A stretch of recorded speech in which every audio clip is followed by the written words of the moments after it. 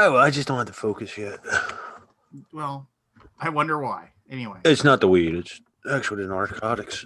I think did a lot of brain damage in the past. Yeah. he got ran over by a train, so that's his excuse. I didn't get ran over. Got a hit difference. He used to work for the railroad. Anyway, hey, it's March 17th.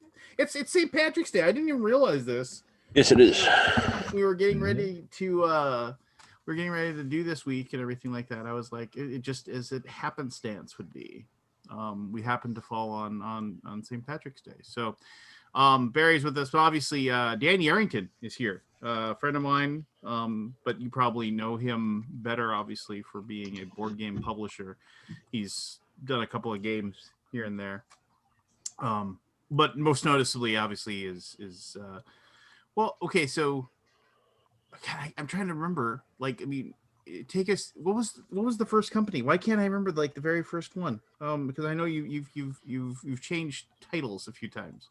Yeah, so I started back in the industry in '96 doing events and running tournaments and that sort of thing. And our first company was Myriad Games, which is our retail operation. And we did that mostly online for a long time. We were in a pretty rural area and we had a local operation as well. And then we expanded that out over time. And we've actually gone through many local stores and online operations. And we've since wound those locations down for the local retail. And that kind of evolved over time through distribution and logistics, and ran a bunch of companies there and sold those off. And now we actually do publishing. So that's through Tabletop Tycoon, and we publish games like Everdell, Black Orchestra, kids games like Ella Minis. We do Polyhero dice, so quite a variety of things. So I've been in the industry for like 25 years now and done a little bit of everything. But I've settled into the role as a younger senior publisher, I guess, with having gone through a lot of different options. Publishers that yes, and then but now it's Tabletop Tycoon. No, and it was. So is Starling this little thing, or is that just not a thing anymore? Yes, Starling Games is one of our imprints. So Tabletop Tycoon, if you visit tabletoptycoon.com for anybody that's interested in more details, you can see more about our company there. And we have right now we have 5 imprints. So Starling Games makes games like Everdell and a bunch of other titles. We do stuff like Alien Frontiers and Black Orchestra, so very thematic, evocative games. And then we have games like the Princess Bride series. That's from Sparkworks. So that's games that are be more like bookstore type games, things that you would see at like Barnes and Noble, that sort of thing. And then Flying Meeples are kids and family brands. So that's things like Ella Minis or Gimme Gimme Guinea Pigs. And then we have Polyhero dice, which is an accessory for role-playing games that are dice that are shaped like, swords and shields and wizard fireballs and all that sort of stuff. And then we have Victory Point Games, which does games like Nemo's War and a lot of historical type games. So those are our kind of 5 imprints. We should get, I hope Chris shows up. Chris Cooley, because he actually, you guys. Damn it, nudge. Yep. You publish Twilight of the Gods. Twilight of the Gods, yeah. So I mean. Yep. Yeah, and we have a new installment in that coming out in a bit. So yeah, he's talked a little bit about it and how he's excited. So no, it's super cool. I just totally forgot that you guys managed to buy it up, as they say. Yep. So do you feel like you're like a mini Asmodee then? Yeah, so we're a tiny epic Asmodee, with apologies to both Asmodee and to Gamelin Games. So that's our goal. That's a nice cover. You're already covering yourself before nobody watches this. You don't have to. Yeah. Anybody. I don't know. I just watched your video from today, and I hear that 25 to 75 people actively watch this. So. Well, thank you actually for watching it. So just like cards on the table. I mean, whether or not Dan can. Dan was when I was doing the video thing way back in the day. Dan and I can't Todd. I can't remember his last name at AEG. Dan and Todd were like 2 of the first publishers ever to reach out to me, like personally, and just saying, "Hey, would you like a game from us to review?" So I mean, so Dan and I go way back. The first time I ever went to Gen Con, Dan specifically reached out to me and said, "Hey, let's have a meeting at Gen Con," and even though he was super busy, he took he had a sit down meeting. So it's just one of those things where it's you made an impression on me. I mean, just because you kind of, I don't know, just made me feel special, I suppose. So right. But yeah, shout out to Todd Rowland. Roland, thank you. Yeah, from AG. So there you go. So I don't know. Dan's always he's kind of a larger than life personality. If you go to conventions, you'll see him. I think he's the only grown man I know that still wears a bolo tie on a regular basis. So yeah. What's up with the bolo tie? I gotta ask you that. I don't think I've ever asked you. Just on special occasions. Yeah, I mean, I just like the style of the bolo tie, right? What can I say? It's easy to put on and off, and it fits my shtick. So if I'm dressed up like a cowboy, I gotta have the bolo tie. All right. So one person wants to know: so are those Magic the Gathering posters behind you, Dan? Yeah, this is the artwork from, and I'm blanking on the artist, but this is from Theros, I believe, Beyond Death, and these are the full art celestial mana symbols. So, right, somebody actually just said, I think those are the mana logos from Magic. Yeah. So yeah, I'll show you the. So we got white over there, and then green, red, blue, and then black's behind me there. So my wife and I really like these. We still play Magic. I've played since probably '94, and so we ended up putting these in the office. But yeah, I'm a big fan of those celestial lands. So do you still play? Yeah, I play mostly on Arena now. It's pretty convenient. I still have a decent collection of physical stuff, but obviously, like most things during the pandemic, I haven't been playing in person much. I actually still have some Jumpstart here, and I get all the newest sets both in paper, and then I play a lot on digital. It's just very convenient to play on MTGA. No, I apologize. Did you say your wife played too, or maybe I misheard you? Yeah, my wife Sarah and I, we've been playing together since probably '95, I guess. Wow. And so yeah, we play mostly casually. We used to play Vintage. I'm not going to say competitively, but we used to play on whatever amounted for a competitive circuit back then. But yeah, since now we've got 3 boys, and so we're pretty busy. But we do play occasionally, and we play mostly on Arena these days, which I think is how most people are playing during the pandemic. So well, yeah, I mean, obviously. Is that all she gets into? Is just Magic? Your wife? No, we play D&D. We play all sorts of board and card games. So not as much as we'd like, but we have a regular D&D group that we do on Roll20 on Tuesdays. So we're playing in a Planescape campaign right now. We just finished off Rime of the Frost Maiden, so that's always fun. Wow. And then we have a lot of different board and card games. Who runs are you the DM or is somebody else the DM? No, we have a friend of ours from college, and he lives down in Washington D.C. actually. But we have folks from all over the country, and that we're just friends, and so we play online there. And I played in a couple other campaigns, or I have in recent history played in campaigns in person, and we kind of put those on hiatus during the pandemic. So we've been doing a lot on Roll20. No, I kind of we've continued. I've continued playing our D&D. I mean, because D&D is like the first game I really played, and when I was a kid, I remember I got into it and I was like 7, and we still play Roll20, but man, it's just not the same. I mean, it's just not the same to be sitting at a table and discussing things and what have you. As the guy, I'm the DM, so for me, I don't know. I've got to somehow, I don't know. We'll hopefully get back to normalcy at some point and actually have people sitting at the table. There's just no comparison. Yeah, we try and enjoy both of those things. The Roll20 has some benefits. It's obviously it lets you play with people from anywhere, so that's cool. And they've got a lot of cool handouts and stuff, but you don't really get the tactile feel of rolling dice and stuff. The dice roller is all digital. Yeah. It's just a different experience. But did you see that new Kickstarter called Pixels for the electronic dice? Yes, I saw that. They got a big gajillion dollars coming their way. Yeah, they're insane. They're like, they were. I know it because we were watching, because our Everdell campaign was like trying to beat them on the most funded live. But I think the average cost like for a set is like $229 for a single die, $39. But the cool thing about it is, so they're all like LED dice. Basically, you roll them and they light up and stuff. But they're digital and they integrate with things like Roll20. So you can actually roll your dice and they will cast that basically to your computer. And then so you can physically roll your dice and have them show up there. So those are kind of neat, indications. It's difficult on any like Zoom or Skype or Google Meet or any of these things. The challenge with role playing a lot is the chatter that happens. So like if Barry and I were having a conversation and Lance is explaining something to somebody, and you can, in a live environment, you can kind of do that without being too disruptive. Like we're just having a little side conversation, and you can't really do that live, right? You'll kind of like try and make a joke or something like that. And like, you can't really hear people like, wait, what did you say? Yeah. So it's one of the challenges. Yeah, no, it's I don't know. I mean, well, so here's the question I always try to ask this of anybody. So wait a minute, have you ever decided to like try to like I don't know this. Have you ever decided to try to create a game or like just design a board game on your own or is Yeah, I've designed a couple games that we published, mostly like lighter party and family games. Like we did Roll and See, Prepare to Die, and there's a few lighter ones there. And I've got some heavier designs I've been working on. So I do a lot of I do more design development.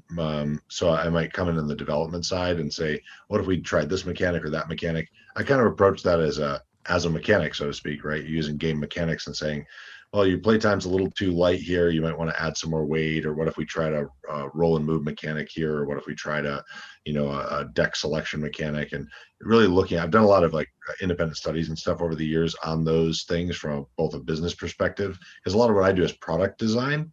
So it's a lot of the considerations of like, what is that? What are the elements? All these elements combined of components and rules and presentation and all of that. But on the mechanical design, which is what most people talk about when you're talking about game design, I have done some of that, but not an extensive amount independently. Nice. I was so here's my question then. As a publisher, I try to ask this of like publishers, and I apologize.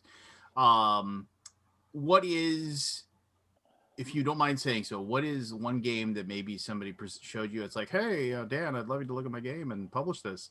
And you, for whatever reason, you passed on it. You're like, maybe it just isn't a good fit for us or whatever. And then later on, you're like, dang it, I should have published that. Like you should have done it. I mean, not even, maybe just because you would have wanted to, maybe because it sold a bajillion copies or whatever. Mm-hmm. And I say that to you because when I was working at TMG, the power, I mean, and I'm not throwing anybody under a bus here, but I know that Everdell was presented to TMG before it was presented to you, and we passed on it. And obviously that was a mistake, with what you did with Everdell and how well it's gone over. By the way, Everdell's on Kickstarter right now. Go back it. Anyway, so we're in our last campaign here. Be complete collection. So if you missed it before, you can jump in. You're never gonna publish anything more. Never, no little promo card, no little. So we do the alternate art promo cards, but those are mechanically, not unique. So we're not shutting the door on that. But content wise, as far as mechanics, this is designed to be the final 2 expansions. So we'll do some more games in the world of Everdell, but honestly, we've got 5-6 expansions or something now. So I feel like for the scope of the game, that's pretty well set. But I actually did talk to the folks from Tasty Minstrel in that process, right? They're a bunch of the folks, Seth and Michael, are credited in the original design credits. I was just reminded of that because I was going through the credits for the complete collection rulebook. And so they were some of the folks that did the play testing and gave James Wilson, the designer, some original feedback.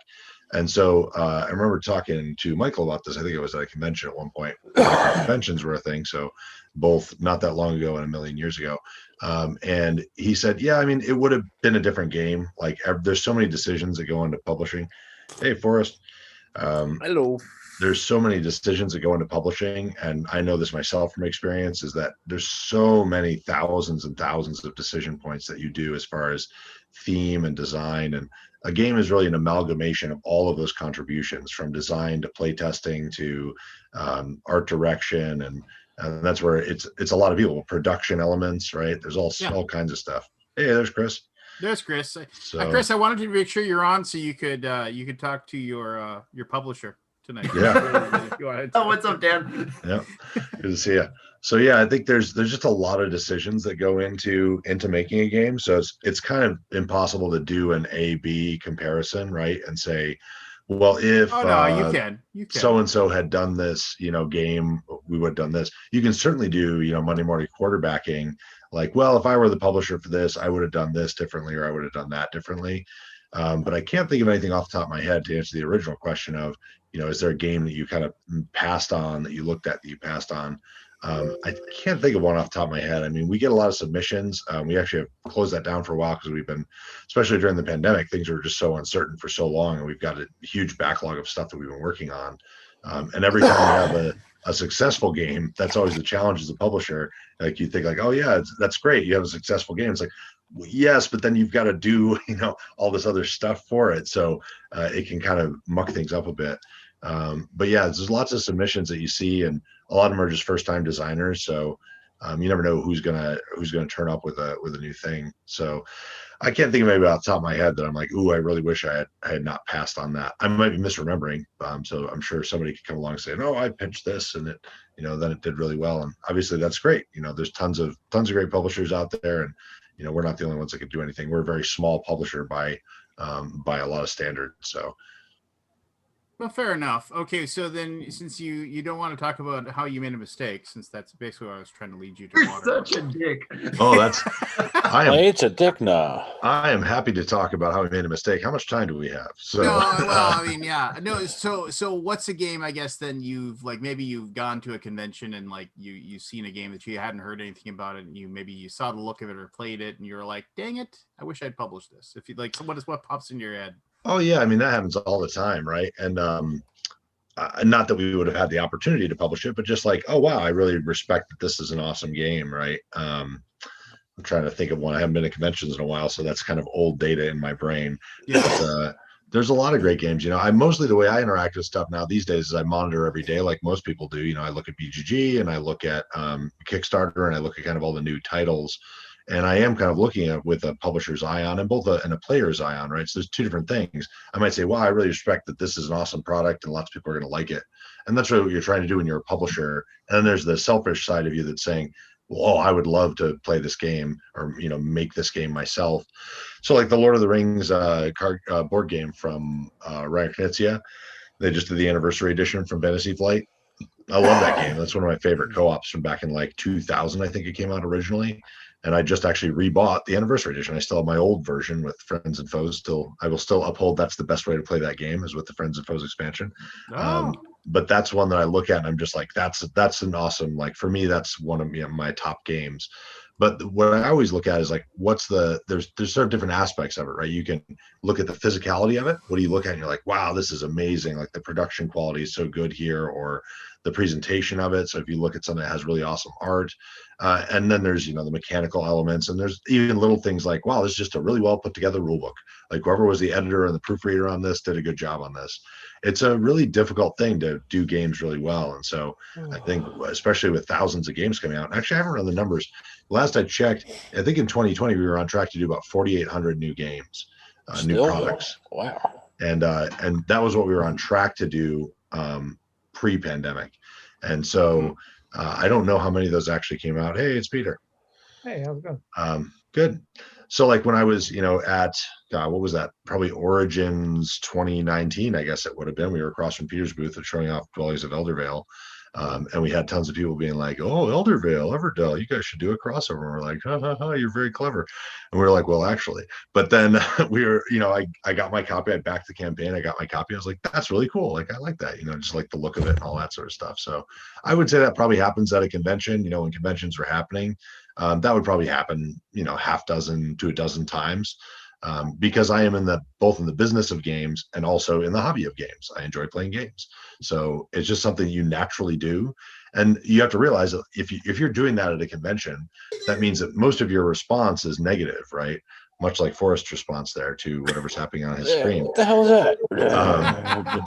But most of your response is negative. And I always say negative and positive responses give you the most good information. That means people care about whatever it is.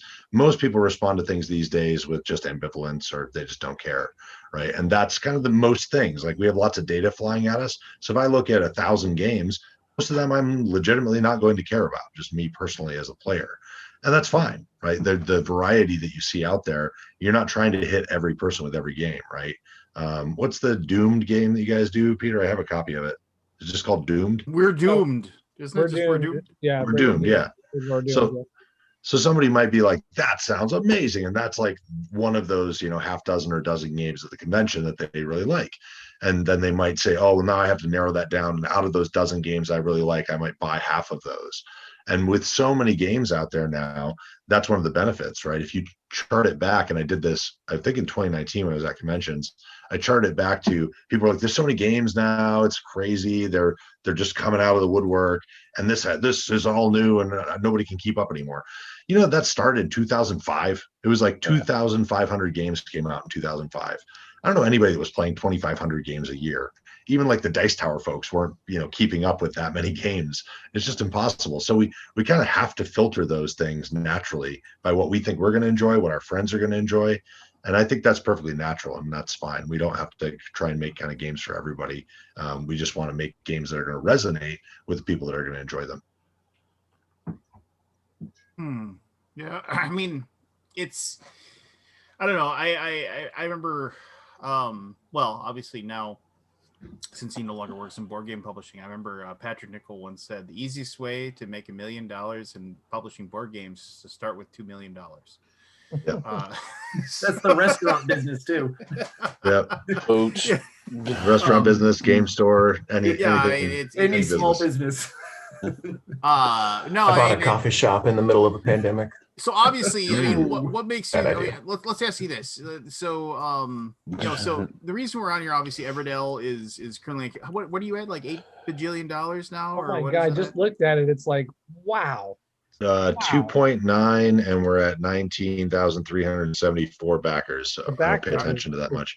The backers. Oh no, you don't take. Oh no, he's at the top. The backers is like at least twice of any of all the other ones for Starling, right? All right, so Yeah. I remember I was still working with TMG. You handed me a prototype. I think it was at a convention. I did a video for the very first ever, and when I played it, I was like, wow, this is something special. I mean, I remember when the prototype you gave me, it still had like a couple of buggy cards and stuff like that, where you could create an engine loop, and things like that, which I knew would just be like solved in the development of the game and things like that you close those things off. And what do you, I mean, besides the art? So everybody talks about how beautiful it is and everything like that. And this sounds like I'm just writing like some sort of love letter to Dan, so I apologize. I'll grill him on some other stuff here in just a little bit. Sure. But yeah. So I mean, what do you attribute the success to? It's just one of those things where you throw enough spaghetti against the wall, eventually something sticks, or is it? Well, I think before you throw the spaghetti at the wall, you have to, make sure you cook it al dente, and you have to get the right sauce, and you try different things. I mean, if you look at any successful publisher, most of what they do is failure. And so, being able to recover from that, and that's probably for designers as well. Like, James Wilson is a very good designer to work with. This was his first design, and he's done other designs. We published Flourish was one of his follow-on designs. Most people, when you're looking at raw designs or raw anything, right, it's mostly going to fail, meaning that it's not going to resonate. And that's why I always tell designers or publishers, I say, you have to realize the vast majority of things generally fail. And so you have to be very resilient from that. So like, what makes that succeed? Yes, it's the mechanics, and it's the art, and it's the, the presentation, and it's the price point, and it's the production, it's the squishy berries. It's like all these different things. And so when you look at all the people that contribute to that, the designers and developers and artists and art directors and production people and logistics folks and sales people, and like all of these people kind of commit to that. And there's tons of people doing work on thousands of games every year, and the vast majority of them don't achieve that level of success. So it's a combination of the kind of three major factors, right? You have to put in the work, and you have to sort of learn to pick yourself up from your mistakes and move forward and learn from those in a positive sense. You have to get lucky. You just have to be fortunate, right? And we've been very blessed with Everdell to have a great audience and lots of people that really enjoy it. And it has to be the combination of those things, right? It can't just be the one thing. There's tons of people that are they're lucky, but they squander the opportunity. There's tons of people that, because they're not willing to put in the work, there's tons of people that put in a ton of work and they don't get very good. And there's tons of people that just aren't really skilled enough at what they do, right? If I wanted to be an Olympic pole vaulter and I just don't have the physicality for it, it doesn't matter how much I try, I'm not going to be a successful Olympic pole vaulter, right? So you have to kind of have those three combinations of competence. You have to have the ability to do the thing you're doing. You have to have the wherewithal and the passion and the dedication to continue to do it ongoing. And you also have to have, good fortune and good luck. So a lot of those things, and you look across business or life in general, it's some combination of those three things that gets you to success. So whether it's Everdell or Cards Against Humanity or any number of things, right? It's just about that confluence of events that brings together, and then how do you respond to those things? So I will say, Dan, you just gave the speech that I give to NFL rookies, like whenever I'm asked to talk with them, because it's like you have to have the physical abilities and you have to have the passion, but you also have to be lucky. Like, because it yeah. doesn't matter how good you are at your position. If there's no openings, you're going to be sitting in the background for a year, maybe 2 years, maybe 3 years. Maybe Like, maybe you'll end up costing us the 2009 NFC Championship game. You know, right? Which wasn't the punter for the Minnesota Vikings who did his job. but no, like my case, and obviously anecdotal data is anecdotal. But I mean, if I had come out a year earlier or a year later, like I would not have had a spot to actually compete for a punting job in the NFL. Like there would have been guys who had those spots, and I would not have had the chance. Like my favorite story is Adam Vinatieri, right? Everyone who follows football knows who Adam Vinatieri is. Kicked for the Patriots for years and years and years. He's going to be a first ballot Hall of Famer.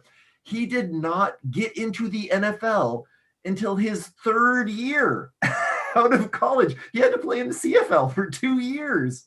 Like this is a Hall of Famer, best of person at his position, because he wasn't lucky. There was no open slots. And so the challenge is when I find all those factors, right? People will then say, they'll take that factor and they'll say, oh, well, I'm just not successful because I'm not lucky, or this person's only successful because they're lucky. And when you look at those things, it is typically a combination of at least 2 of those 3 factors, right? Or usually 3 if you're talking like really high levels of success. And so there's tons of people that squander their opportunities because they're not willing or able to put in the time and effort. And there's a variety of reasons for that, right? Or there's just people that they try really hard, they're really capable, and they just don't have the good fortune to do that. So that's the overnight success that takes 20 years to build. Is that like, wow, this person is just where they came out of nowhere. Well, they came to your consciousness. Yeah. And so there's tons of people that work through that. We always, we focus on the failures and the successes in our brains. That's like a very easy thing to do. And so we're like, oh, look at this. I listen to How I Built This as a podcast I really enjoy. And there's a book now too. And of course that's a confirmation bias, because you're like, let's talk to a bunch of successful people and listen to their stories about how they succeeded against all odds. And they all go this way. I did the thing and then I failed, and then I failed again, and I failed again, and then I succeeded. And there's tons more stories that you have to remember. They're like the person that did that but never succeeded. Right. Or they haven't I just failed. Right. Yeah. So they just failed, and that's life. And that's you have to rise to a certain level of notoriety or popularity for people to notice that. But that's happening in everyday life. You just sit down, you talk to somebody, and you think about like what happened in their life, and they'll give you the stories. How did you meet your significant other? How did you buy your house? How did you do all these things? In those stories is a combination of all those factors. Oh, we got really lucky. We were really fortunate. We found a great realtor or something. We found the right place. This place happened to be there. There are people that frustrates me all the time when they see you have opportunities that pop up in life, and they're like, yeah, but I mean, it's not like perfect. Like I'd have to put a lot of work in to make this work. And I'm like, yes, of course. Like you always have to do that. Just very few things that work that way. You win the lottery, great. Now you got to figure out how to manage your money, right? How are you going to actually do that? And there's tons of history is littered with people who just don't do some combination of those things.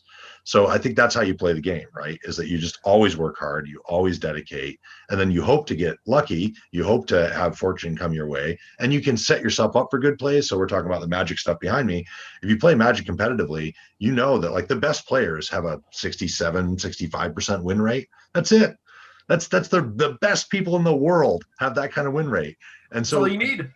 You that's all you need. And they set themselves up for success. I'm not that good a player, but players that are, they're like, yeah. So they're thinking about like, what's the thing that I can top deck? And then when they top deck that thing, because they made all the plays so that when they did the top deck, they could come back in the game or win or whatever. And people are just like, oh, you got so lucky you top decked that. Like, yeah. And they made just plays in the previous like 5 turns that led up to that being an opportunity for them. So it wasn't just random luck. It was a combination of skill and luck. And that's typically what we see there. So what you're saying is that you have no talent. You just got really lucky. Is that the Exodia? TLDR is actually just cute animals. I mean, Then yeah, cute little animals. All right, so no cards on the table here. Dan has always been kind enough to send me review copies of his stuff. So I am not in the boat that some backers are. This is where I'm going to try to grill you, and I know chances are going to be so I'm just going to be angry person and say, I bought every single edition of your game now, and now you're going to sell it for cheaper on your Kickstarter. Why would you do this to me? Yep. And I'm actually going to I'll probably have a video up next week on the campaign. I've been doing these short video updates to talk through those things. And the answer is really like, it's a variety of factors, right? You want to make sure that you're providing the best upgrade path for folks. And so in this campaign, it's $100 less to get everything, basically, if you already had everything. So if you got everything up to Strikecrest Belfair, then you can, jump in for $99 plus shipping, and you're getting 2 expansions and that big box combination thing, which objectively is a great value, right? You look at it and people, they kind of understand, like the responses I read, because we read all these comments, we can't respond to all of them. There's thousands a day, but we read all of them. We look at like, what can we improve and change for this? And really they understand like logically that it's a good deal, but emotionally they don't feel good about it. So then we have to look at like, okay, why is that? What's the resolution? And the sort of dilemma there, and a dilemma I'm defining as something that cannot be really solved. It's not a problem that you can just be like, here's the solution. It's just something you have to kind of wrestle with and do the best you can. The dilemma is that they simultaneously say, well, I don't want the new people that are jumping in at $199 to get a better, I don't want them to get a worse deal. I don't need you to raise the price to $249 or something. I just want to feel like I get a better deal. But if you do the math the way they're doing, which is some of the folks that they sort of do the math backwards, I spent this much money, over the course of 2018, 2019, 2020 to get all this stuff for Everdell. And I played it over the course of that time. And therefore I want to be able to pay the equivalent of whatever the $199 was. And functionally the answer is like, well, that's not really how the math works, right? It doesn't cost that much to produce it. Yes, you would be better off in that scenario of just buying the new one.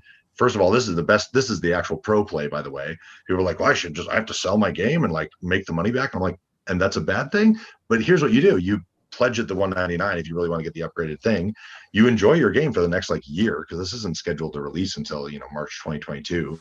And so then you can, gift your game or sell it or whatever, and you get a great value there. So I think I understand where the people are coming from with wanting that value. The dissonance that comes in there is saying, but I don't want you to charge people more. And really that's the only solution to that math problem, is that you would have to charge the new people more in order to make that value worse. And you would still not be able to get there unless you charged new backers like $300 something, because people have easily paid that. The other factor that's coming into play, of course, is the time that you spent getting those. If you bought multiple shipments of games over time, everybody knows this, you've got that cost of shipping and taxes and all that stuff on every one of those shipments. So there's an economy of scale there that comes in. And so we were provided those kind of upgrade paths. We adjusted some things to allow people certain people didn't want the big box, et cetera, while we're still trying to maintain, sort of an actual manageable production schedule. So that's kind of the gist of, I'm exploring that a little more in my brain. I'll talk some more about it in the video and the update, but you're trying to serve both audiences, but at the end of the day, you're not going to make everybody happy. You just can't provide that thing while still providing what you're trying to do, which is get as many people access to the game as possible at a good deal. Yeah, I mean, one of my favorite quotes, and though I hate where it comes from now, but back when Bill Cosby's name didn't have a tinge of hate, like horribleness to it, he once famously said, the easiest way to fail is to try to please everyone. Which I'm just hoping somebody else famous says that, and I can just right. I'm sure somebody. Here you go, Lance. The easiest way to fail is to please everyone. Oh, thank you, Chris. It's Chris celebrity chiming in as Pro Bowl a relevant celebrity. Yeah. as NFL Pro Bowl alternate, and loser of the 2009 NFC Championship game. Permanent opponent of Lance. Yes. No. So, all right. I mean, all right. So I would be, I would be remiss if I didn't say that, perhaps in the publishing circles or in the world, like maybe people, like I had asked this. Somebody said, "Were you going to ask him anything?" And I was like, "Well, Dan, I got a good vibe. So I mean, am I going to ask anything? No, we're good. No, we'll no. sit there and look at each other. Look at each other. Okay, so talk about the weather. You got yourself a reputation, whether it was deserved or not, over like some kerfuffles that have happened in the past. And I mean, and I guess I'm not going to go in. If somebody wants to Google your name and try to figure out exactly what I'm talking about, I'm not going to bring it up. But I mean, what do you like attribute that to? I mean, and I'm asking. I mean, I guess if you did an objective self-examination of, and you don't have to go into detail, but I mean, like I said, you just have not a crystal clear, I guess, pure reputation. And if you don't mind, and I asked you, I sent you an email. I said, if there's anything you don't want me to talk about, I'm getting a Skype call right now. Matt's got a call. I was wondering who that was. Oh yeah, sorry. I was flipping through my browsers. I got a Skype call. I'm getting a Skype call. I can't hear you guys. I'm gonna have to sign off now. I'm gonna have to cut this.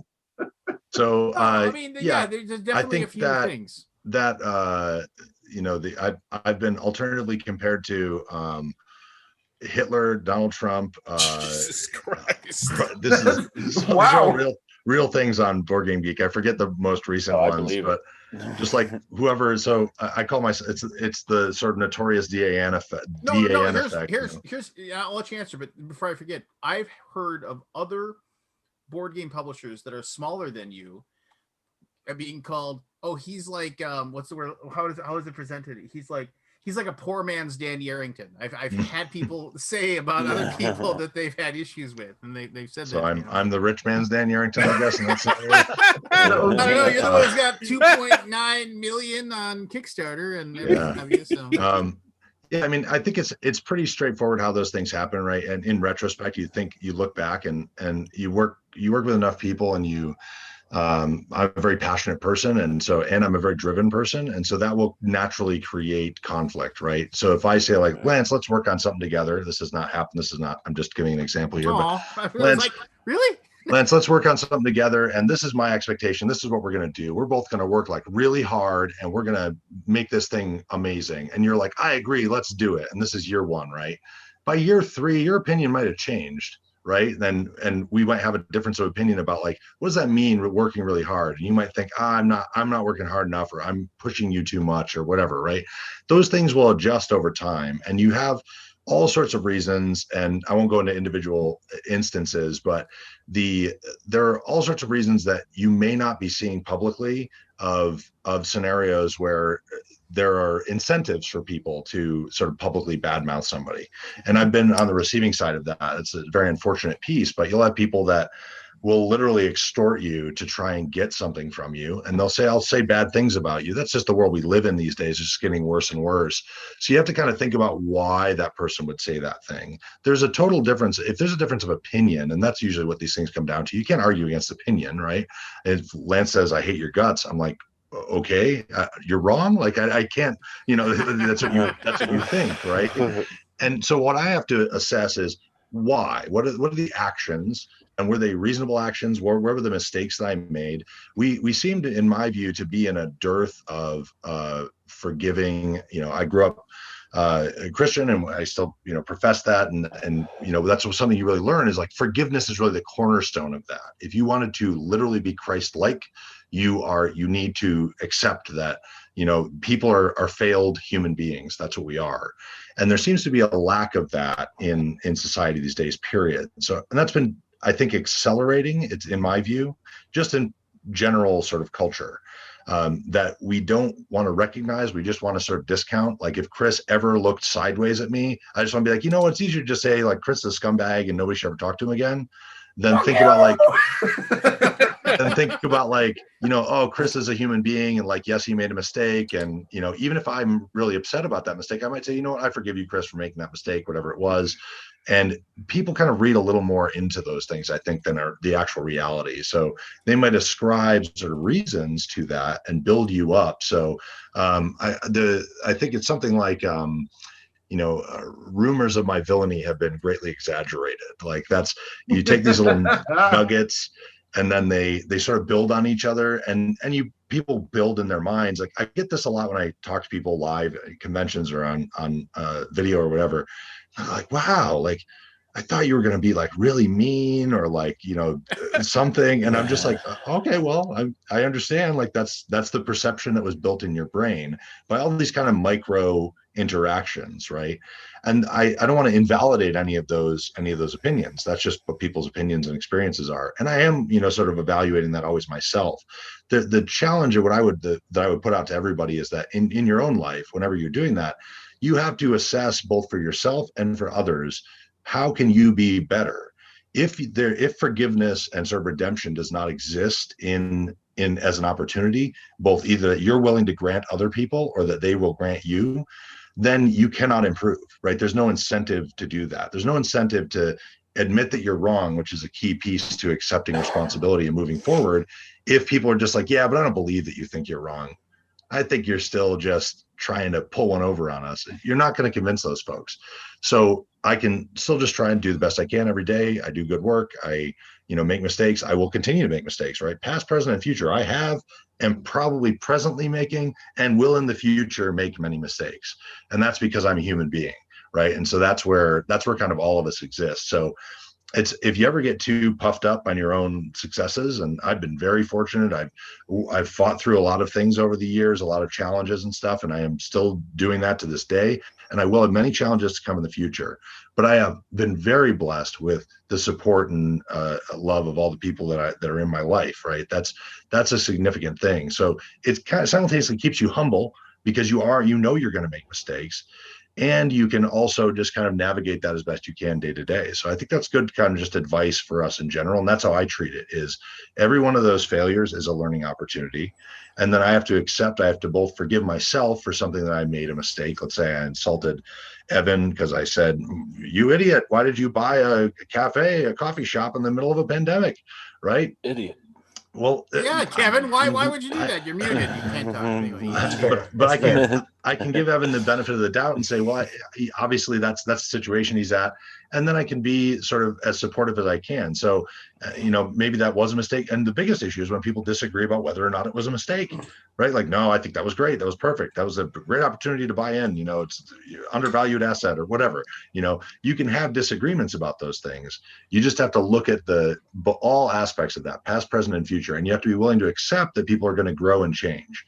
If no matter what you do, if you want the world to be a miserable place, you can make it that way by just never forgiving anyone. You listening, Lance? Well said, Barry. Yeah. So yeah, that's kind of my take on it. And then when you deal with lots and lots of people, like the more people you interact with, the more you're just going to run into people that you just rub the wrong way, right? That's just a personality thing, right?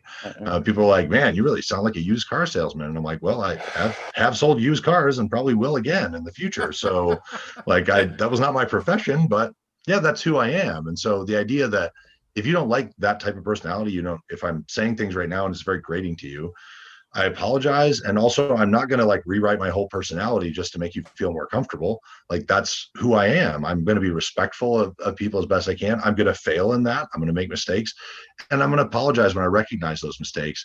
And then I think it's up to people to actually be willing to accept those things. So that could be something as tactical as, I think a lot. I've played Magic and I played D&D, just like Lance was saying, since I was in third grade, right? And so when you play games, and this is what is good about gamers, is we understand that there's no win state. So there's a book by James P. Carse called Infinite Games, Finite and Infinite Games. And there's two types of games in his estimation. There's a finite game, which is like an individual game of let's say Ragnaroks, right? By the designer of Santorini, recently funded at $196,000 on Kickstarter. And you can get the Pledge Manager shortly, I'm assuming. But Pledge Manager in about 2 weeks, yes. There you go, in about 2 weeks. So let's say that you play that game in the course of Ragnaroks, which sounds awesome. You will win or lose. That's a finite game. You will win or lose. But life is an infinite game, or at least it's infinite until we die, right? And so what we are trying to do is to perpetuate the game. We are trying to learn and grow and improve the game. It's like games upon games. And so I highly recommend that for anybody that's thinking about sort of that process of improvement, because that is what we understand, we failed in this case. We made a misplay. You have to be able to say, forgive yourself for making that misplay. You have to forgive somebody else for, I don't know, attacking your coffee shop or whatever. And then you say, okay, well, that's next turn. I'm going to, do something better. And you have to be able to kind of mentally break yourself past that. That comes up in sports a lot too, right? It's the mental game. And you just have to say, I can't dwell on this. Because if you do, you're not going to be ready for that next play. if you're focused on your previous mistake, you're gonna screw up on your next one, and you're gonna get cut.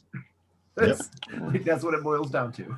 So you can focus, and this is part of the reflective piece that anybody that's been through therapy, this is something you should kind of do just on a general basis all the time. Is like, consider the reality, consider what your perception of the reality is, consider what other people's perception of that reality is.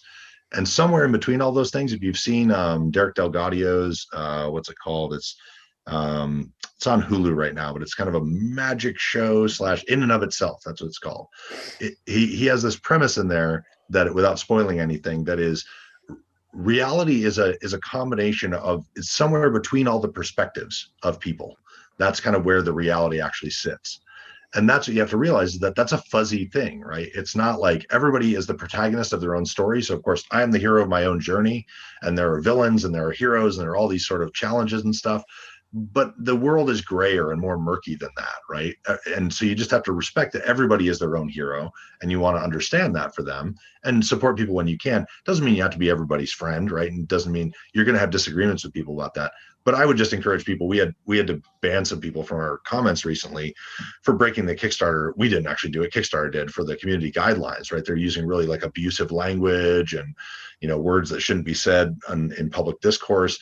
And that's not being respectful at the core, right? That's why that exists there, because they had a difference of opinion, but they weren't willing to just say, well, that's your opinion, this is my opinion, I'm going to express my opinion, I'm going to kind of leave it there. They had to get really vitriolic, and that's not really helpful to anybody. Who do you think you're convincing when I start insulting people, over and over again? So I try and keep that in mind. I try and actually listen to that feedback, and I sort of sort through the vitriol, and I'm like, what's the actual concern there? And that's what I can take away from those experiences that I have had in the past, that I'm presently having, I'm sure, in some instance, and then that I will have in the future. And that's how I can make my best next play.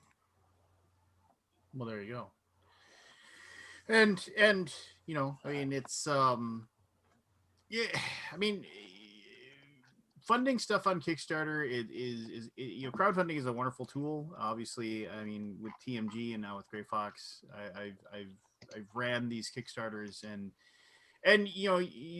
it's like those people that you say come in and they have the nasty things to say, and the vitriol, as you put it, good word, by the way. They are the very, very vocal group. And not that isn't to diminish how they feel. Obviously, they're passionate enough to share how they feel about things. But the big thing with that is that it's like the vast majority of Kickstarter backers, they show up, they give you their money, and they leave, and they never come back. And then like years later, they get the game, they're like, oh, I forgot I backed this. They or maybe they pop in and say, did it get sent out? No, okay, well, whatever, and they walk away. And I guess you have to. Michael and Daniel over at TMG, they always said, whenever I would say, geez, these people are really taking it to us about this, and he'd say, well, we should be happy we're creating something that people are being this passionate about. People actually care about whether or not they get our games, so we should probably be excited about that. And I guess there's some truth to that, but it can be trying at times. So I will say, as someone who has written several angry letters that have gone somewhat viral. I don't believe that, Chris. I assure you, Barry. It is. Why did you get that angry about the officiating in 2009? Why did you write a public letter? It keeps coming back to that. Because you can't turn the ball over 6 times in an NFC Championship game. Win. It wasn't the punting, Lance. But you're the only person I can speak to that was on the field at that time that lost that game. So, but like getting back to that, like the people who care about your stuff, and if you're someone watching this who cares about something deeply, like there is a difference between saying, I hate this sucks, it's awful, log off, versus, wow, this doesn't make me feel good, here's the reasons why. Because from a developer standpoint, if you tell me the reasons why this doesn't feel good, I can work to actually change that. Like I can be like, oh yeah, yeah, that was an unintended interaction. we should not be allowing infinite extra turns for this person. Like, that's not okay. So give us actionable feedback. Don't just say that you hate it. Tell us why you hate it, because it's a much better chance that it will get fixed if you tell us why you hate it. And understand there are irreconcilable differences with some things. If somebody walks into the game and they're like, "This Twilight of the Gods game, doesn't have enough party game elements. I love party games. You should add more party game elements to it." You have to respect the sort of autonomy of the creator in that case, whether it's the designer or the publisher or something, to listen to all that feedback, to sort out what's relevant to their vision of what it's going to be, and to make that decision. And then you could say, like, "Well, I'm really disappointed that you decided not to add more, card flipping mechanics into your 2-player battling game, but I respect that you made that decision," and not spend 17 days just like complaining about it over and over and over again. It's just not useful. Like, no joke, at the first BGG con that we were demoing Twilight of the Gods at, I had a guy come up to the demo table. We played through a game. He's like, "Yeah, like, I didn't really like it. I feel maybe if you could make it more like Pokemon and Yu-Gi-Oh! And like maybe put some like Gloomhaven in there." I'm like, this might not be the game for you. And that's okay. That's fine. You don't have to like my game. Like, it's perfectly okay for you not to like my game. But I can't make those changes. Like, it's just not going to happen. And that's the challenge in a lot of the decisions, right? Is people are like, "I feel like you could do this." And they're confusing could with should or would, right? It's like, well, yeah, I could make my game more like Pokemon. I am choosing not to. And that's what frustrates a lot of people. They're like, "But you could, you admitted you could change it." And I'm like, yes, but there are a bunch of factors that I'm considering in here. And the sole determining factor is not your opinion, right? Like, I'm taking all of this feedback, thousands of variables, hundreds of different opinions, and saying, this is what we want. One of the most common pieces of feedback we have in the Everdell campaign is, "Well, I totally understand that you can't have like every option. That would be crazy. So I'm not asking for every option. I just want this one option. I just want to be able to get the base game and half of Pearlbrook and like the third of Spirecrest, and I want everything in one box. Could you do that?" I literally did an analysis the other day, and it was out of the 500 requests that we had through various channels for kind of like, I want something that's not in the campaign.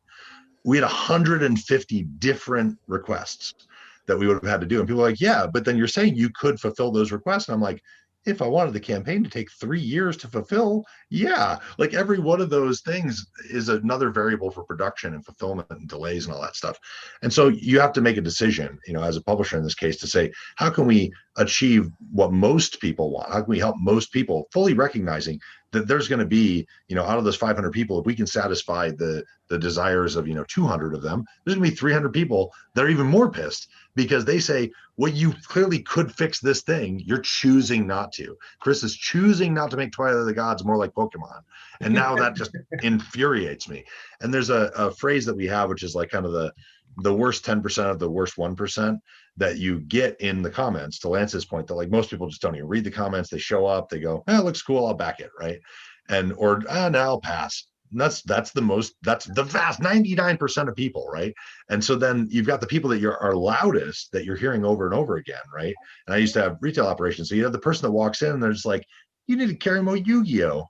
And we're like, let's say we carried Pokemon and Magic. And we're like, "Yeah, we haven't really seen a lot of interest in Yu-Gi-Oh!" But he comes back every day. And you have to realize, like, for that guy, 100% of the feedback that we are hearing from him is, "I want more Yu-Gi-Oh!" So he doesn't understand, why don't you carry more Yu-Gi-Oh? And we're looking at like, oh, we had 1,000 people that came in and like 3 of them wanted Yu-Gi-Oh! And maybe a 10% wanted Pokemon or something. Don't carry Yu-Gi-Oh! Don't carry Yu-Gi-Oh! Well, I owned a retail store for about 6 years. I just watched the ICV2 presentation at Gamma, and they said it's still number 3, so somebody likes it. So the point is, you have to listen, right? And then you have to decide.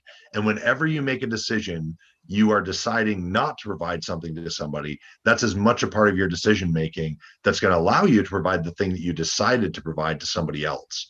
And so I think that's just part of it, being a grown up and understanding that. And like I said, we have kind of a lack of tolerance and a lack of forgiveness in the world. And so that's what I always try and remember when I'm getting Kickstarter games, and I go, "Wow, this packaging sucked," or whatever. And I'm like, well, they did the best they could. I'm going to provide them with my feedback, preferably privately, because my mama raised me to say, if you can't say something nice, you don't say something at all. So you go up and you say the nice thing that you can say. And if you don't have anything to say, then are you being constructive by just complaining about something? If you're offering a comment or, a suggestion or a request, that's totally fine, right? And you can express your displeasure and say, I don't like this, I like that.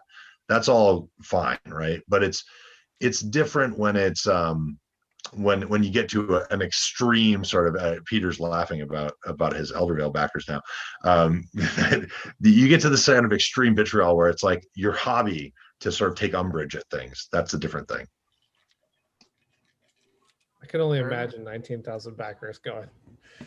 I have no idea. I know there's definitely those people who say, so I'm looking at your thing and I want this one board changed, and you try and explain the logistics of why you're not going to make that change for the one person, but they don't care. They don't want to hear that. Well, it's not even that. You have to explain, like, they're like, let's say there are hundreds. Let's say I admit, I'm like, oh yeah, there's probably hundreds of people that want that to be changed. And they're like, well, there's hundreds of people. Why don't you change that? And you're like, well, because it's not thousands of people is actually the answer, right? Because like the scope relative to that, maybe I would make that change if the campaign had 1,000 backers, but the negative impact of delays or production errors or that sort of thing by introducing more complexity to provide that additional SKU or to change that thing, it's a very tight mix.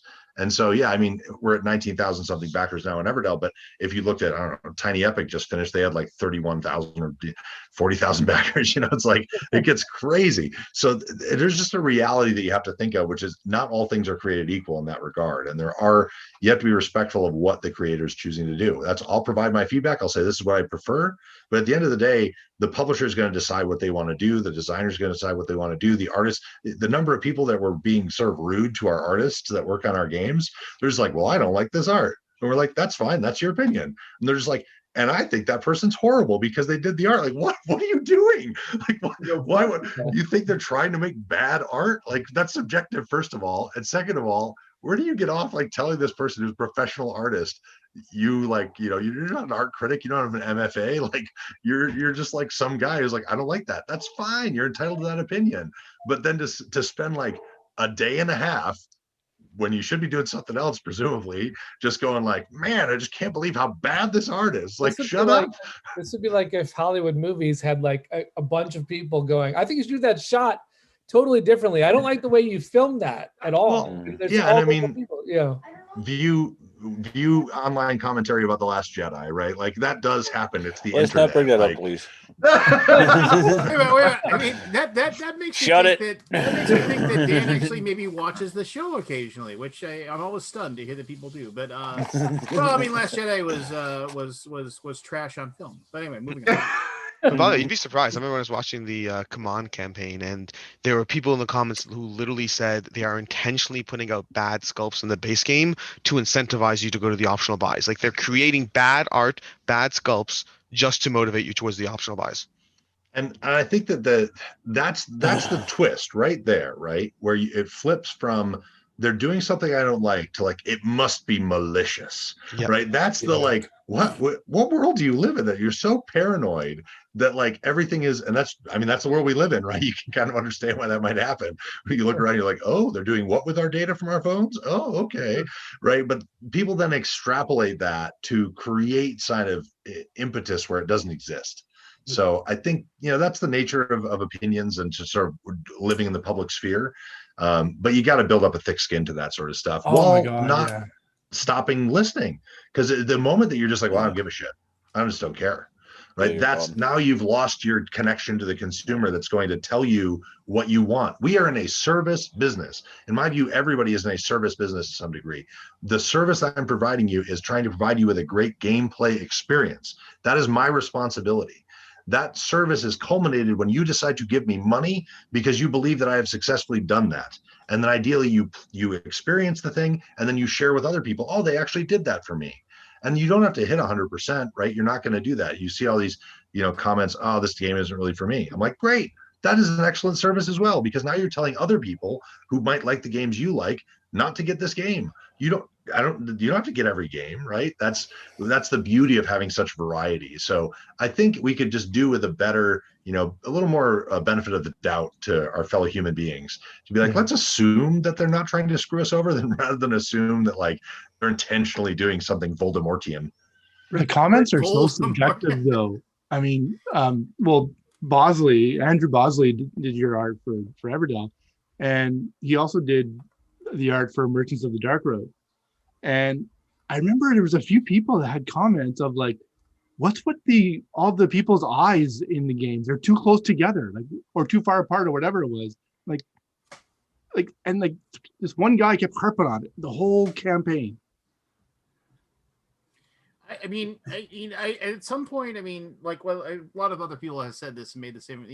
The most wonderful thing about the internet is everybody has a voice. Yeah. The worst thing about the internet is that everybody has a voice. And the most wonderful thing about Kickstarter is that we can hear everybody's voices. The worst thing about Kickstarter, which is fun, solved by some other platforms, is that there is no mute button. Yeah. I was just about to jump in with that and say, is that getting worse, where we think that Kickstarter is going to have a problem because they're not offering a little bit better curation of that? GameFound does. GameFound's on its way. That's what I mean. Like, has is the GameFound ability gonna to own you can that? flag a comment and they will, if and the thing with that, they've said that they're going to set up a team that basically if somebody flags a comment, and if it's the content creator, as they said, it goes to the top of the list for their people to go in and look at. So it isn't just lost in the miasma of whatever, and maybe eventually somebody goes and checks what's going on and makes it a thing. And that's one of the things that they're trying to make GameFound to be more creator specific, right? Because and obviously because Awaken Realms, they're creators and they understand that there is that. If you have somebody that I gave you my $1 and I'm going to spend every day here banging on this door, telling everybody not to give you money. Well, and then just wait. No, wait. 24 hours before the campaign ends, I'm going to cancel that pledge. I'm not even going to give you the $1. But that's the thing. It's such a hard balance because the vocal minority stop what otherwise is actually a useful feedback loop. Having backers, having people contribute in a meaningful, positive way should be a part of the Kickstarter experience. But then you have, the same 14 people, or when you have 29,000 backers, the same 100 people who just go in a constant loop again and again, just cycling the negativity. Well, I think it's the logical endpoint of the consumer is always right mentality that we have essentially bred into American consumers for the past 20 to 30 years, where it's like, because I put down X amount of dollars for this product, I am allowed to say whatever I want. Regardless what I find, Chris, is that they people that have that opinion have not worked in customer service jobs. Right, exactly. Yes. You have not done a service like I always look for in our hires. I'm always looking for like, what's your experience, right? Have you waited tables? Have you done landscaping? Have you served someone and had a boss kind of above you that you had to listen to? Because that is how you gain some humility and also a lot of experience and ideally respect for your fellow human beings, right? That like that is your experience of life. Is we all have this experience all the time. We are consumers. We go out and we go, oh, that really makes me mad that like, I don't know, I had ads show up in my streaming app where I pay for an ad-free membership and I email customer service and nothing happens. And it's just frustrating, right? So then we can empathize with that. We can say, like, oh, that would be really frustrating. So when if I answer the phone at the office or I answer an email or something or comments, like I'm trying to put myself in that person's shoes. And it's difficult when you're just like, okay, I can't put myself in this person's shoes, right? Like if they're commenting about all your eyes are too close together, right? They've crossed a line that's too sort of illogical for my brain. It's like I've entered into like what is it, Arrival? Is that the movie where it's like they're communicating with aliens? Right, yeah, the language just doesn't make sense. You're just like, I'm trying to understand, but I can't quite get there. And so that's, I think, the dissonance. And you see this in like, different platforms, like Reddit has the ability to kind of upvote things, or like, this is the most useful thing. And so it'll bring that feedback to the top, and you can also view it chronologically. And we kind of function that way in Kickstarter. Like, Kickstarter has the function that GameFound has where you can flag things and people will look at them. In theory, the issue is not with the process. The issue is with the implementation reliability. That's the concern, right? And so they're trying to balance between, you don't want the creators to be able to censor feedback. That's what they're saying. It's like, you don't want to just like, I don't like that guy, I'm going to ban him. But then on the other side, from a creator standpoint and from a backer standpoint, there are backers that are just like, or designers, they're just like, I can't go in the comments anymore because I can't actually have a conversation, because it'd be like if Matt and I are standing at a convention talking to each other, and Christian just keeps walking up to us and standing in between us and being like, hey guys, hey, did you see how those eyes are too close together? And we're just like, dude, yeah, we heard your feedback. Like, we don't agree with you. Please stop interrupting our conversation. And it just keeps coming back. I mean, like, what really I think what's missing from a lot of the stuff is the faith that should be there in the expertise that we as developers and producers have. You know, we've done this, a lot of the cases, we've done this before. I mean, sometimes you're a first publisher, that's fine. But it's like, hey, you know, we have a reputation. Don't sit there and armchair quarterback us to tell us, you know, there are these dice that you could buy, that you could do because you know, so-and-so did them. It's like, well, yeah, we've researched dice for like 3 weeks straight. We've talked to our manufacturer a dozen times. We have 15 samples right here. What aren't we doing right? You know, it's like the faith is not there, I think, in a lot of the, and I can't read the comments anymore. I think that stance works for that's a reasonable approach to anything artistically, creatively driven. It doesn't work for anything where there's a profit motive on the other side. I mean, when you're saying, oh, the reason Everdell didn't throw in the optional buy X, Y, and Z is to push everyone towards the all-in pledge. Well, that's not an issue of faith. It's an issue of they're accusing them of the profit motive.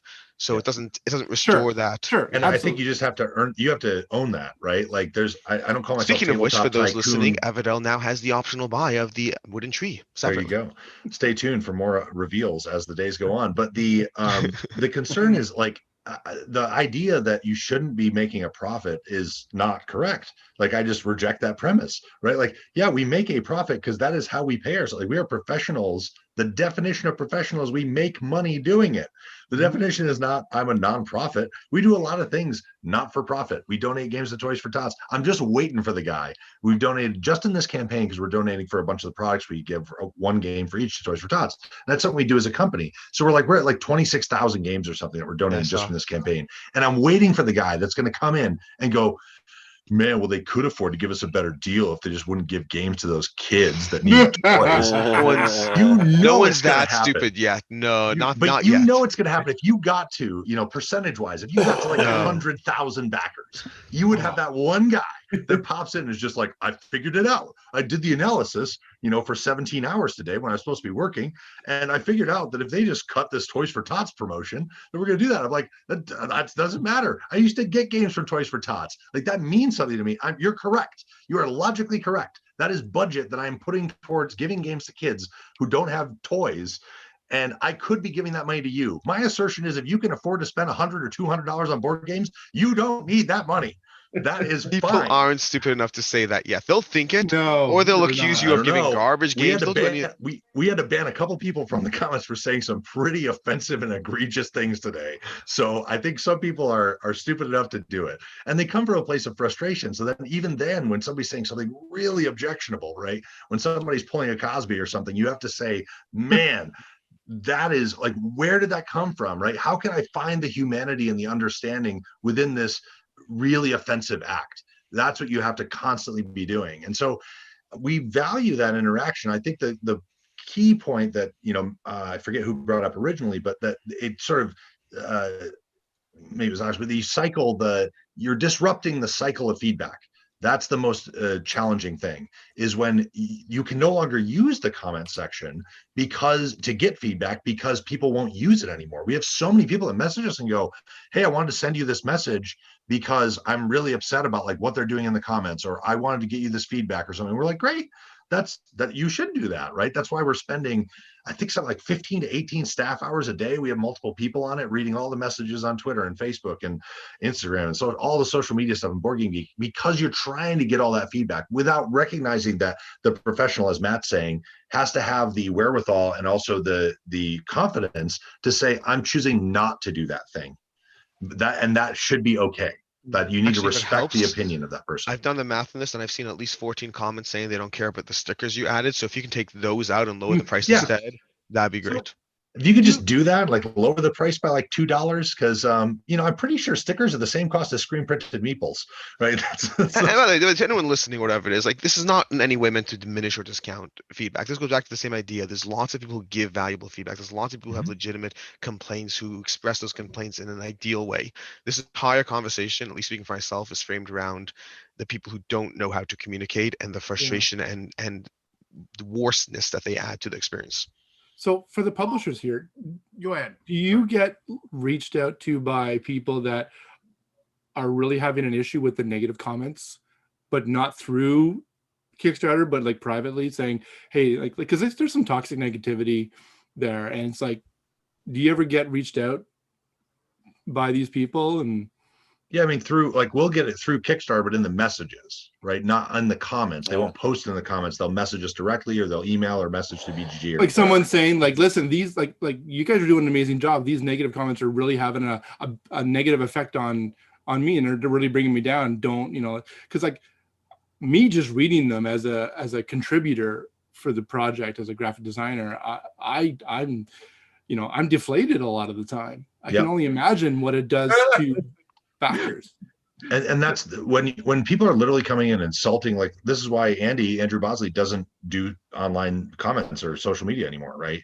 Because he's just like, it distracts me for the whole day. It destroys all my productivity. Yeah. I'm read thinking about leaving. Yeah, I'm reading some comment, and the fact that it's sort of an outrage factory, and that's kind of what drives the algorithms, right? And that's what people want to see. It's just not very helpful, right? And so there are sort of softer social networks as well where that isn't the case. You know, Instagram and Pinterest come to mind, that sort of thing. But that you don't want to close off the feedback. You just want to establish some rules, some ground rules for it'd be like having a debate. Like, okay, we're going to set the rules of the debate. Here's how it works. There's a moderator. And if somebody just keeps standing up and just shouting things at random, then you're like, okay, we need to remove you from this debate because you're not following the rules of the debate. And the rules of the debate are there so that you can get good feedback. It reminds me about setting the rules that I saw, I think it was AEG, do something where they say, by the way, we're going to bed from here to this hour to this hour. So yeah, they do. Don't rage between these hours. Yeah. That's actually we signed up for the whole weekend. Really smart. I mean, yeah, that's actually, because I mean, there are a lot of times when, like, there's been times when, like, you know, because I run the Discord for Gray Fox, and it's just like, and so, like on Friday, usually Friday evening, like I turn my brain off from like 99% of Gray Fox stuff. You know, like if Shane reaches out and says, hey, I need this answer, that's a different thing. But like, I don't go in and check comments. I don't go and check my email. I don't go and log in the Discord. And I had somebody who was like, you know, who reached out to me via email, via, you know, like basically the whole gamut of ways they could have contacted me. And then they were like pounding me on Discord, and I came back on Monday, and they're like, yeah, I've been reaching out to you, like, why? I was like, it's the weekend, I'm not working, you know. I get it when you send an email or when you post something and you can see it and you know it's going directly to me. We do find kind of like we want a response right away, but that's part of the, like, that's just I'm not going to be available. I'm not going to, like, I'm spending time with my family. I'm not going to race down and I don't want to hear it. Favorite and then $5 on your campaign. I don't want to hear it. Slave weekend? man. What's that? What's a weekend? I love the comment damn it. Where someone what says, were you saying, Peter? I was the comment where someone says, hey, you know, you didn't answer me, and I go, oh crap, let me go. It was like 5 seconds ago that they sent it to the other inbox. You're yes. Oh, okay, yes, I didn't answer you in 5 seconds. All right, yeah, sure. I will say, as someone with over 100,000 followers on Twitter, like, you learn real quick how to identify the people who are there to piss you off versus the people who actually want to talk with you. And like, if you're going to engage in a public facing, I mean, it is a shitty thing to say, but you have to learn how to develop that skill, because there are so many people out there who are just going to be like, I'm here to waste your time and be an asshole. And it's like, you're not giving me anything to work with. Like, I want to hear your feedback. I want you to tell me where this went bad for you and how I can fix it. But if you don't give me the details on that, like if you don't give me anything actionable to work on, like all you're doing is yelling at me. And that doesn't do any of us any good. And the difference on most of those platforms that you can mute people or block people, right? And Oh, yeah. stop that from overwhelming. And that you're not silencing them, you're just choosing not to listen, right? They can still talk to other people, that's fine. But you can't do that within the realm of Kickstarter comments as they currently exist, right? I don't think, unless they added a mute function that I'm not aware of. They have the like, this person dropped their pledge, you know, it sort of hides their comments. But I don't think they have, like, even for individual users. And that's where like a lot of our developers and stuff, they're just like, I'm out of the comments. I can't do it anymore. Yep. Like, just tell me. And so our like team will monitor those things and kind of summarize, hey, we have this question, can you answer it for us? And they basically like serve as a filter. Right. And that shows you that there's a bit of a challenge there when it comes to respectful, you know, sort of correspondence and communication. Oh yeah, for sure. Like had I not grown up at the dawn of the internet and been very familiar with all the really crappy parts of it, like I would have tuned out long ago. But like I almost view it as kind of like a challenge, like, okay, yeah, you're an asshole. I've seen your type before. Yep. All right, next. Who's up next? Speaking of assholes, Keith's here. Yeah. Whoa, very. Yeah, I got a question. I'm too lazy to type it in the chat. So. What's up, I have Keith? a question of the folks participating on here, and it's a serious one. As somebody that's a super backer, for creators, what's your preferred method of contact if someone has comments, concerns, etc. about a campaign? Comments in the postings or direct messages? I will say for me, however you can get a hold of me. That is like, if you, when we did the initial Twilight of the Gods Kickstarter, it was, you can contact me on Twitter. You can contact me through the Kickstarter campaign. Like, as soon as I am aware of your message, I am going to respond to it, because as a developer, like as a designer, you cared enough to send me something. I want to respond to that. Like, I want to let you know, hey, we're aware of that issue and we're working to address it, or hey, we're aware of that issue, but here's why we're not going to address it, because it doesn't fit the overlaying theme of the game. Yes. And like, I feel that's important, is that, and obviously once you get to a certain amount of scale, you physically can't respond to everyone. Yep. But you should try, like, as much as possible, because these are the people who care about your game. And yeah, not all of them are going to be perfect people. Not all of them are going to be great people, but like as many as possible that you can respond to, you should respond to, because they will then go tell their friends, be like, hey, I talked to the developer of this game. Like, they told me about this thing. They had this conversation with me. I interacted with another human being. I think this game is great. You should also go buy this. Yeah, I mean, there's the dark other side of that too, that like misinformation being mistranslated through telephone game. So let's say Keith messages me through Kickstarter, and he asks a question, I answer it, and then he posts somewhere else publicly that I don't see, and he says, "Oh, I talked to the designer, I talked to the publisher, and they said blah." So a lot of what we're doing, we're monitoring comments and BGG and stuff, is correcting misinformation. It might even be well-intentioned. So to answer Keith's question, you can post the comments, you can do a message, you can call our offices. Like, I don't really care how you get a hold of us. That's up to you. But what I want to stress there is what, you know, Matt was bringing up, which is the time delay. So like being respectful of like, yeah, we will get back to you, but if it's in the middle of the night, maybe we're not going to get back to you that day. Or if it's on Sunday, we might not get back to you that until Monday or Tuesday or something. So I think the patience, as long as people are patient, we do respond to each of those comments and questions. And I'm ambivalent about how you're contacting me. That's fine. We kind of monitor everything. I guess if you're messaging us through MySpace, we're probably not monitoring that, but it's, Same. I think it's more the issue of you get the message thread where it's like the person's messaged you like 3 times, like Peter was saying, like they message you on Friday night, and they message you on Saturday, and they message you on Sunday, and like maybe we posted in the comments, hey guys, we're signing off for the weekend. You know, our team is resting and relaxing. Like we don't want to, you know, always be working. And then they're just like, this is like the last message of the 4 messages on Monday morning is, this is outrageous that you're disrespecting me so much by not responding. When they really just you haven't conveyed the sort of rules of engagement there. Also, there's I don't have a there's a particular sad preference. reality in general in retail and customer service and all these things that the people who want the most attention generally are there's a large overlap. I shouldn't say generally, there's a large overlap of the people who want your attention the most and the people who walk away without purchasing or purchase very little. It's those people who are the most mindful of their dollar and they want you to help assuage their fears and take care of them and all that.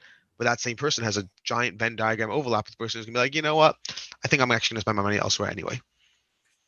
So what do you guys find the most intrusive way of people contact? Like you said, like I understand Phone the calls company doing thing. Mail to my parents' house. Does happen? The board games for football stuff. Yeah, Yeah, no, we're not talking. I'm thinking of that Seinfeld thing where he's like, "How would I call you back doing dinner?" Well, actually, well, now you know how I feel. One thing I'll tell you I've guys posted as my creators- personal cell phone number out there, and very few people call it. So I think you got lucky. For me, it's when, and I think somebody has said this. It's like when there's like several different methods to contact me, whether it and whether it's like 3 different emails, like a Kickstarter question, like sending it through the messaging, which is the worst way. I'm saying, and I've said this 1,000 times. I'll say it till I'm blue in my face.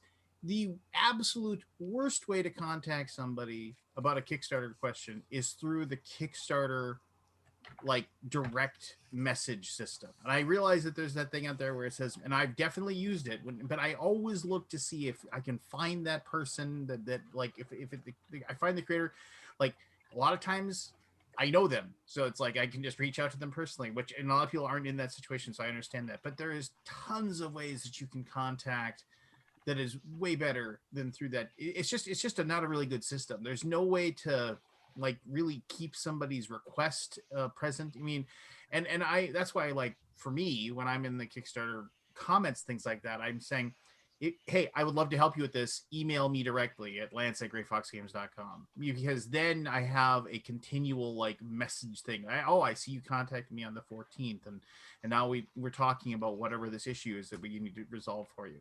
But what I don't like is when they spam 6 different ways to contact me, and then like as people have said, then it's like, oh, well, I gave you 20 minutes. Why haven't I heard anything? You know, and it's just like, because you asshole, I have a life. Well, I mean, and I get it, Not right? allowed I to. totally Yeah, get it. that's a Especially society if illness. especially if it's something like, you guys have my wrong address and you're sending my game to the wrong address, and this is really, really urgent. And I get it. That sucks, right? I've definitely gotten that where you get a shipping notification. You're like, no, that's the wrong address. I don't want my stuff being sent. by the way, if something's urgent, there's this technology. It's existed for a while. It's called the telephone. Yeah. And you may want to use it because that's actually the fastest way to get a hold of a human being. Still, Nobody ever answers. Nobody uses their phone I'm for wondering- phone calls yeah. anymore. I think a lot of people don't want to use the phone because they're so used to people not taking phone calls or getting a machine or getting a automated system or feeling like they're being burdensome. They'll light you up with 570 messages in an hour, but Did calling say- you is disrespectful. Did you just say they're worried about feeling burdensome? Yes, burdensome. That's right. So I will say, please call your Congress people, because that's what they listen to. Yep. Don't Or forget write them a them. letter in the post and mail it, and it'll get there 30 days from now. So I think the key piece is it's about encoding and decoding information, right? And so like we're talking about like what's the best way to do it. So the actual answer is it depends, and that depends on who it is. So when you sort of set the rules of engagement with somebody, if I go, oh, I'm going to read on Grey Fox Games, like what's the best way to get a hold of them? If I see a bunch of comments, if I go, I want to message them in the comments, and they say, hey, please email me, because it's very difficult for us to keep track of all your requests in the comments, then they've told me what the best way is to reach them, right? Yeah, so if but I people say, don't read. if we send an update, and that's the challenge, of course, people don't read, but if we send an update that says, hey, we fulfilled everything, it's shipping, you've got a shipping notice, and it says, if you have an issue, reply to this email or call this phone number, and you do neither of those things, and you like DM us on Twitter, then that we've already told you the rules that like that is not the most efficient way. So you are welcome to do that, and we will answer you, based on the time zone that we deal with, based on that channel of communication. But we've already given you the rules, and so I think people can, like most things, just actually pay attention to what people are telling you. All right. Well, I think we've kicked this football around long enough. I got one more thing. Oh, for you have guys. we? Well, no, it's time to play our game with Forrest. So, hey, I'm getting ready to leave. I have one more question though, or comment, All right, not a question. Jeremy, hi. Because I've got all these Jeremy. creators on here, one thing I really enjoy when it comes to Kickstarter projects, and Starling did this on Everdell right now, and a lot of others, and Lance has done it, and so many others, is when somebody backs and you fire that message off to them, thanking them for backing with that little bit of a greeting in there and stuff. That does a lot for people, and it shows a little bit of respect to your backer up front. And I appreciate Most people not do that. Oh, most do not do that. Most Really? do not. I thought that was standard. And if you're a small guy just getting going, absolutely do that because it shows that you're engaged with those people. Yeah. Well, Because when even- I'm even taking if a it's- shot even on if the it's- little guy, Even That's if any it's small business, control though. control I mean- C, control V paste, you know, I mean, like, and then, No, you and can then send automate it it. out. I'm pretty sure you can automate it. yeah, They should- yeah. Even if it's automated, it doesn't matter. It shows a sign of acknowledgement that I'm supporting you, right? So And I'm mostly with you. I just like it when it's a thank you and not a survey attached. yeah, I When don't it's- like the. yeah. I'd never fill out the Oh, surveys. When it's a But, survey, you know, it if doesn't feel like somebody you're wants to thanking do me. it, It good feels for like them. you'd like data collection. Yeah, but as long as you say thanks, Yep. that means a lot to me. It shows that you're respecting me up front, whether I gave you $1 or $200, right? Yep. It shows a sign of respect. So A keep up thank the you good work goes a with that long kind way. of thing. And that's all I had. That's a So- good tip, Keith. You know what? I did that on my first campaign, and then I didn't do that on several campaigns, and because I it never just look was at you the too- same, man. it- Don't even know who Fucking you are $1, anymore. baby. Fucking $1. Dead to me. Yeah. but I do appreciate it, so I think I'm gonna take that to heart. I gotta think Yeah, about that more. All right. Well, Keith, hang out for this because we did this last week. I want you to play this game. Keith, What you gotta game? play. I don't know what this game is. This Keith, is Well, no, just either. stay. This is Play. quizzing. Don't even stay. This It's is called- Rock Forest. That's called the name. Forest. This is Yeah, this is pretty this much. is called this is Blues. I called got my quizzing pad forest. right here. Let's go. This is called Damn, quizzing. Jeremy's all set up to fuck with Hey, you. would you all be Forrest. quiet? If If we're we're You- screwing you- Forest, I'm in. Okay, so this is all about I'm ready. quizzing Forest. So Forest is How Forrest long is is it- your mug, Forrest Forrest? is our resident interesting character on the show. And so what I'm going to do here is I'm going to ask 10 questions, and these questions will have numeric answers. Forrest is going to get out a piece of paper or pull up a notepad or Yeah, something piece of on your computer so you can follow along. Forrest is going to guess at the answer to the question that I'm going to give him, and then the rest of you are going to say, did he get it spot on? Or is it higher or lower than what he has guessed? So this is Forrest's chance. He almost got 2 spot on last week, so I was pretty impressed. He almost got really close. Yeah. By He got really one. close on. So we're. Yeah. So I have a feeling So it's like Forrest the is going to price of- zero in. Sorry, Forrest. But you also should write down the number that you think Yeah, it is we're- too. write Write down your down the guess. number you Write think down the it is number. too. Yeah, just It's so important that you write down Just the so you number. know, a few of these answers had decimals on them when I looked up the information. Lance. So what I did was I rounded the standard rounding, which is Okay. 5 or greater, round up. Okay. Below 5, round down. So Just want to make sure for you. Okay, yeah, for you, not for us. For you, All right, Lance. so here we go. Here Not we How go. many questions, Lance? The Forrest, price is Forrest- right, but Right. more personally humiliating. Yes, Forrest, Yes. are you ready? Are you ready, Forrest? Born ready. Born ready. All right, here we go. You got your giant mug with whatever concoction you have in it. Water. It's water. Very good. Okay. All right, here we go. Question number 1. The average American produces how many pounds of garbage every day? Oh shit! I did this in college too. I And we remember rounded this. this, correct? We're rounding. Yes, we're rounding. So that's 20-year-old it is a information now. whole number. The average can I- American Right. produces how many pounds of garbage? 2. Can I put it in chat and then Forrest doesn't look at it? No, No, we're going to No, go no, Swiss. no. Take notes of He's yourself. going to give his guess, and then we're going to. So Forrest, Upper or lower? what is your first guess? I'm gonna go 3 actually. 3 pounds. 3 pounds a week, A day. a day. hey, 3 I'm going to pounds. say higher. Well, you're gonna just give out your answers here? I mean, you know, just, This is what we did yesterday. That is what we did last time. Last time we just shared higher or them. lower, and then we gave our answers at the end. Isn't that what we're still doing? No, we just said at the end. At the end. That's fine. We're just seeing how many you right. Okay, geez, this is not. This is getting way too Barry, aggressive. okay, we can do early. whatever you want, but Barry's right. He's just doing what we did last time. We need a designer. I'm to following create this your game. fucking rules, Lance. You keep changing the game, goddammit. Christ. All right, here's another pound question for This you. is just one after 4 a.m. Oh my god. This is again now. this is 20 minutes a question. the average American eats how many pounds of ice cream every year? How many kilograms is that? I'm Canadian. Oh god. Divide by 2.2. Divide by 2 and add a bit. So what is 12 pounds? pounds. 12 pounds. You have guessed 12 pounds. Did Forrest get it? Is it higher, lower, or did he get it spot on? What was For it? how Lance? long? A week or year? What was it? A year. Every year. Year? Ice cream in A fucking year. week. That's 12 pounds. way higher. 12 pounds Hey, of I ice like cream. ice cream, damn it. It's rated pretty good too. All right, here I we meant go. to say a month. Does that That's include what you hear. froyo I swear. and etc.? I don't know. This is That's not just random trivia. No, it's Definitely What do you want? exclusive Deeper. froyo. Stop with your Kickstarter comments. Deeper. Hold on. water. All right, Jeremy, mute This one's in the the cold Jeremy. water. mute your mic there, Jeremy. This is this information is taken. The cold water from- doesn't go 1,700 meters down. Yeah, 1,700 meters, Jeremy. Yeah. Forrest, what was your answer? 12? 12 He said pounds 12, ice cream yes. a year. 12 pounds ice cream. That is All not right. counting gelato. So, according to the U.S. Census, farmers and ranchers make up what percentage of the U.S. population? 1. One. Higher. Not much, though. Yeah, not much. All right. Here we go. Question number 4. Forrest, what percentage of Americans think ghosts are real? Oh, dear Lord. 34. 34. Final Damn, answer? you were pretty confident with that one.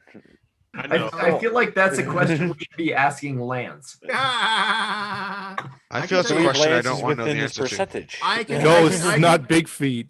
I have given in our Halloween episodes, I have told my ghost story the one time I think I saw something from the other side. It was inexplicable. I've told the story before. Were you drinking? No, I was stone cold sober. I can tell the story again, but I mean it was Don't. No, good. it was- what is the world record in days for a human being counting to 1 million out loud? What the fuck? Counting to 1 million out loud in days. How many days did it take a human being to count to 1 million out loud? 3. I have no clue. 3 days. Final answer? You can make me get Actually, out a no. They calculator. actually reached 1 million. Is that what you're? Someone did reach 1 million, correct? Yeah, like they sat going 1, 2, 3, 4, 6 days. 6 days. I know we're not supposed to say, but it is higher. I'm saying this is just math. This is just math. Yeah, I'm gonna go with higher. All right. Yeah. Uh Why would somebody do that? World record, man. World Take it- record. take it for world records. All right. Australians There's easier ways to fame. Australians that live to be 70 years old have what percentage chance to get skin cancer at some point in their lives? That is so weirdly 72. specific. Lance, when do you find these? You can find all kinds of stuff on the He's really fucking bored. It was like Honestly, Gray Fox doesn't Final keep answer? this. Like the Final others were answer? at least Yes. interesting. The other questions were at least interesting. I'll walk away knowing something. This one, I'm like, I'm gonna forget it as soon as it's over. Oh, this is I found these. Thanks a lot, Alex. Oh, Get off the show. Permanent ban. Permanent Pissing ban. on The his comment Cheerios. section. The others were interesting. I said that. You focus on What? the negative. Forrest, what's your answer? Question sucks. 72%. 72%. 72? 72% is what he guessed. A lot of sun. A lot of sun. If you flip a coin 100 times, what are the chances in like percentage points? You will get 50 heads and 50 tails exactly. Ooh. That's a fucked up stats question. Yeah, it is. Yeah. I think you're just picking on for us now. 88. 88% chance. Final answer? Yes. Yes. Okay. 88. I believe in math. I believe your math is off. It's a distribution model. Think a ton in the sevens. Worldwide, again, this is a percentage question. Worldwide, what is the survival rate after being struck by a bolt of lightning? 83%. 83. You'll survive 83% of the time, Forrest? Yes. Oh, yeah. Being struck by a bolt of lightning. You won't be the same, but you'll survive. Wait. That's the question. Wait, you said worldwide. Yeah, Oh, because lightning matters. What part of the world you're in would answer.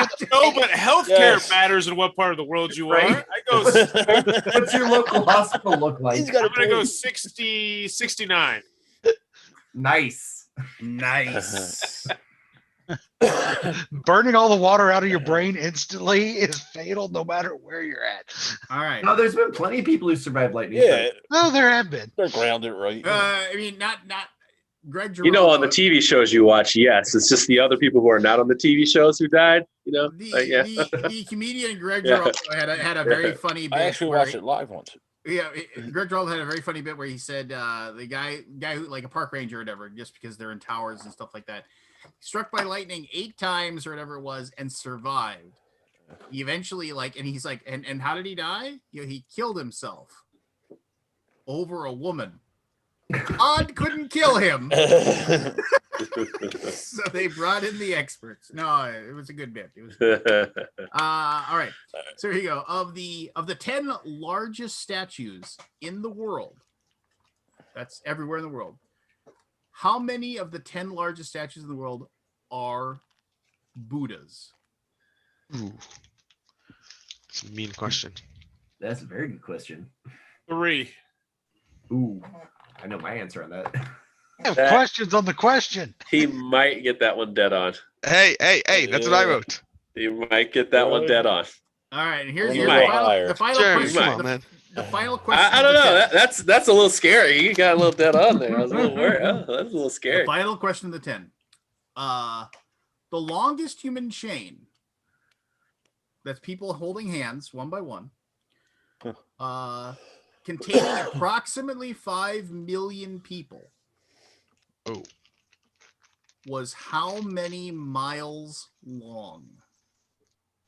5 million people, a chain of human beings holding hands one by one. Just that post 9/11 thing.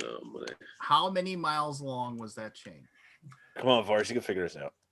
Theory, what is 5 million divided by 3? That's what We're gonna go with 2,600 miles. 2,600 miles. All right. Final answer? Sure. All right. There we go. What's his answer? Because I need to hear it again. 2,600. 2,600. 2,600. Yes, this is what we do, Dan. We just, Welcome to the party. This is, I don't know what happened before I got here, but when I come on, all the bullshit begins. All right. So we go back to the beginning. Here we go. The average American produces how many pounds of garbage every day? Forrest answered 3 pounds. Lower. I think Correct answer 2 pounds. is 5. Yeah. No. 5 pounds of garbage. No. I was going to say 7, but I thought it was higher. That I don't understand. What are people doing? That's like 2,000 pounds of garbage a year. Wait, were we including Kickstarter comments in this calculation? He said it, not me. What a joke. All right, so here we go. Forrest, you said the average American eats how many pounds of ice cream per year? You guessed 12, and all of it was butter pecan. Butter pecan. Butter pecan. I'm going to say 25. Yeah, that's what I had. What do you got? The correct answer is 13. Wow. I had 7. And I will actually give Forrest a little bit of credit here. It was 12.6 pounds. I had rounded up, so Forrest was super close on that one. Give it to him. Give it to him. Yeah, Forrest was super close on that one, so I'll give him that. Forrest guessed farmers and ranchers make up what percentage of the U.S. population? He guessed 1%. 1%. The answer was 2.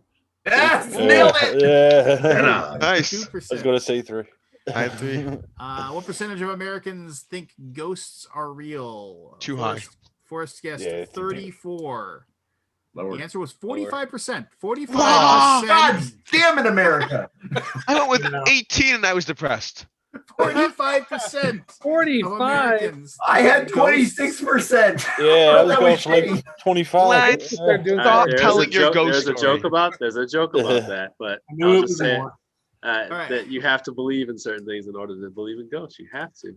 You have to. Yeah. What is the world record in days for a human being counting to 1 million out loud? Forrest guessed 6. The world record is 89. 89. Nice. Oh, to count to 1 million. Just to Yeah. count to 1 million. Wow. Just sit there and say Whoa. 1. Higher than 2. that. I took at a that bare- wrong. I took that as how I long What a Let does it the loser person to count, even not do stretching that out. or do both. Yeah. Yeah. All right. Australians live to be 70% chance to get skin cancer. You guessed 72, Forrest. It is 66%. 2 out of 3 humans. I was off live to by be 1. 70. Really? 5. And you're exactly Only right. got 55. It is the fact that they are outdoors. The Australia is a very outdoorsy place to live. So there you go. Yeah.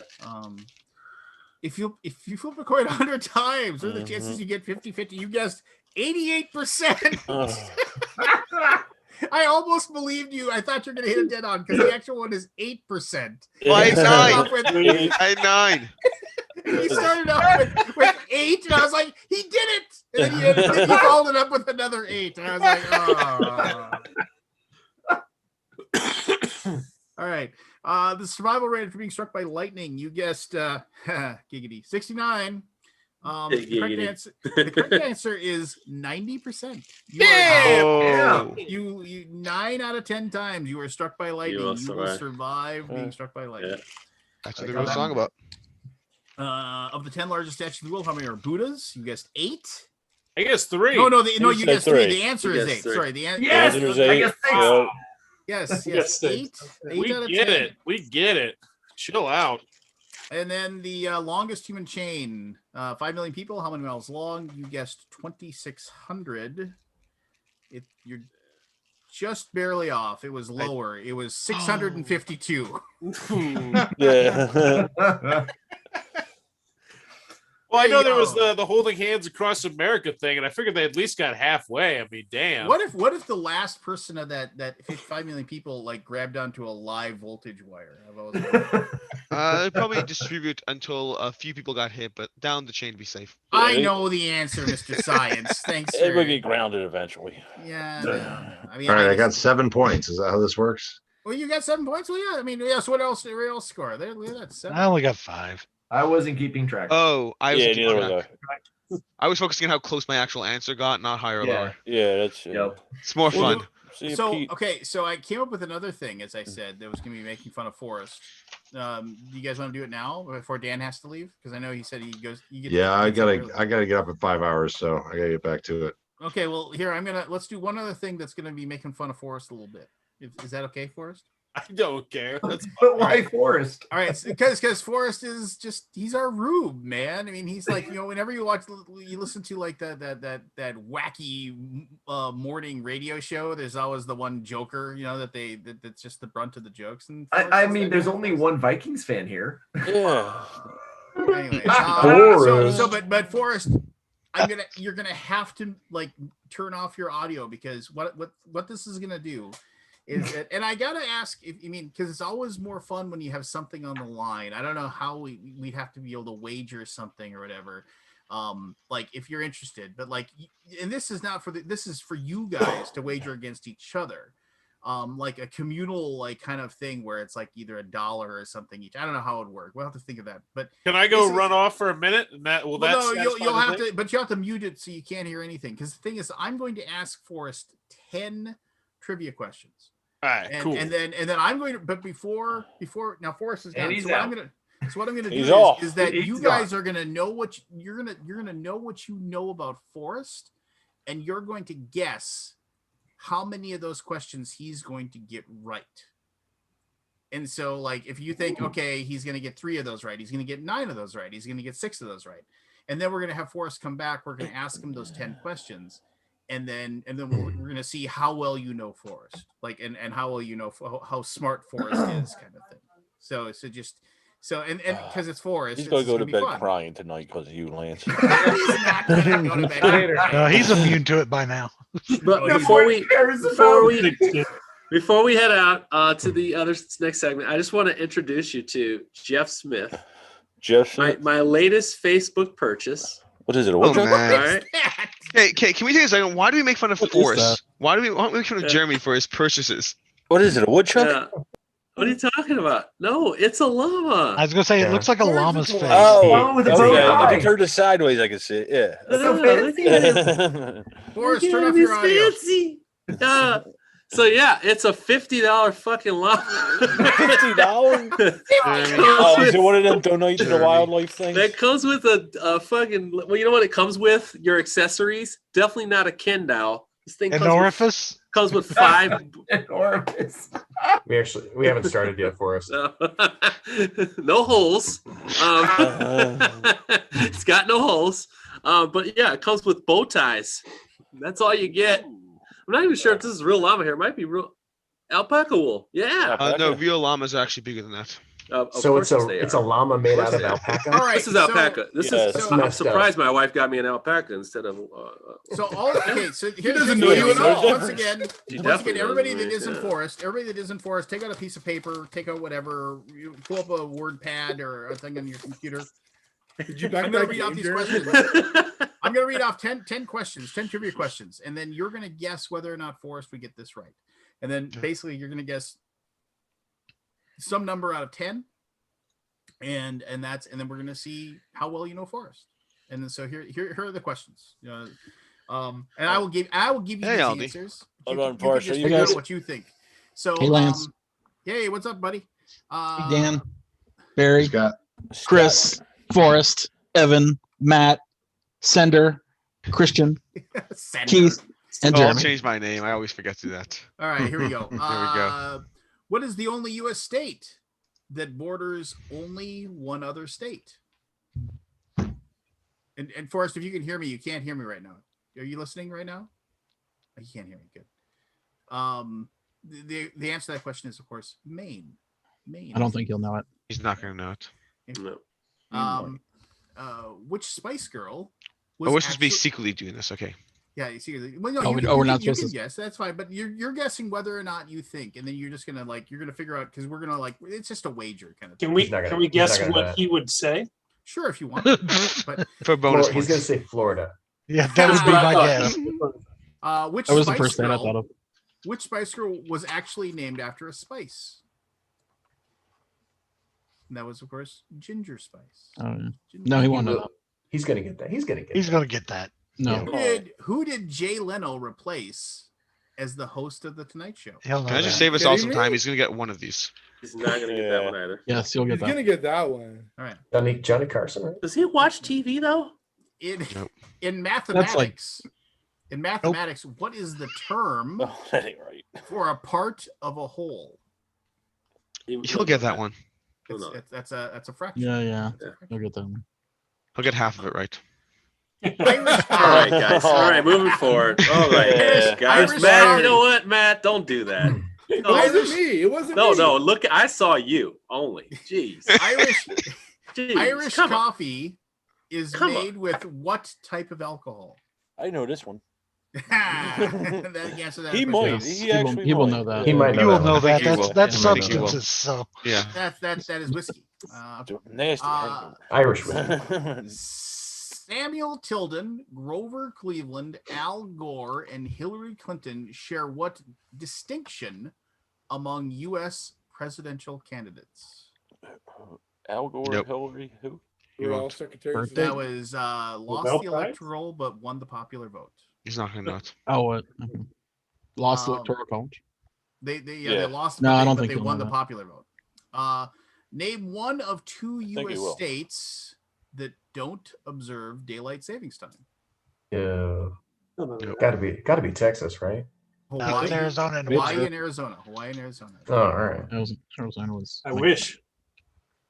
Where were the Declaration of Independence, the Constitution, and the Bill of Rights stored for protection during World War II? No. Nicolas Cage's library.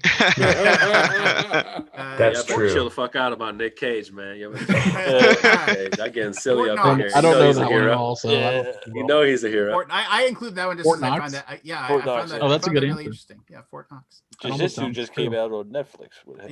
Yeah. What is the hottest planet in our solar system? Venus. There you Mercury. go. Mercury. Oh, it is Venus? It's Venus because of the atmosphere. Really? Yeah. Air pressure. It's Venus, man. Then he won't get No, it. in that case, no. And then I'm gonna say he's gonna get that one. And this is the layup. Which chess piece can only move diagonally? No. Oh, Yeah, come that's on. easy. Come on. No. He's gonna get that. No, He's he's gonna He not. has to. Yeah, he He will. has No, to. he's not. Yeah. He's Yeah, gonna he'll get get that. He's gonna get in his own head, isn't he? He's gonna get in his own head by Yeah, that. I think he's By gonna the time he gets do to that that Exhausted question. from the 10 questions. All right, Yeah. so write down your numbers. Write down. Your I got my numbers. Oh, okay, and then I'm back. Okay, so here I'm gonna ask each person because now Forrest can know, like, you know, so I'm gonna ask each person what they, and this is in no particular order, just on my Brady Bunch squares. This is where people are on my screen, so I'm gonna ask this. So Dan, how many out of the 10 did you put Forrest down to answer correctly? 8. Ooh, he has. Whoa. That's Dan's like- too you know nice. You're way too nice. I Barry, wouldn't get 8. Barry, how many do you think he's gonna get right? 7. 7. Very good. Mr. Cluey. Seeing as how I came in for the last two questions, I'm going with Barry with 7. 7. Oh, you, Lucky number. These are the number he's going to get correct. these are Yes. the numbers he's gonna get correct. I have I'm faith. with you. I'm with you, Scott. Evan, designer of After the Empire. What would you say? I guess I'm me of little faith. I went 4. 4. Wow. 4. I might prove you right. All right, You right. Matt. You know, Matt, graphic designer extraordinaire. 6. One was I don't even. Christian. Yeah, I went 4 too. 4 as well. These Mr. are hard. Collins. I'm a- 4. Not much faith in Forrest. No, he knows. I'm that- about he going knows- 3 just to be a dick, I but think he's going to outshine himself. Jeremy, what do we got? I'm actually gonna go with 3. 3. I think Jeremy's a dick.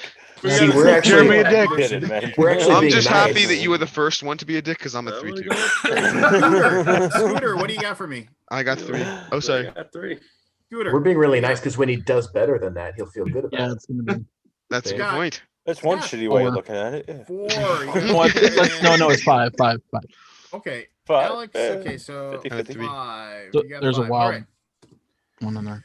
All right, Yeah, here we go, certain on the way Forrest. they're worded, I don't These think are we're good. these are 10 questions. They are grab bag. They are just trivia questions. And I'm just gonna ask you, and then you're gonna see how many of these you get right. All right. No pressure. What is the only U.S. state that borders only one other U.S. state? A U.S. state that borders only one other U.S. state.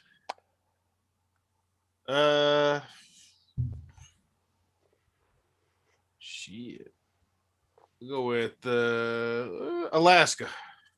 All right. Is that your final answer? Sure. All right. You got Alaska. The correct answer is Maine. Yes, Northeast. That's a hard Alaska is question. connection That's to a really a hard province of That another is a hard country. Alaska borders Alaska 0. border 0. I know borders. Yeah, I know Alaska is there's like some Canada. straggling parts of Alaska that maybe just tickled Washington. With Russia.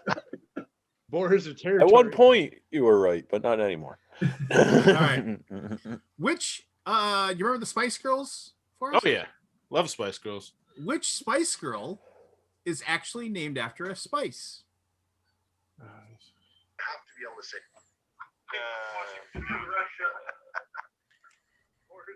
Someone has their audio on. Yeah. Would it be? Ooh, I don't. Shit. Scary Spice. That sounds like a real spice. Damn it, Forrest. That's I one don't of the know ones I gave anything him. about spices. I'm just taking a guess. You know Spice Girls, but not name Spice. the Spice Girls. At this point, Jeremy and I would like to accept Baby your Spice, apologies. Scary Spice, Sporty Spice, and then I don't. Old Spice. Cherry Spice. Dried spice. The answer is The clearly black pop. one, like at this point, what is he? The black one. Like, we're done with this one. We're done. Did we forget about garlic powder spice? You might get Paprika spice. What about Lowry salt spice? You know? Hey, so who was it? Was it what's Old Bay Spice. Old Bay spice. Yeah, that's what I was gonna say. Ginger. Oh, Jerry Howell. I totally forgot about her. Bay leaf How can spice. you forget about Jerry Howell? You remember her full name? But no, Spice Girl I brain farted on. I told you I love the Spice Girls, man. They're great. Me and my wife were thinking about going back and seeing when they went back on tour. I would totally see them if they were on tour. They're going on tour? They went on tour like a couple years ago. Everybody's going back on tour when this is over. No, everybody's going back. That's probably true. Everybody needs money. You thought that'll be out on tour and fucking Everybody needs money. All right, moving on. Yes. Who did Jay Leno replace as the host of the Tonight Show? Johnny Carson? There you go. There you We got go. He's on the board. Attaboy. Hey. He's on the board, ladies. You know what? And you know what? If he didn't get that, our deal is sealed. We're great. Like Alex, we are great. All right. Question number 4. I was like, now I'm not worried. In mathematics, what is the term for a part of a whole? Some? Final answer? How do you spell that? SUM? It doesn't matter. It's still wrong. It's still wrong. So if it was SOME, It's still wrong. Okay, Jeremy and I are like, we're back in the game. English, not math. That answer is Hey, Scott, I would have logged the fuck off of these. I would have logged the fuck off. I'm done here. This is bullshit. I think we have a winner. I think we have I was a winner calling for our for that game. one, Forrest. I read that you would get. Come on, This is for Forrest. entertainment purposes only. Two more right. Come on. Come on, Forrest. You Three get more two would be more. good. You get 3 more for me. Irish coffee. Irish coffee is made with what type of alcohol?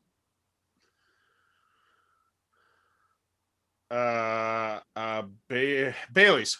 Final answer? God. Yes. I was afraid of that. Whiskey. Irish It's whiskey. a strong second. Jeremy, you are it not is a safe. strong second. He's not going to get 3. Yeah, I know. I'm getting it. Bailey's is a strong second. I'm coming to that same conclusion. That's like All right. partial. I might need to drop down. I got faith in you, Forrest. I changed my answer to This 1. is not. What is that damn game? Deal or no deal? No, you're My fucked. answer to 1. He's only got 2 right. All right, here we go. Samuel Tilden, Grover Cleveland, Al Gore, and Hillary Clinton share what distinction among U.S. presidential candidates?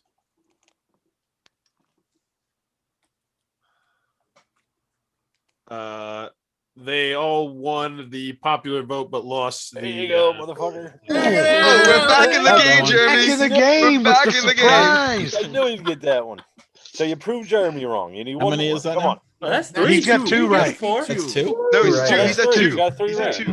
2. He's up to 2. I'm looking solid. I'm looking good. I know. I'm with Jeremy. I was worried He's with the still a Come on, nice get guy. 2 more He's for me, still a Forrest. nice guy, no matter what. All right, and just so you know, if Forrest had answered Conan O'Brien for the Jay Leno question, I would have accepted that. That's it. It's Yeah, over. it's a He technicality. did It's over. leave That's and true. He then did. came back and kicked Conan off. So, That's true. I feel Oh, like that would've been Bailey's fair. is also a correct answer for the Irish coffee one. but the classic No. Irish coffee is whiskey. No. There's a lot of people who use Bailey's port. Bushmills or That's a Bailey's Jameson. coffee, That's though. It's it. not an Irish coffee. Yeah, It's not. hangover, Yeah, hangover. It's not. You're Yeah. wrong. I would No, agree. I'm not Time- taking that it's for time us. to Just like debate you were that wrong answer in No. 2010 was when he was when giving you lost it. the 2009 NFC Championship game. Oh my You're God. wrong. You could have debated that answer when the pre-game, not in Yeah. the post-game. That's not. I was going to the bathroom. I wasn't here. Well, since you Here took we it, go. since you took a TT, it's not up for Here we discussion, go. Here sir. we go. Here's the next All question. right. I had to go potty. Yeah. I'm giving it to you. Taking it easy on you here, Forrest. Name one of the 2 U.S. states that don't observe daylight savings time. That do not. Oh, we only had to observe- get one. Shit. What? Oh, Name Oh. one of the 2 U.S. states that One? don't observe. That's what I said. Thought he the had to question get to 'em- begin with. It's okay. This Don't is called observe daylight DMing, savings where you time. adjust the game to help the players. California.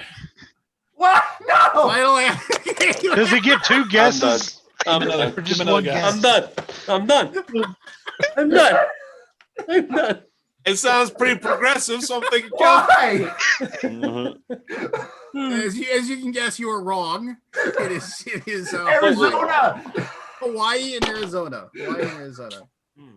All right. Hey, this Our is, state was the last one to give it up and surrender. this is Was in it- my opinion is the stumper question. I'd almost be like give you 2 points if you got this right. I'm not really going to, but I would consider You should. Where were the Declaration of Independence, the Constitution, I would give him 2 points if you got and this the right. Bill of Rights stored during World War II for their protection? Forrest Bauer for 2 points. Fort Knox. No. He's back on the board. He's back on the One not board. giving him two. 1 point. 1 point. 2 He's points. He's got 3. He's got Oh, 3. 2 points. What? There you go, That's- Forrest. Jeremy, gave- we're out. We're out, Jeremy. No, we're not. We're not. Oh, we Two are. points. Yeah, he's getting the last one. Yeah, Okay. the last one he's got. We Here just she goes. got This is parts not of the we whole. got 2 I thought we had questions two left. more. 2 questions left. How many questions left? There's 2. 2. What's the 3. sum? What Right. is the Oh. hottest planet Oh, 2. in our solar system? My son would kill me for not knowing this. The hottest planet in our solar system. It's Mercury. Final answer? Yeah, I'll stick with it. It is That's a Venus. trick question. I think it's a good Venus answer, is though. Yeah. It's a good education. All right, so it's Good a answer. sweat. It's a sweat right now. Jeremy and Alex are sitting at 3. Keith All right. and so Keith, Chris, and Evan can with their faith. This is the final question. You're going to get I'm gonna this. pull it out I here. at hope. the I end. hope I lose. I hope You're I going to lose. get this. Okay. Which chess piece can only move diagonally? Shit. Come on. I remember it's the rook or the bishop. The bishop. Yes! Oh, Oh, boy.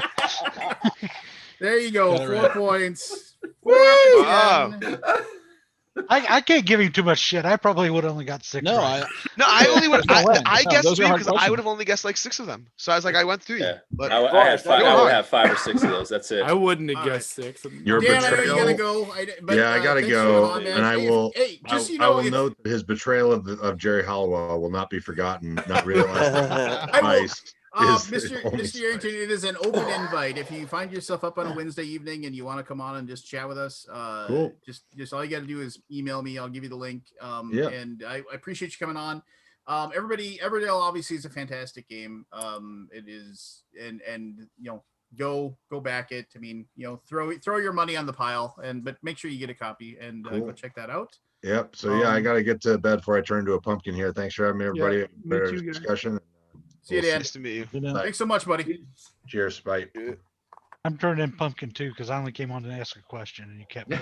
Then you got roped in. Keith, I'm just gonna say as actually I think you're well, no, Barry, the 3 of us, the original Alaboomers. So like we have 3 original Alaboomers. So I appreciate you being on, man. Please show up more often. Yep. I'll start showing up a little more often once I start to play some games again. Appreciate it, brother. And in I'm taking off 7 too, weeks, guys. I'm in theory, I'll be able to start having actual game nights. So Oh, hey, I was gonna ask you. cheers, Keith. Keith. Oh, cheers. What is that? What is that? It's his favorite drink. Topo No, Chico. I did try it tonight, Scott. What do you think? It's gross. Oh, But you shoot a lemonade Mio into it, it's tolerable. Okay, So, well, I'll so try Keith, that. let me ask Well, before you It's go. fucking hilarious. It's gross. It's a sparkling water. Did you Oh, yeah, that manage would to be get a 3060 or 3070 graphics card? Or No. Mine was, I built my PC before those launched, or right before they were launched, and so I didn't really need one. I've got a 2070 Super, I think. Okay. In mine. Before all the Bitcoin miners grabbed them up. Yeah, I mean, like Newegg has a daily shuffle like every day where you can just sign up and throw your hat in the ring. I do not need a graphics card for that kind of money. Well, Not right 3060 Ti is $500. I mean, I say that. Yeah, not, I mean, but you know, it's not that big of an upgrade to make it worth the money after I just got a video card still less than a year ago. yeah. All I right, built fair that enough. PC. I was gonna ask you what if you got good performance out of it, you had it, but Well, obviously you don't. I know a guy that's got a 3000 series video card that you could ask. Well, yeah, I asked him. He says he loves it. So there you go. There you go. I just wanted to know if you thought. Yeah, I need a. Nope, I don't have one. All right then. So, all right. So have a be good it. one, folks. Take care, bro. Hey, Alex. Yes, sir. Alex, how far are you, man? 7 missions in. Okay. I have to take a break to do some stuff. I hope to finish out this up before I start in Monster Hunter World. Are you What game is that? What is it? This is Wild Ascent. I'm just organizing cards and components. Did they send you Monster Hunter World already? Time out. You're talking over what Yeah. game is what game? I got what Monster game are Hunter you World. talking about? What game are you talking about? Right now, Seven? Wild Ascent. I'm just Yeah. organizing this up. Because I don't. Wild Yeah. Ascent, never even heard of it. But that doesn't. Yeah, I have what's it called? And I have Monster Hunter World. Let me grab some components here. Did you back it, or is that just a pro? No, it's the prototype. preview They're sending them like now, so Okay. I'm on, Yeah, that's why I asked saw them. it, yeah. Which one, Monster Hunter or Wild Ascent? Monster Hunter. I have Wild Ascent, but Yes. Monster Hunter. Good night, everybody. Yep. Oh, Matt, thanks for coming. Hey, on, Matt, man. did you get a hire? Did you hire anybody? You know what? The funny thing, it was really dry as far as applications going. I got 4 today, so I got some that's something. some reading to do. There's one really nice prospect in there. There's been a lot of okay and some not so great, but What are you looking for? a graphic designer to help me with getting too busy. Yeah. Well, I'm awful at graphic design if you need that. Yeah. I don't know. You just want me to hang out. You want me to hang out and motivate you, you know? Yeah. You're so awesome, dude. So are you starting up like a firm? Pardon me? Or just are you starting up like a company or like? Yeah, I did a while ago. I mean, I've been working with some subs for a while now, and I'm trying to actually get hire somebody as an employee pretty soon. I mean, I'm the only employee right now of my company, but I'm looking to get like a PM as well. Wow. So PM. Project manager. Prime Minister. yeah, like right now I'm the traffic cop for everything, and it's really taxing. I mean, I spend my whole Mondays just like on just admin. Oh yeah, you gotta open that door. Yeah, it sucks. And I've been meeting with a career coach, and he's a designer as well. He's been a very successful designer, and he's been given some really good advice. So I'm trying to get the ball rolling that way. Yeah, you're at that middle ground where it's like just too much work for one person, but just maybe tough to hire like the 3 You also people that need you really coaching. need. Yeah, you need coaching to tell someone like you gotta do that. You gotta let somebody else do it now. Like, no, I'm reminding you again. You gotta let somebody else do this. Yeah, Otherwise and, you are, you can actually maximize your talent if you have bandwidth. One really good piece of advice he gave me was write down all the things that you don't want to do and you're willing to pay somebody else to do. Nice. Like mowing the lawn or whatever else it is. I try to convince my wife of that all the time. We can get cleaners in here. It's not a problem. That my wife wasn't cool with that until like she realized how quickly like I could do something else while I'm paying somebody else to do another thing. Yeah. And she's like, "Oh, now I get it." I'm like, "Yeah, and we can do this for the rest of our lives, thankfully." Like, I'm sorry, shit gets done. Shit gets done. So yeah, and the next month is going to be stupid because we're opening up a bake shop as well. Right. So, really? Yeah, like Nice. 3 doors down from our house. It's my wife's a baker and a preserves maker. So Oh wow, that's she's awesome. yeah, it's gonna be insane. I'm apparently been What's the voluntold name of to it? the Britannia Bake Shop. That's our neighborhood name. It's awesome, man. I wish I could get my wife into that. Sorry, did you say voluntold? Voluntold. You never heard of that? Yeah. Nah, I never heard that. No, that's I've been voluntold. that's the VA way, baby. Those are spring workouts in the off season. Voluntold. Voluntold. You can choose to show up. Only the Military best. all So day. you're bringing baked goods to BGG Con, right? Only the best business folks open up Can you? little bake shops and coffee shops during pandemics. So Yeah. I approve. Well, you're doing well, I hear. Eh? That's awesome. We are gonna break even this month, and for Oh. only being open 4 months, I think that's okay. That's not That's bad. amazing. That's pretty awesome. Yeah, it is. That's Where are pretty you good. based out of? Fantastic. In Portland, we're not going to break even on like Portland. the investment, but we're going to break even on like the monthly That's costs. Still amazing. Right. Yeah. No, 4 that's months in. great. Yeah. So I think it's good. I think it's good. Yeah, So, we had. I mean, before, hey, I sorry to interrupt you guys. No, No, so No, you're not. so I do I like the Forest trivia. I think that went over well. I think as a twist, Forrest should ask you questions next. Yeah, Yeah, yeah. You should it's my alternate it. show. So It's not your no, show. We discussed this many a time. Well, many a last place. time I checked, it's on my YouTube channel. So drip trivia. I think it's cool to put other people on the spot, though. I think it's fun to put other people on the spot. Yeah. I don't care. well, we Like could nobody put should be somebody worried about else. hurting my feelings. Pretty much. No, it's nothing to do with that. I just think it's nice to go round robin. Like toss people Yeah. on the spot. Yeah. Throw them on the fire. Yeah. Throw someone different on each time. Like that's here's my. What we here's- should do here's- is we should keep track of our scores, the audience, and whoever got the lowest should go on next. Oh Well, yeah. but I here's my question is that my thing is that it's always more fun if something's on the line, right? So like, but I don't know how to do There it. is like, humiliation. no, I'm talking about the people that are guessing how many Forrest or whoever gets how many correct, right? So like we'd have to like figure out something like I don't Well, Barry just said that the person who's the furthest off gets what's it called is the next one on. Yeah. well, but I mean people would enjoy Your it. time in the pit. But they have to show up in costume next time. What if I No, had I was trying to no think of problem some with way that? that we could do it. I mean, unfortunately, like, Yeah, I know that. it'd be one thing if like everybody was like a board game publisher or something. Then like we'd like have to like sell like some card game or something. Yeah, I don't know. We'll figure out something. I don't know. It's just it's 20 more- American dollars.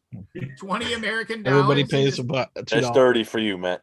Well, Yes, that'd thank actually be good. Where if it was I just had a like, question and for you, then Matt. people Yeah. running total, and then like after like 3 months or whatever, we do payouts or something. Maybe I don't know. Or we You know, could give nothing it to like some just kind of make it- charity or something. Oh, well, that's even better. Like Yeah. but no, but I mean, then, but everybody's just gonna want to donate. Then I Yeah, don't know. sure. I mean, if it was like just $5 a person or something.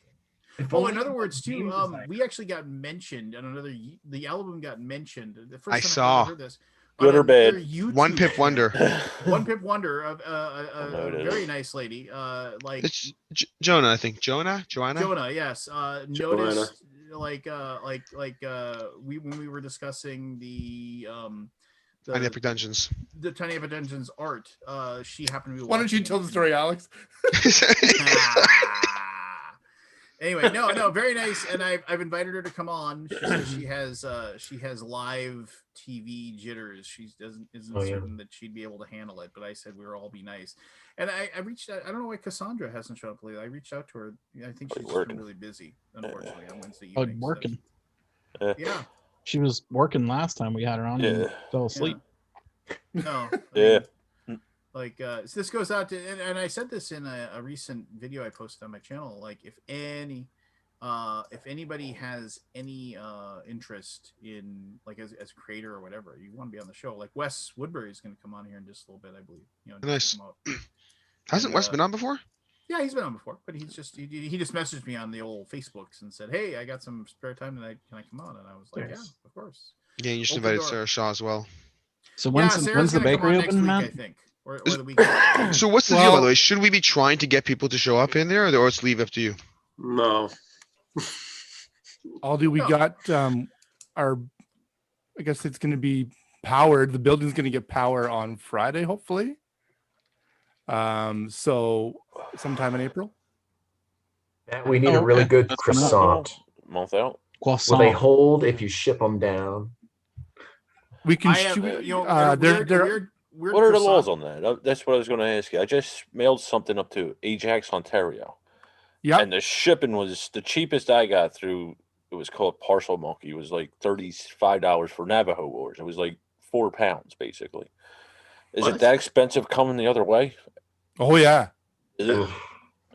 Oh yeah. I shipped out all my Christmas presents to my clients, and it was stupidly expensive. I think it cost me $300 to send out 20 of them. Wow. Yeah, through the post office, it started at like $60, I think, and then went up to like 120 or something. Shipping is nuts. It really is. Now I understand why. I get gifts sometimes from like you can order a gift from Amazon or whatever. It's just it's easier. But me, I gotta make it personal, and I gotta write the hand letter, and so nice. I need to get on your list. That's what my grandma Get told on me your that I list. should do. I never did it. No, dude. I'm serious. If you get somebody a gift, a handwritten letter goes a long way. Speaking of shipping, I like the handwrite thank you letters. It's great. It feels good.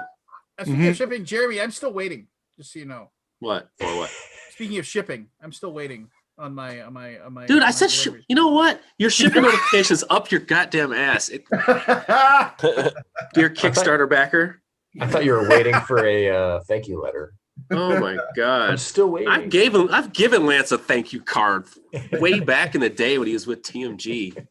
Trying to give me jungle whatever bullshit. Jungle Law? I'm gonna keep. I think he was trying to give me 5 copies of Jiraku or something like that. We got to talk about something. There's a thing that happened yesterday that makes me sad. Oh, what's that? Fantasy Flight Games canceled their Euro Classics line. Oh. What? Raw, Tigris and Euphrates, Princess of Florence, which never came out. All right, see you, Matt. wow. See you guys. See you, Matt. See ya. And I'm gonna head out too. and All right, later. Did they say I was why? gonna Is say, I was it gonna I tell feel Bill like again. interest or just all the cutbacks? news from Fantasy Flight is basically either a I- Marvel Champions release or I something. picked out floppy. one quote. You want to read it? Well, so Chris, I was gonna tell Chris I'd see him on Saturday when we play D&D, and now I'm sad. Anyway, go ahead. What's your quote? This quote stood out to me. I'll find it. A second. There was Matt a logs off to couple send me things. a text. There's a couple things that Fantasy Flight really is just stuck dropping out with me. everything all the It says, time. alternatively, if you do attempt to re-release a game via traditional distribution channels, then you need to pray that any number of witty UK board game influencers I know. take notice and give you coverage.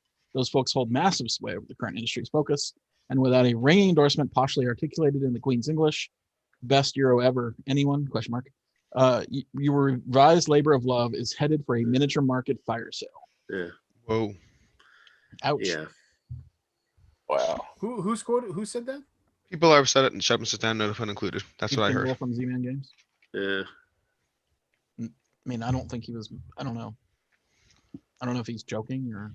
No, I mean, it's like whatever the context is, like it was written in. It's just I always say like you can't control how people take what you write, you know. Sure, but it's sure. I mean, like, I'm but not- you also have to. You also have to. But basically, that's. he's I mean, you're saying just that saying unless- shit like, yeah. Unless some specific reviewer gives you notice, then you're not going to be able to sell. Right.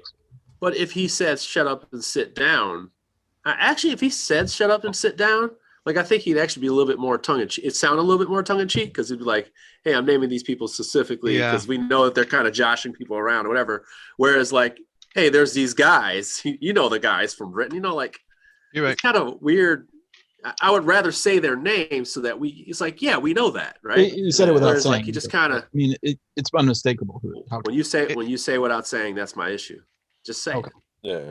Just sounds say it very and say it bizarre. with your chest. Just say it and say it with your chest. You ain't got to. You know, we can talk about So all that the later. the right? rights are all going back to Reiner and Wolfgang Kramer. The Princess of Florence never came out, which is that's annoying. totally fine because somebody's going to take that and they're going to make a shit ton of money and box it together. But also, do you Maybe. understand why they're just factually wrong? Why that statement is factually wrong? Shut Up and Sit Down has reviewed what? 100 games? 150 games? Are those the only games that actually do well across all of board game media, period?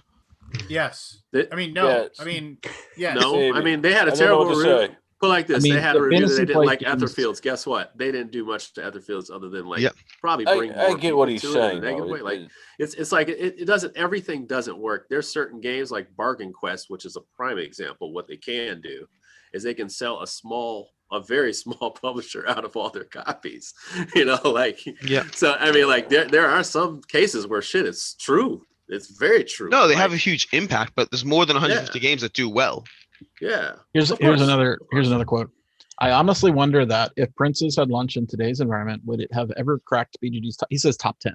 Let's say top 100. Yeah. I'm not convinced it would, because not because the game isn't excellent, it truly is, but because today's conditions are so different.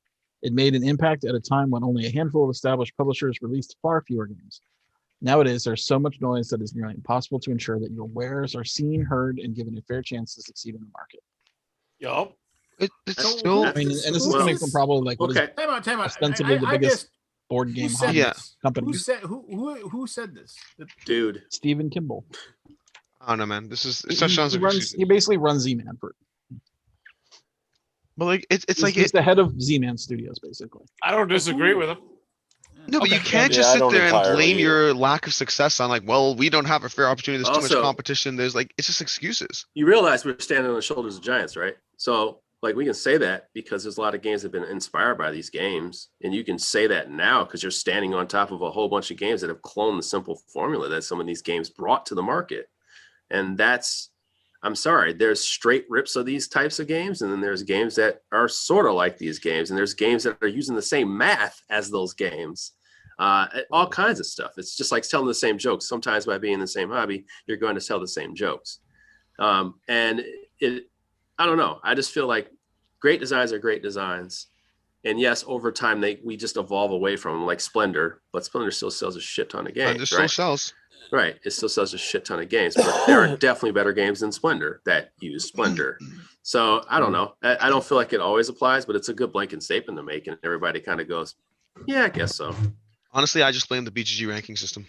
Yeah, I blame all day. That guy I runs blame all day. every I blame all day. That guy. That In a guy. completely unrelated. Hey, Wes. Good to see you, buddy. Wes always looks like he's coming from a hotel room. Did you ever notice that? Like, no, seriously. Look at Wes. It looks like he's sitting in a hotel chair. He's got those really bad curtains. I just happen to be in a hotel room. I'm on the road this week. Well, and the Wi-Fi at your hotel room is amazing. That's him, not me. Okay. We went back to dial-up. I thought I froze for a minute. Yeah, same here. I wasn't sure if it was my bad hotel Wi-Fi or if it was Lance. I don't know what's going on. Well, no. So when you mentioned Euro games and Fantasy Flight, I immediately remembered a game that I loved that they published that got like almost no love, and it was Constantinopolis. I love that game way back in the day. That's it was a good like game. I really all enjoyed right. my plays of that. It was like 2008 or 2009. Came out in 10. It's a good game for everyone. As an aggregate, it didn't blow anyone's mind. No, it didn't. It was, and then I just dug into that. This is one of those weird things where it's like, oh wow, cool, Constantinople. I haven't thought about this game in forever, right? You know, I long since traded away my copy or sold it or who knows what. And then I was like, oh, designed by Giancarlo Fioretti. And I was like, oh, okay, well, what else has this guy designed? Nothing. That was just one board game, and he never designed another thing ever. I mean, maybe he's got stuff in the works or something like that, but that's so weird to me. You're that, right. like, this guy basically had one game. It got published basically by one of the largest publishing companies in the world, especially for the time with both Heidelberger, Spellverlag, and then because they were they partnered up all the time with Fantasy they were Games. Fantasy Flight's distributor in Germany, I think. Yeah. So they took it on, and then so this guy like basically probably had a game, his one design, fantasy, because I remember it's Fantasy Flight, so they probably made like 20,000 copies of it, right? And I remember like it came out, it had a little bit of a surge, and then within like 6 to 9 months later, like you were starting to see it in clearance racks. Bargains, yeah. Yeah, because they just had too many copies of it. You can buy it for 50 bones. On Well, no, Amazon. you can buy it for $9. Well, someone's selling it for 50. It's Amazon. On Amazon has Amazon. weird out of print prices that don't reflect the market. Yeah. Yeah, I see a $11 for $11 for an in shrink copy of Constantinopolis through the BGG market right now. Oh, okay. I never played it. $9. $9 like new. Yeah, it probably shows its age, but I remember my friends and I played it in this basement like 2 or 3 times, and we enjoyed it. Actual basement. I'm trying to find those out of print games. They're quite expensive. I found a game I thought my daughter would like. It's a deck building game. She likes deck builders, but not the ones we have. But she likes cars. So there's this deck building game called Automobiles, and I think I paid $60 for it off BGG. I found somebody. Oh no! Just amazing what kind of prices people will pay. Yep. Automobiles is out of print. Automobiles has gone up. Yeah, it's out of print. Yeah, temporarily. That's a good game. Yeah, we haven't played it yet. It's in a box. I'm waiting 2 weeks from now. We're going to give it a try. So I'm glad you like it. At least that gives me hope. Yeah, no, it's really Cubitos is really good too, and that's brand new. Oh, Cubitos is probably game of the year type material, honestly. Oh wow. Yeah. It's sadly Cubitos. Yes, I will agree 1,000%. The game of Cubitos is super fun, but I think like just the art and stuff on it, I think people are be like, "Wow, what is this?" Because this isn't about it. This isn't about some random old European town. I don't want to play some game about some weird looking. The cheese stands alone. Let's throw you off. I agree with that. We can solve this problem. Just shut up and sit down to do a review. Right. Yeah. Oh, look at him. He just goes to the well. Back into the well. Back into the well. And back into the well. To a point, I can see this guy, FFG's. I can see his point. Because this game. I'm just saying it's a sad day. Yeah. But this is the equivalent of saying that people who are in the service industry, it's no longer enough to be a good plumber or a good locksmith or good whatever. You also have to know how to get your Google listing and put your ad here or there, whatever it is. Like, yes, the market evolves, things change, and you have to have a different skill set, and it's no longer just about being good. But there are still people who play the exact same game and manage to do it well. Yeah, that was my other hand of it. Part of it, I think the problem with FFG is they shifted themselves from these Euro games to these more American trash games, Arkham Horror, blah, blah, blah. They pretty much eliminated the Euro games years ago. So I don't see how they expect the audience to come back to it. Pandemic works for them, and that's kind of a Euro game. Yeah, that's right? FFG now. I still think of that as, a separate company. Yeah. Well, Z-Man Games.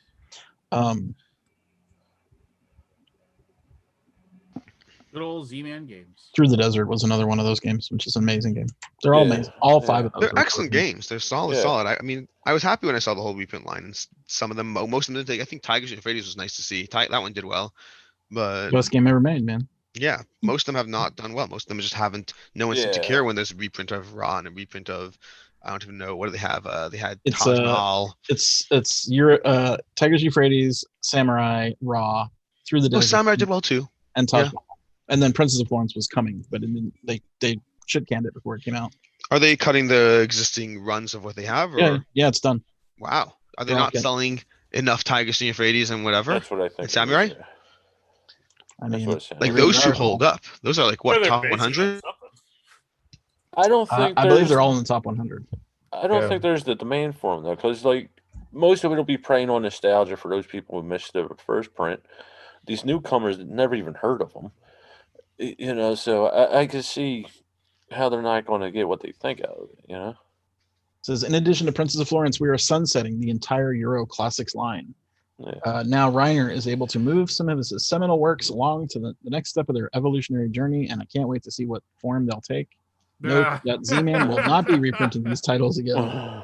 What's currently available sells through these Z-Man versions. Nice way to word it. Yeah, that's a fabulous boilerplate way. Wait, so this is Z-Man or Fantasy Flight? Z-Man, but Fantasy Flight don't. Yeah, Asmodee owns Z-Man. Yeah, I mean, that's just what I'm saying. These aren't profitable for us anymore, so we're gonna let them go. We're gonna shit. You don't in that kind of company. You don't print stuff for the art of it or whatever the love of it. What company does?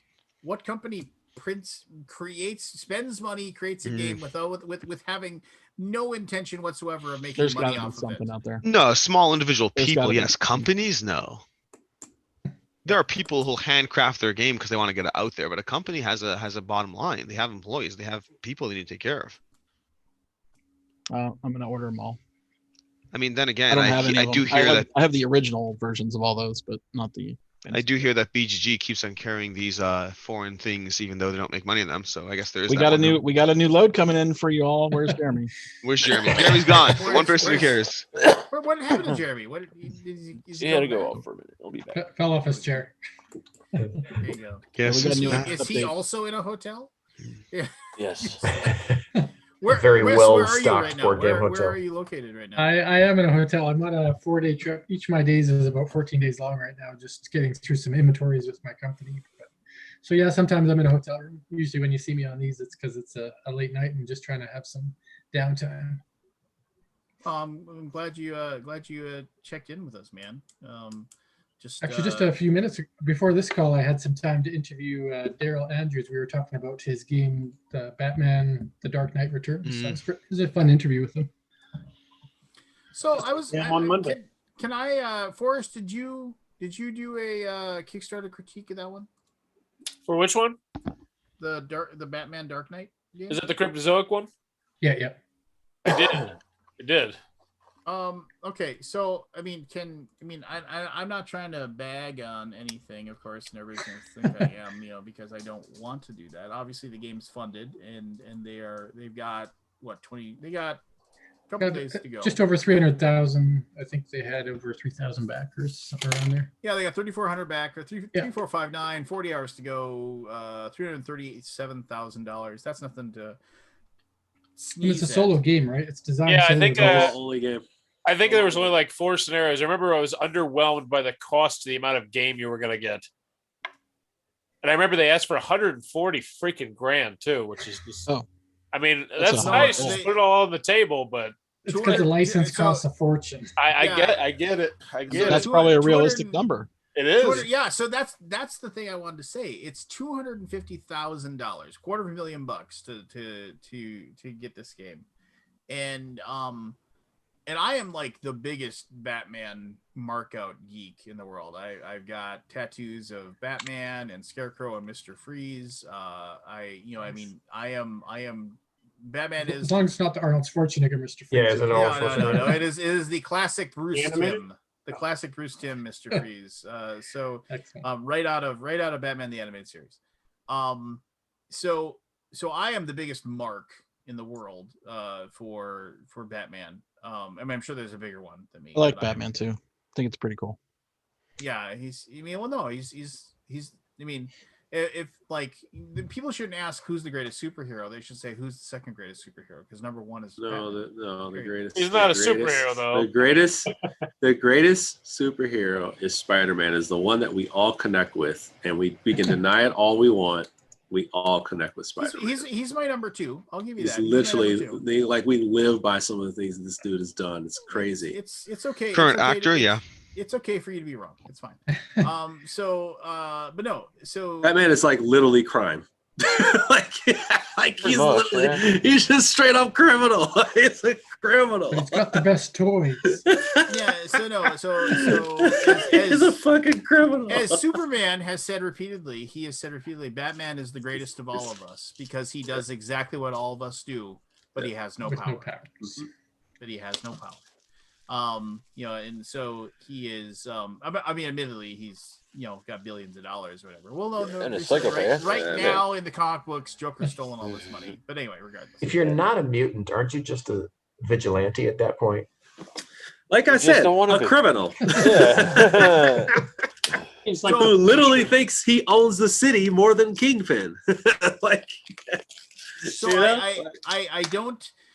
I mean, so if you were around reading comics when Dark Knight came out by Frank Miller, who now Frank Miller is kind of a questionable dude. He kind of lost his mind in the last 5-6 years. Yeah. If you just read some of his interviews and his incredibly outdated method of thinking, he just leaned into being old and the white dude. He really banked on it at the end.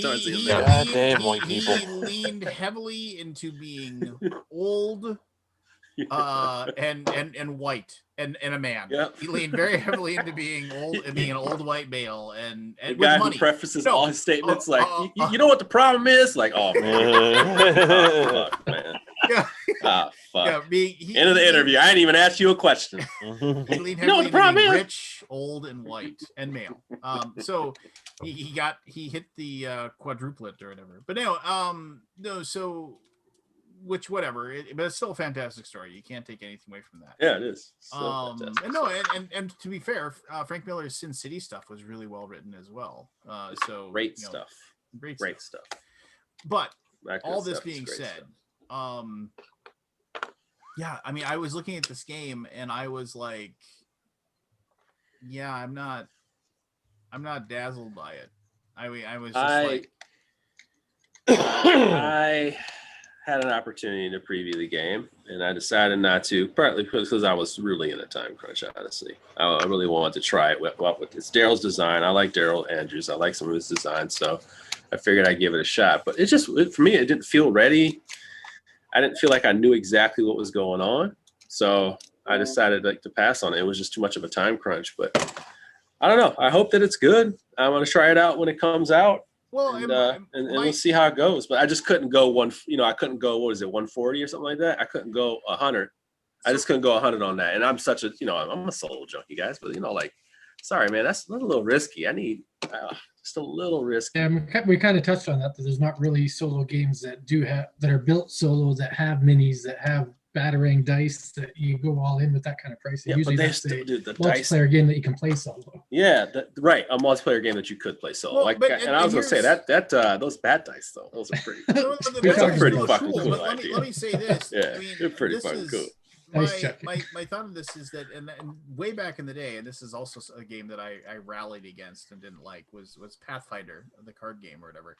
Oh God, that didn't work out well for you. I stand You stand by it. I stand by my. That was a very weak game, but so like in that one, it was just like in Pathfinder they just repurposed art from the Pathfinder role playing game books and used it for the cards. Okay. And I was like, that's so weak. It's like you just basically, and here it's like they repurposed pretty much the Batman Dark Knight Returns comic book art. No, to be fair, obviously you want to have representation of that, and also want to have that in there. I'm sure asking Frank Miller to, hey, could you make new art for 350 Hey, can you give me a little mock-up there for this board game? A little mock-up. Could you get in the lab there and Yeah, I know we touched on that when we were talking, and they didn't really have the option to make new art, I think, but they were surprised that they got the rights to use any panel at all. That's what I figured. Like you even have the rights to get whatever you want instead of like, here's one folder with 20 pictures. What did that what was that other Batman game that came out recently with the Monolith like a few years ago? Yeah. That was, what happened to that? was okay. That was actually coming back from season 3. It's gonna have cooperative and solo mode in there. Maybe it'll have a good rule. Yeah, it's got more story, revised rule book, and it's a more streamlined game. So yeah, they're gonna clean it up apparently. So we'll see. If I can say this, I think that the Monolith Batman game like fixed like the Conan system mechanism, right? Right. It just it was like oh my gosh, that Conan system. We broke that out, started playing it, and put it right back in the box. It was so 5 minutes. In review. I mean, it was almost unplayable. Here's the components. See you later. It was very clunky, but those miniatures, man, they were beautiful. I mean, I like the mechanism of that, with the way the threat built up. But yeah, I want a solo / cooperative version where you don't have to have a. And that's what I'm excited about. If you want to talk bad Batman games, though, what was that Batman game? Was it WizKids way back? Gotham City. Gotham City. Oh my gosh, that game! Talk about a game that was unplayable. Like, that was horrible. What was it? I don't even the remember. One where you were everybody but Batman. Yeah, you were. Oh no, that was by IDW. That was by IDW. Has anybody played? No, it was WizKids because they had the clicky thing on the bottom. Oh, the clicks. Oh yeah. Yeah, it was. I don't remember. Yeah, I don't know. Well, there's a reason why. It was. You were the Croc and the Joker and Penguin. Yeah, Batman, the Gotham City strategy game. Yeah, what it was called. And it was nuts. Doesn't sound interesting at all. It wasn't. It doesn't. It really And doesn't. it was from Paolo Mori, which he's a good designer. Yeah. Everybody doesn't make great games all the time. Yeah. Even my favorite designers don't make great games all the time. Oh no! I mean, Paolo Mori made one of the best pure Euros ever, in my opinion, Vasco da Gama, and one of my all-time favorite pirate games, Libertalia. So, I like that game. Didn't he do what's the other one that he just did recently? They stopped making it was a Ethnos. Simon game. Ethnos, yes, Dogs and of then they War. stopped printing it. Ethnos. Simon, it was a Simon game. He did Ethnos, Blitzkrieg, Dogs of War. So Ethnos, Chris Kirkman put it best about Ethnos. Ethnos is a Card drawing simulator. No, he says it is a Card drawing simulator. You draw a lot of cards in that game, but not yeah, play you draw anything. a lot of cards. But Ethnos is a totally chill game. Like you don't even really have to be thinking about what you're doing in that game. It's just like beer and pretzel. Yeah. Yeah, you can, but there's a little something to it. There's something to it, but I mean, it is No, but is it like, hey, it's like, hey, I'm doing this, and no, dude, no, I'll help you out. Just do that instead. All right, here you go. Oh yeah. Like, is it one of those games? Like, if it's not, then it's still a beer and pretzels game. No, because like, you have to collect sets and this or that game. Yeah, Ethnos is Ethnos. I think it's a good game. It's a this. That is, yeah. That, I want to play it right now. Shit, Like, Fantasy Realms is talking about it. Fantasy Realms is a this or that game, and I love it. It's a great game. Oh yeah, but, is that what you call those? This or that? I know. I just call those this or that game. Like Oh, they're that's not. They don't That's a have- good name for it, though. Actually. Yeah, this or that. I need to play more Sleeping Gods. I Yep. finished my- Now you my first listen. game. I mean, that one looks good. It's so good. You don't have to be a one-upper. We were talking about simple card games, dude. Yeah, No, Lance. Take I'm the playing next three- logical step. I'm in Take the three next games. logical step. Actually, you know what? I'm going to one-up you with another card game. I just got this expansion for Aquatica, and I'm really pumped, man. I mean, thank God we don't have. We can wait 2 years, later for the fucking expansion to come over here to our side of the pond. But I like So Aquatica. impatient. No. Let me. Can I glow about No. Sleeping Gods just a little bit longer? Yeah, I guess it's your pod. Yeah, but I mean, no, I mean, so I played it with a buddy of mine. It's like so, and like basically, like he's pretty safe. I'm pretty safe. is your mic low or something? Your mic is low. He's A on little bit. drugs. I can't I hear don't you, know. Lance. He's on drugs, dude. I don't know. Is what's that up good or with him, bad, like, Aldi? dude. Hold the mic closer or something. He's rubbing his Pull the forehead a mic lot closer, and you're so shit. I don't know smart. what's going on with him. Yeah. man. No, Yeah, no. he's rubbing his head a and lot. then I remember I sat him down and I started showing him like everything that we played, and he was just like, "Oh my!" Because he's like the one guy I know that's like, whenever we play D&D, he's the one that has to draw the map, and he puts all these little notes and every little thing where it's like strange closet He's in. door, with a odd shaped keyhole, like he's always got. I like him. I like him. Search for traps again. Yeah. Search again. No, so I started showing him There's everything. I was like, something okay, so there. here's this gotta giant be. map book. Here's all these things. Here's what you can do. Because I played a campaign with my daughter and we had a lot of fun. Mhm. And then every single thing I was showing to him. So okay, and then he's like, oh my gosh, are you kidding me? And it's like, yeah. So here's our log book. Oh, there's a log book, and he's like, and there's a map on the back. You can make notes on the back. He's like, oh my god, this is amazing. And so like we sat down and we dug in, and I did a video, and you can go watch that if you care to. But I did a video just kind of basically saying the game's amazing, and it's like right now it's right up there with my best. Oh, it's game totally my game of the year. I don't know. I can't imagine another game coming by. Yeah. That's You have gonna not cook played. me. You have not So- played Endless Winter here's yet. my- I here's- You have smart. not played I Endless forgot. Winter yet. I swear to you. I forgot to Endless order Winter's Solid really good Game. too. But here's Oh, my Scott. here are my two You're here are my fired. two minor quibbles, and I mentioned these in my video, and you can go check that out or whatever. But my two minor quibbles with Sleeping Gods. One, and I don't find this to be a quibble, but other people do. It is really, really tough. It is a very I love it. difficult game. It'll beat you up and beat Oh you yeah, up and beat it's you up. brutal. Is this a And- solo only?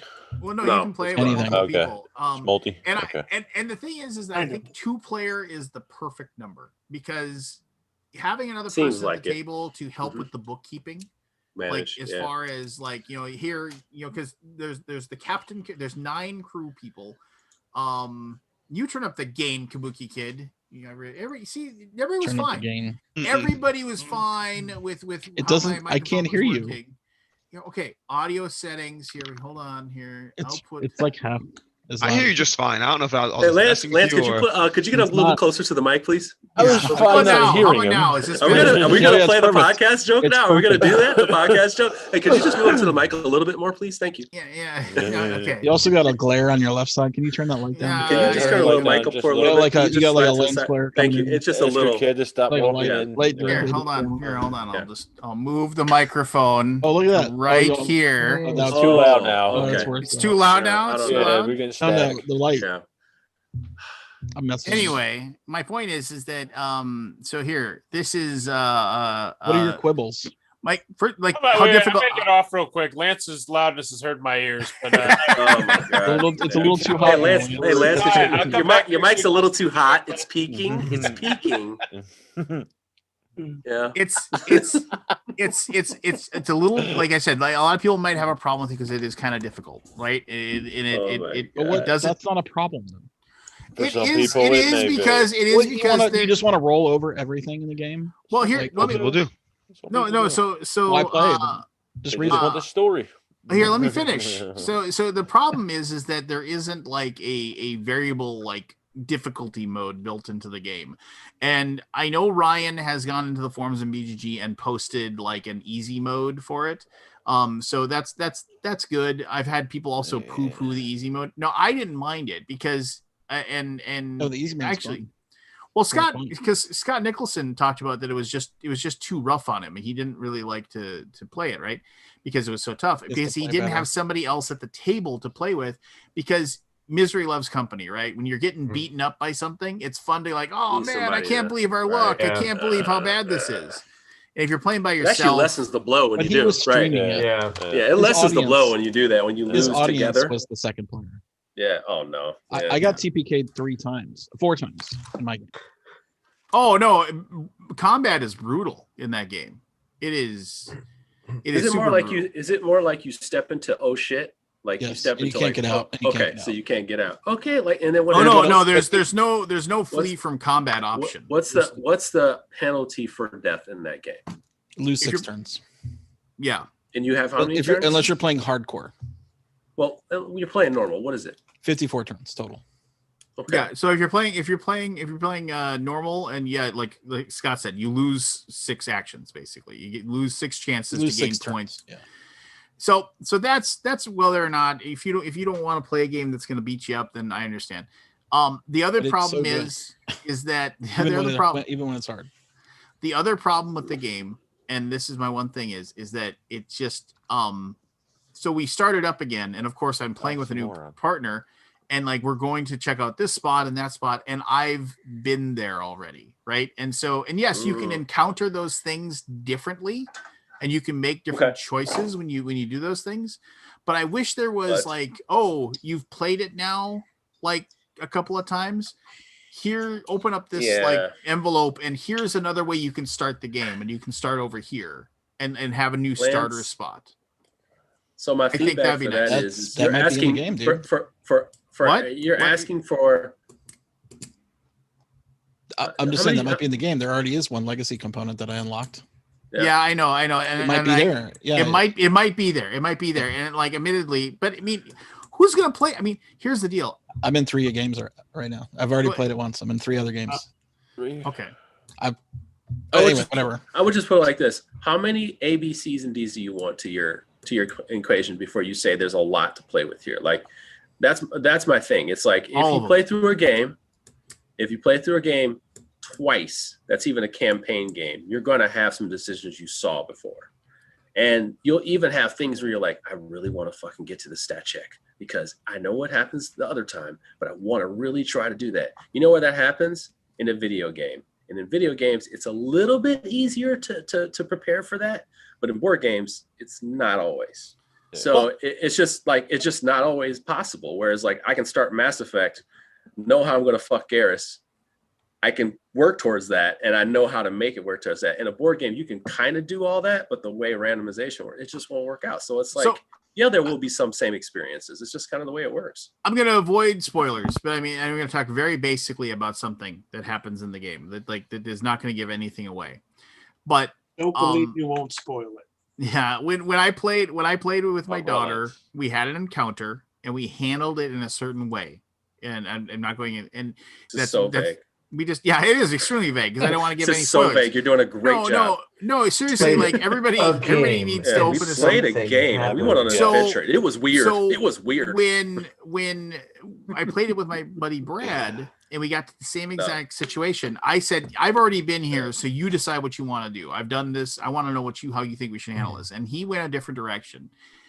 And we succeeded. We got out of the situation. We succeeded. And then, but when we succeeded, the game told us to, because you basically keep a running total of quest cards, and the quest cards have different keywords on them. And then you have moments when and it says, if you have the keyword blank, turn to this page, and so it changes the situation because you've done something earlier that affects what happens going forward. And so the quest card that we got was basically something that basically told us at some point in the future we're boned, and you got to make and if we ever have to see that quest card, because I handled the situation differently with my daughter, and now I'm like, oh my gosh, that's awesome. Like, I don't know what's going to happen. We're going to go somewhere, we're going to do something, and then it's going to say to us, do you have this quest card? Yeah. Okay, well, now you're screwed. And it wouldn't. And I thought that was really cool. I thought that was awesome that it's basically there's this lingering... the game is like one of the best design of that type of paragraphs. The proverbial sword of Damocles dangling over us, and waiting for that to happen. Give you are really weird. Like, they make you do some vile stuff. Like, they give you the choice to. You don't have to. Oh yeah, like there's the one where it's like, the ship comes over and says, "Do you want repairs?" And no, but we'll murder you and take your stuff. Just like normal social interaction. Yes. No, there was fail rolls. Fail roll. Let's see what happens. Is it it's not a spoiler, really. It's in the first page. But basically, you can either talk someone into doing something, or you can tie her up. Like, those are the choices, and extract information. Yeah, like you can be sneaky and be like, persuasive, or you can basically just use your strength. And that's one of the things that I didn't like, was that it was like, so that opening scenario or whatever, that's gonna be the same over and over again until, like you said, maybe there's something that opens up a new thing or whatever. I gotta think there is. Why make so many different choices if they're not the same? Why? Yeah, if they are the same, right? Or is it just to change the flavor of the game? Because what's going to happen is that if you do A, B, C, and D, it's just going to be like a little twist on the words, but you're going to go to really A and B. Yeah, it's just slightly a little bit extra. There might be some of that in the game, but I like. So yeah. I mean, well, but no, here's. I want to explain some things to you that you haven't seen, Lance, but I can't because I don't want to spoil it. But there's some. Well, I might have in my playthrough with my daughter, but I don't know. You know what? Have you seen WandaVision? Has everybody seen all the episodes of WandaVision? I've seen it all. Finally saw it all. Okay. Yeah. Lance, you guys are spoiling this. Yes, I have. But there's also people in the chat that probably haven't. So I'm just saying. Scott, I got one more question. You said you got 3 games going, right? Yeah. That opening choice. Have you played the game with the 2 different choices? Because I played with another group where I played with Lincoln and Nikki online, and I let them make the decision on what to do at that location. Okay. And it was the same choice I did because I don't want to tie somebody up. Right? So here's my. I'll just go look and see. Playing again. Yeah.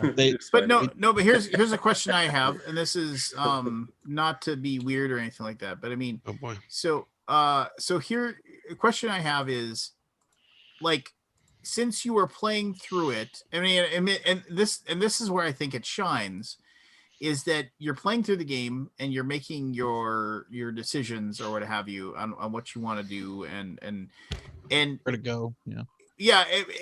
But so there is some sandboxiness to it, and there is some non-sandboxy stuff as well. But my thing that I really like about it is that because you can do alternate paths and you can see like kind of cool, like how things change if you don't go to the same thing, the whole multiple universe thing, you're doing a different thing. It really prevents people from the classic choose your own adventure thing where it's like, okay, well, I'm going to read the choose your own adventure book. And then do I go in the cave or do I go visit? Okay. I'm saving my spot. I'm going here.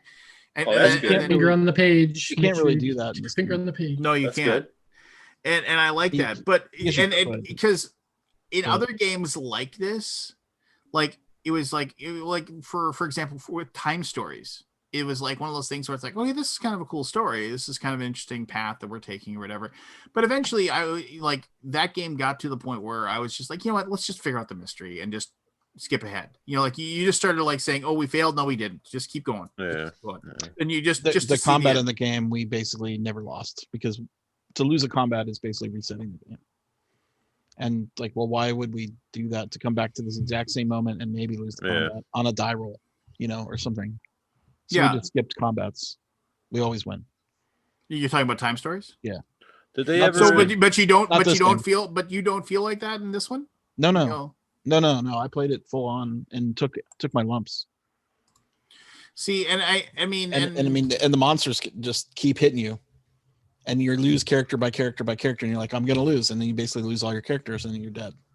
yeah. So But you combat, the way reset. combat works is you pick a person that's going to attack, and then the combat works really cleverly because depending on how much damage you do, you get to place damage markers on the monsters that you're fighting. And then when you put the damage markers on certain spots, they have to go orthogonally from the first spot that you go from. So you have to like it kind of puzzly put down the pieces. We spent a half an hour on one combat. So That doesn't sound exciting at all. No, and It's so really like, good. I mean, I'm not trying to pull your leg. It's really Final interesting. Fantasy Tactics is fun because you can spend a half an hour in combat. That does not sound fun. What are you doing in the combat that makes it? You like got to this? play it. I mean, You gotta play it. can't I mean, explain Okay, it now we want to because- pull back. Now we want to pull back, huh? No. Okay, so here let me I mean, explain. I'll explain. And Scott, correct me if I'm Everybody wrong. everybody wants the WandaVision now. Here we go. So, All right, so what's up? here's how. So like combat will happen where it's like you choose the character that's going to make the attack. You choose the weapon they're going to use, and then they have an accuracy rating. And then you can then draw a fate card that has a number on it that will It's like rolling a die. Like rolling a die, basically. 1 through 6. And the fate card will tell you how much you add to your accuracy. You compare that number to like basically the armor class of the thing that you're attacking. And if you succeed, you do damage. If you fail, you still do 1 point of damage. Okay. Then you place, depending upon like I have a gun that does 3 points of damage. Now you get to, and then after you succeed, you have to remember that like at any time you have these basically these blue cylinders that are command tokens that you get to you can spend. You can spend this stuff at any time. And you can do it to add to damage, or you can do it to add to accuracy. So I failed. No, wait, I can give you +2 accuracy. Cool, great, awesome. And then so there's stuff like that you can do that you can use to alter the effects. So but when you place the damage tokens, you can activate certain abilities on your characters by placing them on certain spots. And also you can take away certain special actions from the monsters, as well as do damage to them and trying to kill them at the same time. So combat turns into like extreme tactical choices, because after you attack, that monster immediately counterattacks and automatically hits the person that just hit them. And so it's like, so it's like, oh, the monster does 3 points of damage. Now that person has to take 3 damage. And then after you've gone through, like basically there's like, all sorts of special abilities too. Yeah, and after you've gone through and the everything, monster has special abilities. the monsters then after like basically end around, so like the player, you player, you make your attack, the other player makes their attack, and then now the monsters go on. If the monsters have any special abilities, they go off. So you're looking at all the monster special abilities. You're looking like we were fighting these like mutant rat men or something like that, and one of them had some special ability where it's like, oh, As I'm you going to do. like basically throw like a mutant toxic grenade that would damage everybody by a ton. I was like, well, we absolutely positively have to take that ability away before anything else. Yeah. You know, it's like, and so like you have decisions like that you make, and no, I mean it's just and when you place your damage, you can cover up their abilities. It's a grid. Yes. It's like it's a 3x3. It's a 3x3 And- grid. And the monsters, you so like let's say there's 4 monsters you're fighting. You shuffle all 4 of those cards up face down, and then you put them face up on, like there's a battle mat that you got if you were on Kickstarter, but you can just put them face down in front of you on the table. It doesn't matter. And then they're the monsters are actually like it's basically those 3x3 grids or 3x4 grids. I think it's 3x4, or maybe it's 3x3. I don't know. I think it's I have to look 3x3.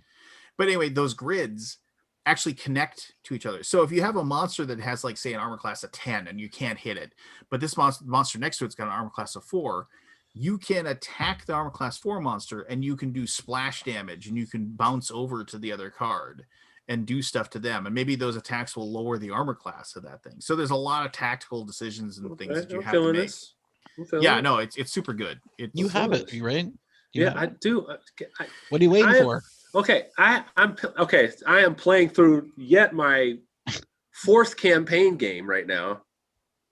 I'm actually playing campaign games. Like, this shit takes a while, man. This is crazy. Yes, it does. I mean, like, but the thing is, I'm thoroughly enjoying myself. So it's like, no, that's great. Like I'm looking at Alex. You know what Alex just made me do? Pull out Wild Descent. Nice. So guess what? I'm playing bright and early tomorrow morning while I have my couple coffees. I'm playing. Well, I figured this past week I figured I'm on these Alabooms for like 3 hours every single week. Why don't I double up and get some Wild Descent or whatever campaign game I'm up at the same time? Yeah, why not? I mean, you can record this. I hope people steal or borrow Ryan's system because it makes what is normally like rolling a die and seeing if I hit and doing damage and doing hit point damage seem so boring now. Like his combat system is like superior to almost everything I've seen. That'd be great. We can have Forrest like throwing Ryan's system out the door and like pulling out. This is Sleeping Gods. Oh my God. I felt. Do you agree, Lance, or no? What doesn't it make the combat like really intriguing? It I was makes hoping for the combat. The combat just is like okay. Another thing about the game that I didn't actually touch on in the in my video that I made is that like you fail, but they still give you something, right? You know, so Okay. like you never feel like, oh, I didn't do well. They never have a situation where they're like, oh, you know, you get nothing. You know, like you know, it's like so if Those, you have like those are in the game, but very rare. It's designed for millennials. It's fail forward. Yeah. Yeah, Fail, yeah, but so- you still Fail get forward. something. Oh, you know, it's like yeah. you attack the monster that has the really high armor class, and you absolutely positively needed to do some damage to them. Oh, you failed, but you still get to do 1. You can still do a point of damage to it, so you can cover up, like maybe because then there's parts on the monsters actually that are called synergy points, where if you put your damage on that spot, like each character has a synergy token that gives a bonus in some way to, and then you can take that synergy token and you can say, you know what, I'm going to give this to this character over there. I'm gonna give it because we're gonna have that character attack now, and that token's gonna give them +2 to damage, you know, and they're gonna be able to, or like the captain, the synergy token is you can, instead of placing orthogonally, you can actually place your damage diagonally, which is huge when you use that ability. You know, so there's cool things like that. How quick is this game to learn? How quick is this game to learn? You will be up and running. The mechanisms of it are, I mean, so straightforward. It'll take you longer probably to set up the game than it will be to like grok how to play. The walkthrough gives you like 70% of the rolls. Yep. The one rule I did screw up the first time I played is the fate cards actually tell you where your ship takes damage. You don't get to assign damage. You don't get to It's assign random. damage to your ship, and that's cool too because your ship is a character as well, right? You know, so like your ship has all these different like locations on the ship that you the biggest thing on your turn is the first thing you do is you take what. Lance, you're really losing breath over this game. No. So the first thing you do is you take the ship action, and like the ship action basically, you know, it'll give you some little like bonus, like maybe you use sick bay, and you will you'll be able to heal somebody of some of their damage, and nobody ever dies, right? If you have 5 health and you get knocked down to 0. You're just knocked out. You just can't use that character again, right? Or like maybe you'll go up on deck and you'll do a search action, which means I mean theoretically I think you're just going to islands and thematically you're looking for provisions, or maybe you're fishing, and so you can get food and things like that. And then, but the thing is, after that ship action, you get a certain number of those blue cylinder, those command tokens that are, like I said, use anytime you want. And you place these command tokens either on characters to activate abilities, to equipment or artifacts or magic items that you find as you progress the game. You'll get followers that will give you special abilities that you use command tokens on. And All then and then there's this one, and then and then there's one part on the ship where basically you'll end up going to a lot, which is the spot where you get to take all the command tokens, because once you put the command token on something, it's used up. And so you need to go back there so you can take all the command tokens off and put them back into the pool. So there's more command tokens, one, to be able to take, and also you can activate those places again. There is randomness, obviously, because when you go to this place, you don't know exactly what you're going to encounter or what's going to happen. There's randomness involved, but it is also deterministic, right? I mean, it's like, oh, I know I have. So when you do a challenge and you know the target rating is like 8, like you can activate multiple people and use all of their ability to combat that challenge, but you have to give them an exhaustion token, which after they get 2 exhaustion tokens, you can't use them for anything. And then when they have 2 exhaustion tokens, they do less damage in combat because they're exhausted. And then you've got to figure out ways to get them unexhausted.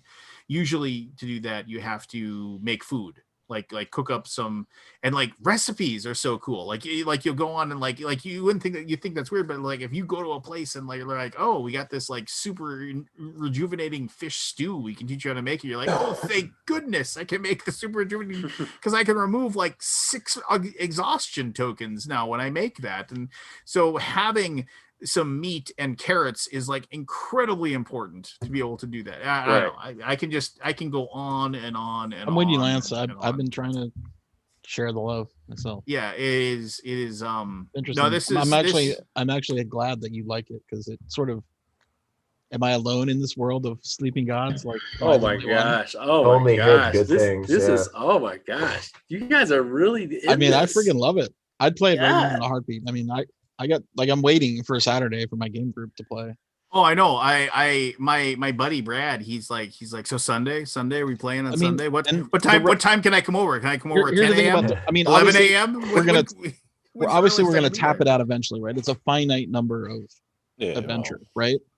But all you gotta do is go one space further in a different direction, and you've got a whole new area, and there's 40 actions in 2 pages. And there's hilarious moments too, where there's hilarious moments too where we went to some place or whatever, and I mean, once again, no time to give spoilers, but we ran into something, and we were like, well, I was like, I think we're pretty good off as far as health goes. Let's just beat the crap out of it and take the stuff. And he's like, yeah, I think we're good. We turn to the page and they're like, your weapons are your weapons do nothing to it. It does 27 damage and you run back to your ship. I was like, well, that was bad. I was just yeah. I wanted to get into combat on that spot myself. Yeah, I was just like, that's no good. And then we were like, make a note of that. We're coming back. There was a keyword on there. No, there was a keyword. Yeah, there was something there. When there's that's what's really interesting too, because you run into the keywords before you have the keyword, and you're like, how do I get that keyword? Yeah, and then so there's a map that you can pinpoint the spot, and you can write down keyword was this. Wait till we get that. And the save game ability is super slick. It's just each it's just Ziploc baggies for the characters, but there's enough these big Ziploc baggies that you basically take the character, you take all of their stuff that they have, as far as what they had going on, and you dunk it, and so you seal all those. That's done. There's a box for your quests. You just put all, and then there's a box that basically has everything. Where it's your quests, your command tokens, all that stuff. You just put it all in there. In the vast majority of the other stuff, you just put back into the storage, and then you're good to go. And then it's not a labor at all. It's because I'm looking at the organizer. There's all kinds of boxes in there. I'm like, how many the fuck am I doing with these? Totems did you find in your first game, Lance? Oh, not many. I found 2. I was gonna say it was 2 or 3. My second game, I've already found 3. Well, you kind of learn, right? You learn, well, I mean, you learn the way it works. Yeah. You learn. I mean, the one they kind of hand you. It's. I mean, we found the one in both. Because we found the one with my daughter and I. We found the one. Well, they give you a couple quests to start off with. Well, yeah, and then you end up in a spot where you get the one fairly quickly. And then my daughter and I found that one, but it took us, a little bit of time, and and I kind of steered us that direction. So we probably got one. With Brad and I, we got it really, really quick, and I think we only got 2 or 3. It was 2 or 3, But we got my daughter and I, we really got beat up. And right now, I mean, like actually, when we paused the game last Sunday, Brad and I did, like we're in bad shape. We're in horrible shape. Like everybody's wounded. Everybody's got like 1 or 2 exhaustion tokens. We pause. You gotta cook some flapjacks. Yeah, we gotta cook some flapjacks. We gotta get. We gotta get all. I love that how stuff. every game has like a weird item that just like everybody connects. You start with flapjacks, soup. Yeah. A lady named Gloria Walker, and what was and then gear, generic gear. Yeah, generic gear that allows you to basically draw 2 fate cards and choose which one you want to use. Okay. Which is a pretty good ability. That's a pretty amazing ability. Did you get Oobs on? Yes. You can get that gear. There you go. Where'd you get that gear? You start with it. Yeah. Gear. I've been playing on like a crazy, like I haven't been doing the you get 1 hit even if you don't make it. Yeah. We were getting fatigue every single attack made. We would take a fatigue. Like we were playing super difficult mode just because we didn't read the rules perfectly well. I hated that walkthrough. Yeah, you don't take fatigue when you do anything. I almost didn't play the game because of that walkthrough. Yeah, the walkthrough is. I like the walkthrough, but the walkthrough does not give you the rules. I hate it. No, the There's walkthrough no definitely wasn't needed. I mean, there's no reason for it. How would I learn this game best? Read the rules. Watch Rodney's How to Play. Yeah. And you can I skip was the probably walkthrough. that. You can I walk- think you- that you was can that was skip the probably the walkthrough. best. Read the story in the walkthrough. Don't gotta read the actually story. do it. Okay. Yeah. Yeah, you can read it. It doesn't actually give you any decisions. It just tells you what you drew. It took me You like don't necessarily have to play it. Yeah, I had to like play the walkthrough, and then it was like, okay, now that you're done with the walkthrough, go read the rules. I was like, why'd I do the walkthrough? Oh, hey Lance. Yeah. Question for you. I was in the game store today, looking for something to buy because I'm an idiot, and I saw this game called Doesn't have enough games, Magic. It was an RPG. It was like a family RPG. It was called Magical Kittens. Have you heard of this? It's by Atlas Games. So Atlas Games makes those. I've heard of it. Yeah, But I'm waiting I for was the like- shoe to drop. This feels like you're trolling me for something. I'm waiting not for trolling you. Look this up on the Kickstarter. It looks really freaking cool. I was I was seriously in the store, like really trying not to commit to this. Like I was like, oh my god! And then they had the special Kickstarter edition too. So I was like, oh my god, no! And they're pounding on your FOMO, is what you're trying to say. oh my god! So yeah, I went to the Kickstarter page, and it's like this cool little quest. It's a family level like RPG, full tabletop RPG. You get the map, you get all these little wooden pieces and everything. And it just sounded like one of those good like mystical quests, It's cute. It's super cute. And I was just like, Yeah. this seems pretty cool. And then they got like kind of like an onboarding ramp. It says solo adventure, but it really just feels like you're just walking through the game.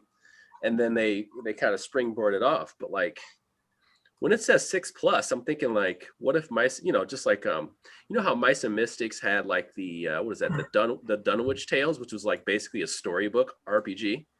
This is what I'm getting the vibes of. Like if it's a story, like kind of like, hey, we're playing this tabletop game, but it definitely feels like, I don't know. I was just like, oh man, I'm gonna get my game. Have you played that play Aquatica? Have you played that Aquatica expansion yet? I have not. I just got it today. Oh, do you know what's in it? We totally interrupted him. He was all. And No, I wanted to come back to we're it not going 'cause to I talk wanna- about a stupid Aquatica. We're going to talk about Sleeping Gods. Can you buy Aquatica right now? Is it out? Aquatica, the actual game, yeah. Yeah. Is it? But Okay. yeah, but I don't know what's in there yet either. I've just been waiting for the damn Is it just game like for more 2 characters or and stuff? 3 fucking years. No, it's got a new board and stuff too. Oh, okay. Yeah, it's got some other stuff in there. So I bought it. Arcane Wonders just had a flash sale on. They just brought it. They just brought it here, so they have the early pre-order copies. I love Rob. I will order his games. He does not send me his games, but Jesus Christ, his shipping, man. Ugh. His shipping. Ugh, it hurts. What was it, like $20? No, I think it was 12. $12 now. Okay. I think it was 10 or 12. No, it's just like It is a lot. It's a lot. I mean, what is that, like a $30 expansion? Yeah. So I was like, you know what? I need to go back to a co-op. I never played it correctly. Oh man, it's good. Yeah, and you can't play it wrong. You can play it wrong. I played it wrong. You can definitely play it wrong. And people have said that. I'm like, yeah, you're probably playing that wrong. Rulebook was not great. It's not a good rulebook. German or not German, Russian rulebook. Yeah, it's not good at all. If you got the Cosmodrome, yeah, this one is the one that was touched by them. So I that's why I scrapped the other one, just got rid of it. I took this one. But yeah, like I'm excited for that one. I'm excited for their Four Gardens, and then also that Furnace. Have you played Furnace? Oh God, dude, get Furnace. Get Furnace. It is such a cool little cart. This one right here on a second. Got it on pre-order. I have a hard time getting away from Stardew Valley and Sleeping Gods, honestly. Like, that's all I want to play. This one right here, this is from now. You know, Arcane Wonders brings games over from Hobby World, the Russian company. So they bring over, you know, they'll pick one of their games. They brought over Derange by them. They brought over Architectua. This one here is by Adam. Was it Adam Kopinski? What is this one? No, this is by Ivan Lashin. Yeah, and what you're doing is you're playing these kind of, you know, famous ballers, and what you're doing is playing these cards out. You have these cards, and you're going to have them in like sevens. They're going to be like a 7-card display, and then each player gets these is it 2, 3s, and 4s? I think. Yeah, 1, 2, 3, and 4. They get these 1, 2, 3, and 4 things, and they place them one at a time. Everybody goes around, and they will bid with their number. Now, when they bid with their number, nobody can have the same number on that card. So once somebody puts a 2 on there, no 2 can go on there. Once you put your color on there, you can't put a color of that card. And there are 7 or 8 cards, depending on player count. Now, here's the cool part. If you win the card, like if you have the highest number, you get the card. If you lose, you get what's on the top of the card times the number that you bid.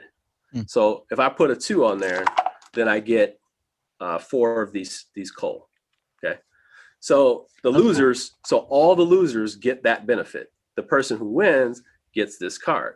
Now the cool thing about the cards is that when you're done with all the bidding and everybody's got all their cards, you'll do this. You'll lay out your cards in whatever order you want, and then you'll run the engine that you have. So then you'll run your engine, and each one of these cards has different abilities that will score you points, and you just put them in a line, and you kind of organize them however you want. And then you can even upgrade these cards. So then some of these cards, they'll have like a regular side, and they'll have a more powerful side, and they'll tell you what's on the opposite side. So they'll say, hey, like, if you do this, it'd be really fucking cool if you did it that way. So then you'll have like a regular side, you'll upgrade it to the other side. And it's really just a quick, when I say like, we play this game night, like, yeah, that sounds really everybody's good. just like we were just 2 weeks ago, we were just like, we closed last 2 weeks of game night with Kohaku, Project L, and Furnace. And we were going to play Nidavellir, but everybody's just like, no, we'll end up playing it twice. So Nidavellir is really fun. It's just, you end up playing it twice every fucking time you play it. It's really fun. It's like 45 minutes. Nidavellir is finally coming. Yeah, it's finally coming. Enjoy it. Dude, enjoy it. Nikki, It's really Nikki good. works for that company. Yeah. Wait. She works for Hachette. Games. They're like an under umbrella of Hachette. Oh, okay. Hachette, that book publishing company in France, that's like 10 times bigger than Asmodee, which is shocking. They want to get into board games. I saw that thing. Yeah. Yeah, wait. I'm hoping Nidavellir comes in soon. Do you guys ever play Path of Light and Shadow? Yeah, I played it once. You know what? I want that game again. I want the game again. Nah, it's good, but it's too long for what it is.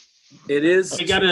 They're working on an expansion. Yes, they are working on an expansion. Does the expansion make it shorter? Give me some it's more weird stuff. because Travis never talked. I mean, he talked about it, but he never described it. Never. It's my favorite deck builder game.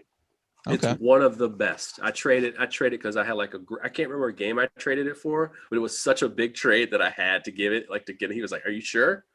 Because it wasn't even on my trade list, and he was just like, I want it though. And I'm like, yeah, you got it, man. I think it was for a Kingdom Death Monster expansion. That's what it was. It had to be a sweeten the deal situation because I like that game a lot. But yeah, I want that. I got a delivery of Kingdom Death Monster stuff, but it's like nothing game. It's all just stuff. Just butt cheeks. And I don't remember Literally buying just any butt of cheeks. Well, just so random metal and butt cheeks. Isn't the Kingdom Death Monster like there's the God? I had to go back and look It's at not my strictly on the site though. Really? It's not strictly on the site. I'd have to go back and look at my pledge for it. But it was the extra box that he's still working on. Yeah, the box of Gambler's Chest. The Gambler's Chest. Yeah. That's like the pride and joy of what it is. Yeah, that's just the pride and joy of what the game's going to be. And they really, I know that they really promised something big with that. And it's unfortunate because I just don't feel like they could deliver on it. Like I really can't see them delivering that big. Hey, Christian. They're pitching too big on that. And I bet you it was like 90 day of unlocks, right, or something like that. Yeah, I mean, like, don't get me wrong, like, not 90. I'm sure they can get done with the other stuff like lickety split because this Gambler's Chest is taking so fucking long, but it may completely imbalance the rest of the game. So I don't know. Kingdom. Let's go. Let's just let me dig in here. Dig in there. Share screen. Why do you're always like, what do we? I just want to see what you're talking about. I mean, I need stimulus. Is it more than a sweet mess? All right. Well, is my volume all right? It's perfect. No, well, hey, you know what, Lance? If I could just give you a little critical feedback, could you just back up off the mic a little bit, please? Yeah, you're a little pixelated too. Yeah, you got too much gain. I'm a little, I'm feeling pull it out your ass. Just a little bit of feedback. Containers stuck in rail yards. Well, that's from January 13th. So that's what was my back on this? By the way, 200,000+. 350. Oh my 350. God. 350 estimated delivery in December 2020. The gold lantern. Yeah, I'm actually working on core game and Gambler's Chest. Lance, that sucks. Are you going to get the 1.6 instead? No, dude, because they just announced the 1.6. It's on pre-order on the website. Are they going to automatically upgrade your 1.5 to 1.6? Well, he probably already got. Did they really automatically? I don't know. Did they already send you the 1.5 thing? No. I got my 1.5. I got my 1.5. Yeah, they already shipped that. Oh, okay. Because there's a 1.6. But they said if you have the 1.5, you don't really need it. It's something that was qualified. So you're just trying to yank my chain to give me. No, but I just remember that now. You're a good friend. You're a good friend. You know what, Lance? I got a little critical feedback for you. Could you back up off the mic a little? All right, so about 4 feet. You guys want to check out my new Euro game? It's called Containers Stuck in the Rail Yard. That's a good one. It's about the board game industry. Sounds real catchy. I would not buy that game. I did. Gambler's Chest. Gambler's Chest is our Bonanza box. Better than container at the bottom of the sea. With rewards revealed during the course of this campaign. Currently, almost every day a D100 will be rolled on camera. Yeah, that's right. An award will be revealed and added to the Gambler's Chest. And he actually rolled it, and then he said, I'm not going to take that roll at one point. That's too much. Oh, did he? I don't remember what it was. That was pretty cool. I watched that the whole time, and then I didn't back it at all because I'm afraid to get back to Kingdom Death Monster because then my hobby will be to play Kingdom Death Monster, which it once was. Yeah. I wasn't even a board gamer. I was just like, I just play Kingdom Death. That's all I did was play Kingdom Death. Hey, they got a line a mile long when Gen Con opens up, so people can get their exclusive miniatures or whatever. I try to tell people like that's the difference. That frog dog expansion is that's so cool. That's the one with the special tiles, right? Yeah, and you get that as part of the Gambler's Chest. Yeah, that sounded so cool. Yeah, Frog Dog. Do they have a list of what's in the Gambler's Chest? Somewhere. Yeah, it's a big. I was gonna say it's a big ass list. Yeah, I think it's all the way close to 10. Just looking at this makes me want to play it again. I know. Jesse, because I never played any. Jesse started a new campaign. He just started a new campaign for his channel. I was like, oh, fuck. Yeah, I watched some of the comments on there. Like, I rip off his testes and. Oh yeah, cut off the ding dong. Interesting game. There's nothing like cutting that lion's testes off, and you feel like, oh my god, we're gonna win. We're gonna win. Spoilers. You know, no, I mean, no matter what, once you chop his testes off, it's just a matter of time. You just got to not get killed. Wave Basically, 3. You gotta run for You your got a life. story for the rest of your life after Right. that. You gotta run Wave for your damn 3 life. estimated delivery spring of 2018. Oh, And geez. yeah, That's way off. Wow. in spring, and Wave 3 was Just a slight delay. and this So- is the gambler's box.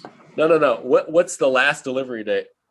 What's the last delivery date? Was and Wave 5 and Beyond estimated delivery winter of 2020. And people are No, like, no. "Are you serious? No, You're Lance, gonna back Lance, this?" No, Go Lance. I Go back remember up. thinking about that. What dude. does it say after 2020? What does it say after 2020? Even I don't know 100% what may happen during this campaign. No, right above that. Right above that. There you go. Question mark, question mark, question mark. Lance, that is your delivery date. No spoilers. Winter 2020. No, I remember when this launched, and people were just like, You're like, oh my gosh, it's 4 years question marks out. It was it was 3 years out, right? 3 years out. Yeah. 3 years out, and they were just like, Wow. "Really, you're gonna back something, and you're not gonna get it for 3 years?" And it was Oh just no, like, you're not going to get it for 4 years. yeah, well, And First of maybe all- 5. First Well, of all, that's don't count just my money. it. I mean- Second of all, yes. yeah. So The answer is yes. let's see. What's an update? I know they did the update that they congratulated Frosthaven. Right. Okay. But it was a what did it say? Something a competitor has arisen. Oh my god. Yeah, they did. They posted something like it was just like, well done. You know, the gauntlet has been thrown. Find the or picture. something. Find the picture. Pinup collections. Wave 3, part 1 of 3 shipping. Gambler's Chest expansion grand overview. So here, pledge manager is open. Oh yeah, you can come and give us more money. Let me tell you something. They can come up with some beautiful art to show off, and nothing else. Estimated shipping for Gambler's Chest expansion, July and August of 2021. Wow. This is the Gambler's Chest finally has a come long worthy way opponent. since That's 2017. Finally a worthy opponent. Thanks for stepping on my touchdown call, Alex. Though. Oh, sorry. I thought you hadn't got. Yeah. Okay. The fine nectar of ambition has blossomed it into a massive gaming site, our biggest expansion to date. So the Gambler's Chest, let's see, 30 narrative sculpts, 4 promo sculpts, 1 promo art, 2 Scouts of Death, Savage Bone Eaters, Smog Singers, Atnus the Child Eater, the Gambler, 112 monster-related bridge cards. Yeah. So, Secondary market's gonna kill me on this. and then the Gambler's Chest expansion. So it's actually the only game. It is the only game where I will not hesitate to pay for. This game is single. This is a single game that made me a content creator. I sold this game and all my stuff to go to Gen Con 50. And it was because of this game that I am where I am today. Like So literally, I turned in all my chips for this. I'm trying for to, this. it's like, Love this game. It's a great game. so the Gambler's Chest expansion. So I mean, they must have had it small, and then they realized actually it's so huge we need. Yeah, to initially it was a bonus box. Now it's massively. They've added more of everything. So Like yeah, 200 additional gear the cards. Crimson Crocodile. Here's the best part. Don't you think they did exactly what you don't want from Kickstarter? Like they were so wildly successful that they were like, you know what? Let's make up some shit.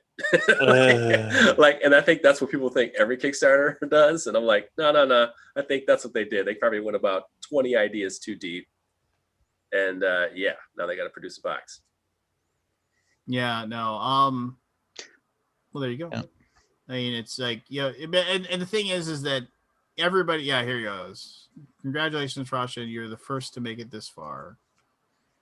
They beat the 12 million. What they got? They got 14. 14 No, million. Frosthaven? No.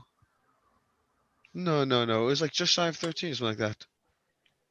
I thought they hit 14. No, I'm pretty I sure I'm don't checking it up now, but I'm pretty sure 12,969. Well, I was gonna say it was really 12, close 6, to 12, 5, 9, 13. Yeah, it was literally so it's like the kind of thing if I just had a spare $31,000. Make me feel alive again. And while I personally did not enjoy Gloomhaven, and know that Isaac personally may not enjoy Kingdom of Death, I will give Frosthaven both my support and my future session on my game table. God. Just don't blow it. All right. You got this with or without my help, but if we are finally going to be rivals, let's do it right. Oh my God. Who writes this stuff? Adam. We're going to be rivals? Friendly rivals. I don't like that kind of stuff. I just don't like that kind of move. But whatever. Did he do Yeah, a it was solid nice to go snake support. reference It was at the end there? unnecessary to take a little dig at it. It's just like that, man. You could have saved your energy. All right. All right. I am out, folks. It's 2:00 in the morning. I will see you all next week. Oh man, I just started another scenario. Oh man, I just got set So- up for this scenario, man. Jeremy, I did not back Solomon Kane. You're a loser. I hate you. No. I forgot to. No, you know what? So I put an order in the game I'm store. going to tell you right now. I was so not interested in this game, and it's just because I didn't know Solomon Kane. Like I could tell there was a lot of people like, oh. I'm like, I don't know anything, and I looked at the campaign, and I didn't get a gist of what it was either. So when they approached me about it, I was like, I don't even know who this guy is. So and then Sam Healy, he explained it to me, and I was just like, okay, tell me more. And I just kind of decided to stay ignorant because, some people purchase these games and don't know anything about them. They just look at it and be like, hey, this is a cool dark ass theme. It's based on IP. I don't give a shit. It looks cool, right? And everybody's talking about it. So I was like, well, I want to play it. And they were like, all right, man, just give it a go. Like, really check it out. And it's got good story. It'll kind of write itself because it's based off of already written material. So, and I was just like, it's not fucked up rule book, is it? Like, that's the one thing I asked right out of the gate. I was like, please don't have a fucked up rule book. And then they were like, no, we're proud of the work. 4 rule books. And they said we've been working on that and really doing our just due. And they have. And this is proof that they have. But they do have one really great typo in there.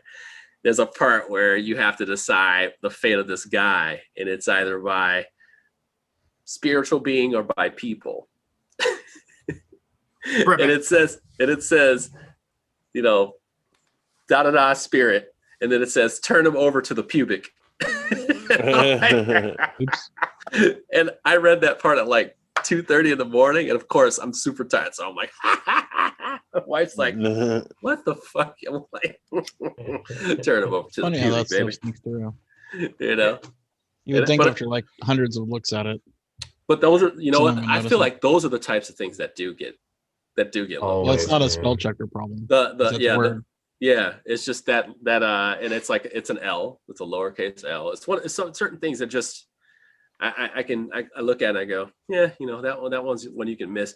Double words though. Double words though. I think people need to start using Grammarly. Yeah. I use it. I use it all the time. I have it built in. It's worth it. Trust me, it's worth it.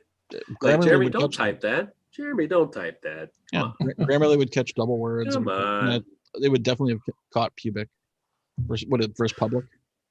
Jeremy, are you sure that's what you mean? Oh no, that's not the context I want to use there. But yeah, I'll tell you, there's going to be a thing. I'm going to be getting this on camera. I just warmed up my editing software today with 15 updates because I've been off of it for a while. And it's going to be a weird thing because I'm going to rate it really high. And I can feel like backers will not know what the fuck's going on. Like they won't know what the fuck's going on because this is not like dungeon crawlery. You're not going on a quest. You are, Clash of the Titans, the movie, where the gods are like, taking the figures and putting them down and like manipulating what's going on. Yeah. That's what you're doing as the virtues. Like you are playing out the scenes from the book and you're watching them play out, but you're the ones that's like influencing the darkness from staying away from him and trying to put him in the best position and kind of keep the path illuminated because the shadows will kind of come to him and manipulate him and his stat checks and all these different things. So it's like you can be having a conversation that you want to stay normal, but because of the bad stat, the darkness has come upon him. He'll say more aggressive stuff than you want him to, because you've got him. He's less compassionate, and you want him to be more compassionate. So you got to keep the compassionate meter higher enough. So you control the main character. So this is the thing: you control the virtues, and the virtues manipulate him. And what happened? That's what I'm saying. So it's weird, because people are going to be like, "Wait, all 4 of us just control him?" Sorta. So then you have these virtues. That's cool. Yeah, I know. It's really cool. It's actually We need really different. Yeah, we need different stuff. So these virtues are actually like statued figures, and they all have their own different abilities. So you have these dice that you throw, and you put the dice, they're like dice selections. So you put the dice on these little cards and on your placement spots, but they all are like thematic. So like justice is like about talking, but at the same time, swift justice, because he's a Puritan adventurer. He doesn't like take bullshit from people who even lie on their friends. Like he will kill you. Like he will, he wants pure people. So and I didn't realize how hard these rules were until I started reading through the book. I'm like, damn, this guy is cutthroat. Like, if you're not good, you're dead.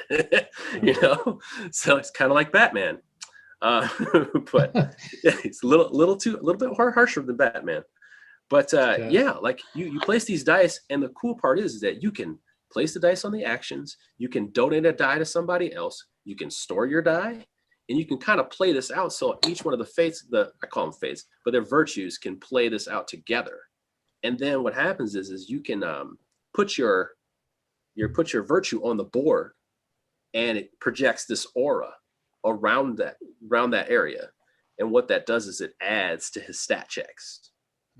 And it like basically makes him more powerful. And you can also like a once a game kind of thing. No, you can have multiple ones. They sometimes they start out on the board, but you also sometimes you have to contribute dice to put them on the board. It costs like 3 dice. You get 3 dice, so you kind of have to work on donating dice and moving it around and stuff like that. And like you really got to help each other out. Like you are different virtues that need to help each other out to help illuminate his path. So it's like, and the cool part is that like you can sacrifice yourself. So like you can put yourself right on the board and let the shadows come to you, and then you cause a shockwave and burst all of them with your light. So it's like this kind of cool little strategy part. And then they have this other thing that's like the scenes, but then they also have this thing called stories. And the stories are just literally like there's no scene. You're reading you're reading the story, and then you have like these 5 circles, and you're basically playing out your turns. No board, no nothing, just your player boards, and you are taking your turns and trying to produce light to illuminate the path. So you knew that, like let's just say like he's on a journey somewhere and he's chasing after this this being, right? And you're riding on your horse and you can't find it, right? But it's like you hear noises, but that's what it's telling you on the story, like on the page. It's like saying like he's chasing on his horse, he can smell it, the witness in his air, but he can't necessarily locate him. He believes it's over here. He believes it's over here. And then it's like, help illuminate his path. So then you're doing these things. You're trying to like get this light up, and then if you get a certain amount of light, you get it's called illuminated, and then it's dark. So if you get illuminated, of course, you're going to get a better result. You go to a page that's going to make that next scenario or scene easier. But also every turn you take, these darkness cards will flip, and they may take away a stats. They may take away a light. I mean, they can be pretty rough. And that's one downfall I have about it. There's another, and sometimes because this book, these stories of Solomon Kane are short stories or kind of long stories. There's a lot of those little non-scenes that feel like there's too many of them in the book. Like there feels like there's too many. But yeah, like they feel like they're filler.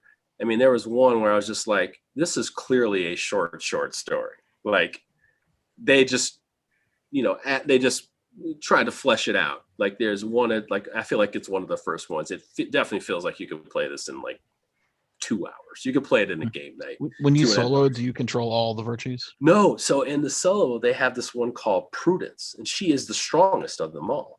Okay. And she has like a combination of all their abilities. Okay. And she projects aura further than everybody else. So they can only do it like 1 space away. She can do it 2, and that is a lot. Like that's a lot of space. Yeah, those maps were pretty small. Yeah, like there's a lot of space. So it's like, but the thing is she's super powerful, but there are moments where you have to get around, and she can't get there fast enough. So it's like you have to be very smart about when you choose to like flex, really hard. And that's what's really cool about the solo mode. You can play this game solo and have a fucking great time. Like a fucking I great ordered time. it from Hey, what game are we talking about? Just so I don't know. Solomon Kane. in the premium. Their pledge manager's closed. Yeah, like I'm serious. Like you can have a fucking great time solo. Like it's like you're in the books. You know, this is, if you love this story, I'm assuming you're just gonna absolutely love this. But like for me, first time reading, I'm like, this is some great writing. Like you're reading the right, like this is some. No, seriously, when you're reading these adventures, you're just like, not even the gameplay. You're just reading these. You're like, this is a great adventure. I went back and like when I finished a book, I just read my story, like.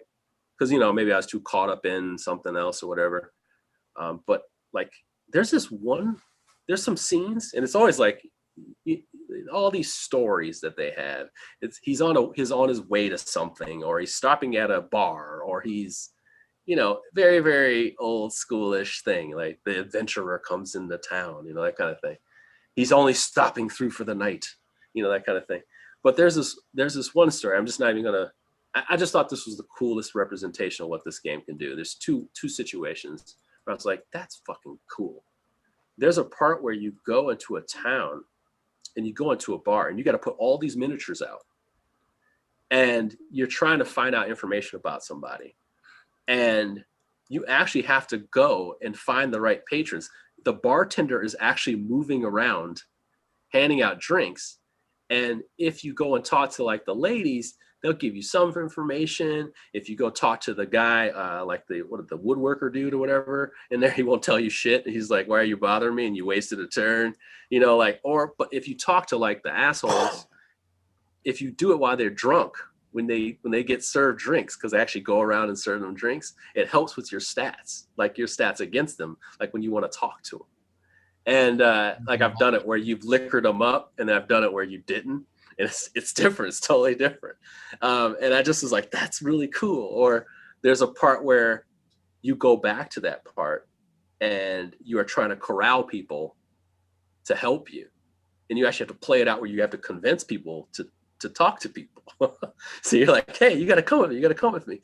And the cool part is that those people actually do come with you to another scene and help you finish this off. Like, literally, like they mob up on the character and fight with you. Okay. It's crazy. It's like there's some crazy stuff that happens in this game, and I was just like, those are the super high points, and just things like I said, they elongate the story, and the combat is not as awesome as I thought it would be, but it falls in line with what the game's trying to do. When you do stat checks for like talking and exploring.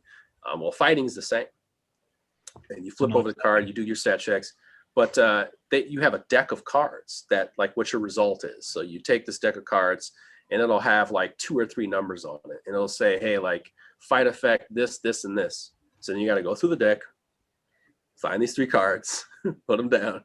You're like, oh, okay. So basically, he jumped over a table, parried this dude, slashed this guy's head off, and now he's got confidence, ruthless confidence, Then you flip over the card, and then when you do other stat checks, it won't be the same again, which is good.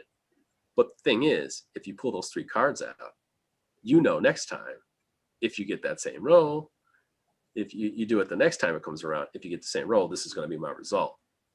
And you probably just go, well, why don't I just do that again? I won't put the 6 cards back. I mean, those 3 cards back.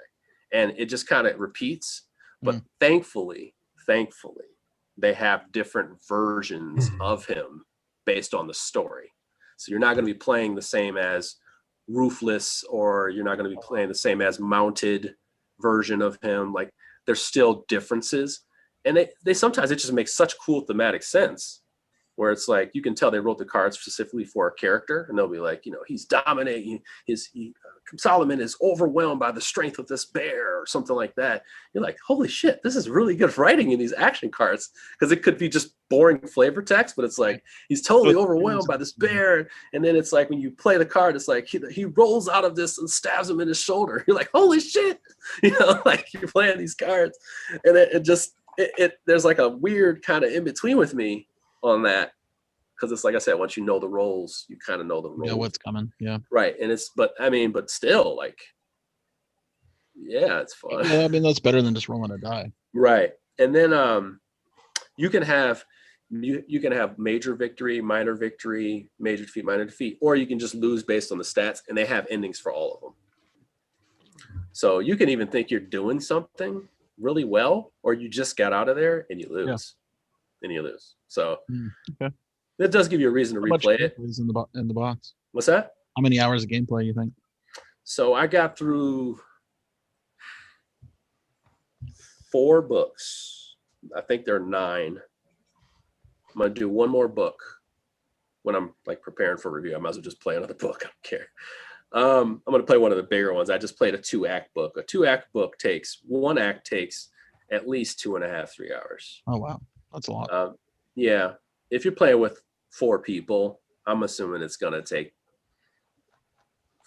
4 hours, 3-4 hours. Just because I don't know how people are gonna have command. Like I don't feel like I don't know how well people are gonna command the rules because I would not play this at max player count. I would not. Interesting. But I feel like if you're playing like 2 or 3, like this is clutch. And what you do at 2 or 3 is you assume the roles of the other people. You just don't take their cards. You use your cards and that other board, and you have access to all of it. So it's like you can kind of, play around with that and talk your way through it. You can even play as the darkness. So somebody can play the darkness and then you can play the virtues. So they have that version of that too. There's but just is it a lot. Otherwise, you can automate the system. Yeah. So there's like a darkness deck, and it has a version.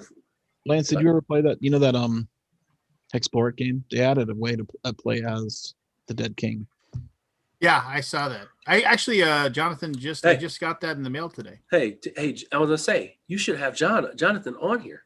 Yeah, he said I asked him if he wanted to be on tonight, and he said he was too busy, but he's going to be on. At the very least, he'll be on during the campaign. Okay, because I told him to come on, and he needs to come on. I just talked to him 2 weeks ago. I'm so fucking pumped for that game. I'm so pumped. Hexplorer is one of the most to me. I call it the ultimate adventure game.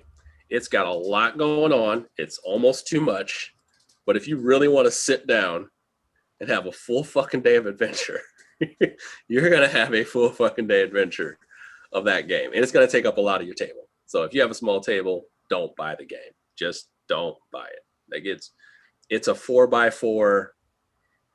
It's a 4x4 killer. Like you really got to have a nice, decent sized table to put it on there. Yeah, 4x4 is going to be the minimum size for that one, unless you're purposely growing it out in a certain way. That's a thing, and it's got a lot of upkeep. It's got a lot of upkeep. It's got solo it, but I have not. I'm not familiar enough with the system to feel like I can solo it. What's interesting. No, you can definitely solo it. That's the only way I would prefer to play it. I would do one. I played with my group and it was fun. Yeah, but I was gonna say like that's another game where it's so gigantic. Like I would rather play it with just 2 at the most. I don't know. Like I feel like a lot of these big games. I just like playing with 2 or 1 because it's like we can talk it out. We got like a little quest. You go that way, I go that way, or we can tag team this up. I don't know. The more people it gets involved, I just feel more like I don't know. I feel like it just stalls out. Plus, I shouldn't say that because Cthulhu Death May Die was absolutely amazing with at all player counts. So yeah, but that game is really built for an hour and a half. It's not like. Yeah, it's not trying to take up your whole day like these other games are. Yeah, but Solomon Kane, high recommendation. Well, I might get one by the end of the year. You will. I did Game Steward because that was the only place I could find it. Okay, yeah, that's probably the move. Yeah. I hope to God I that wonder if do Gaming one Goat will get it. I wonder who? Gaming Goat. No. Too big. You want to try hold on a second. Let me see. What's their name? Games. Is it Games Lore? I did Game Steward. No. I know Game Steward. I know Mike. But there's another person. Yeah, but I'm just trying to remember what it's called. Game. I don't know.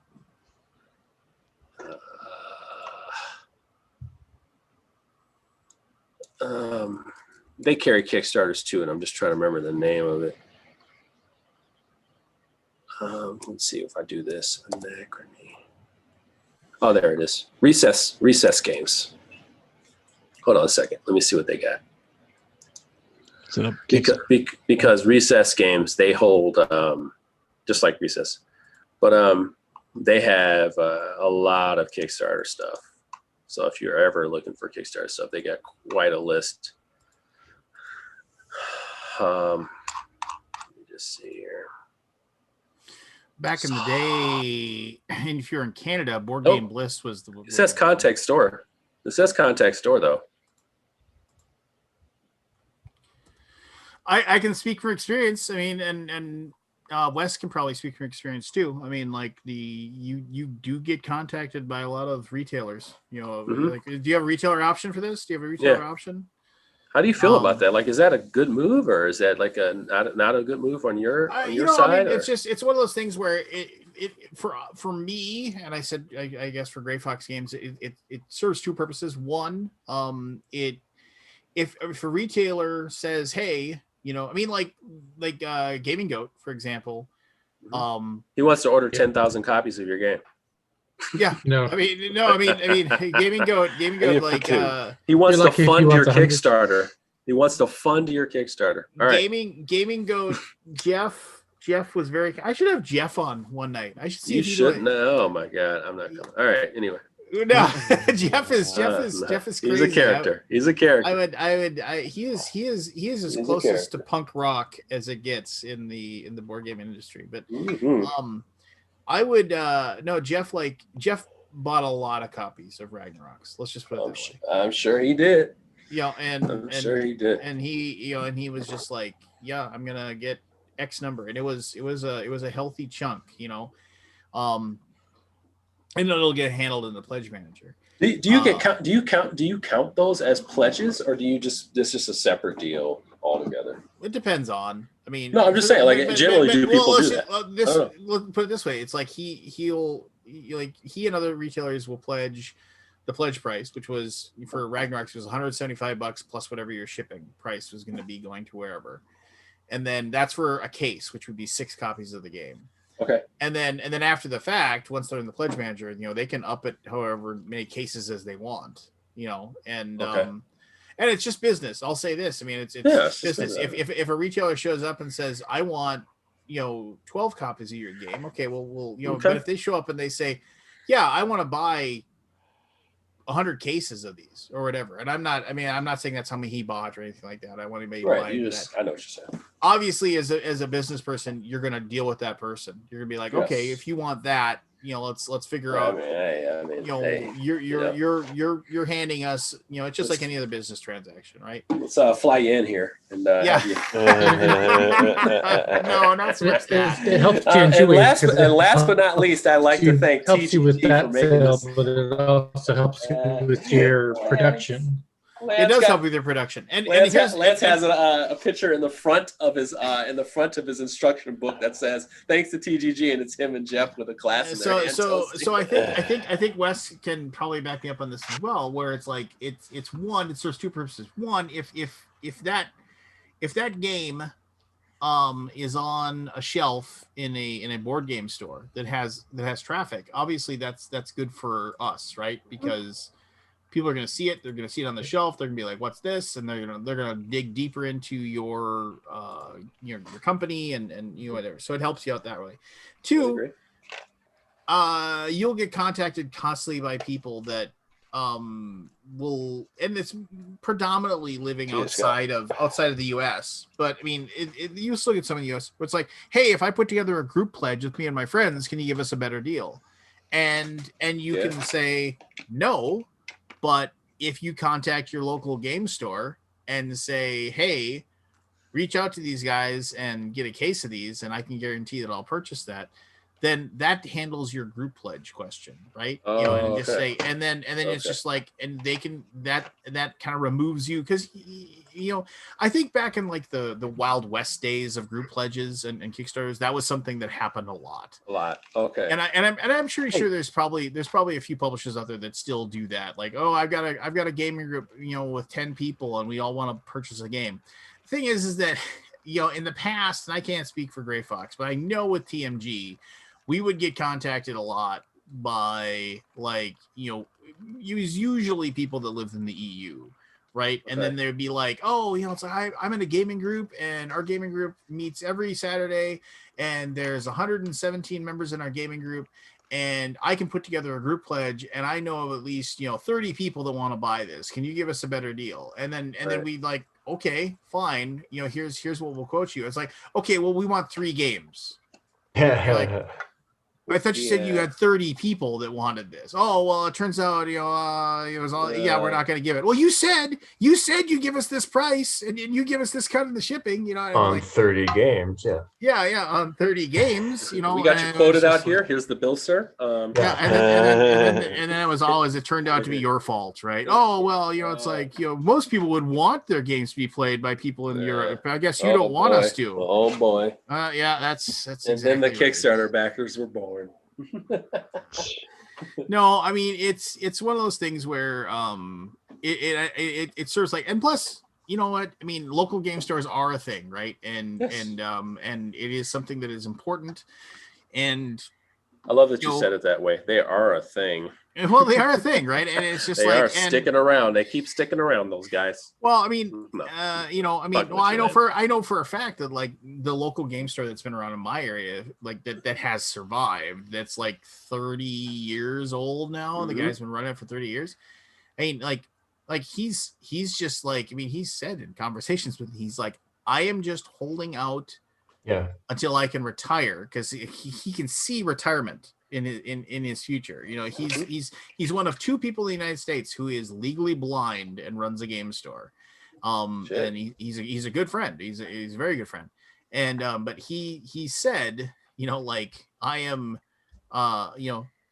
with disability and with my 401k and everything like that. He said, I am like, he's a little bit older than me. He says, I am about 9 years away from retirement. Well, he can make if I can just, like the fingernails in the, like just like, and hold on for that amount of time, he said, I can retire and my wife and I can raise our kids and I can move on to the next chapter of my life. I can find somebody that will come in and want to buy my company, and I will be like, he says, I'm out, I'm done, give me $10, I'm out of here.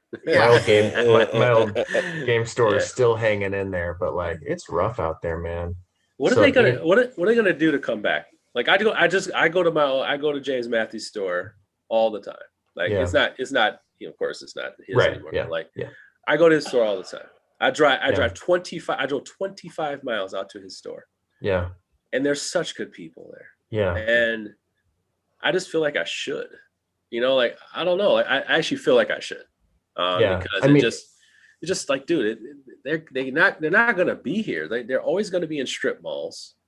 The one that's in a mall, that the guy took all his locations and found since the guy owned some of the places in the biggest mall, he took all the leases, all the stuff he did, and rolled it into one big place. And he launched it. He opened it the month that the shutdown started. It was the month the shutdown started. March, I was like, are you kidding? Yeah, it was like the month before. They had 2 months before. So yeah, like just figuring out. Yep. And then done. Yeah, my buddy. Talk about your womp womp. Yeah, my buddy moved like the old spot that when I used to own it, we were in, and then he just recently like totally renovated, like blew like $200,000 renovating and doing all this cool stuff. Yeah, man. It's like.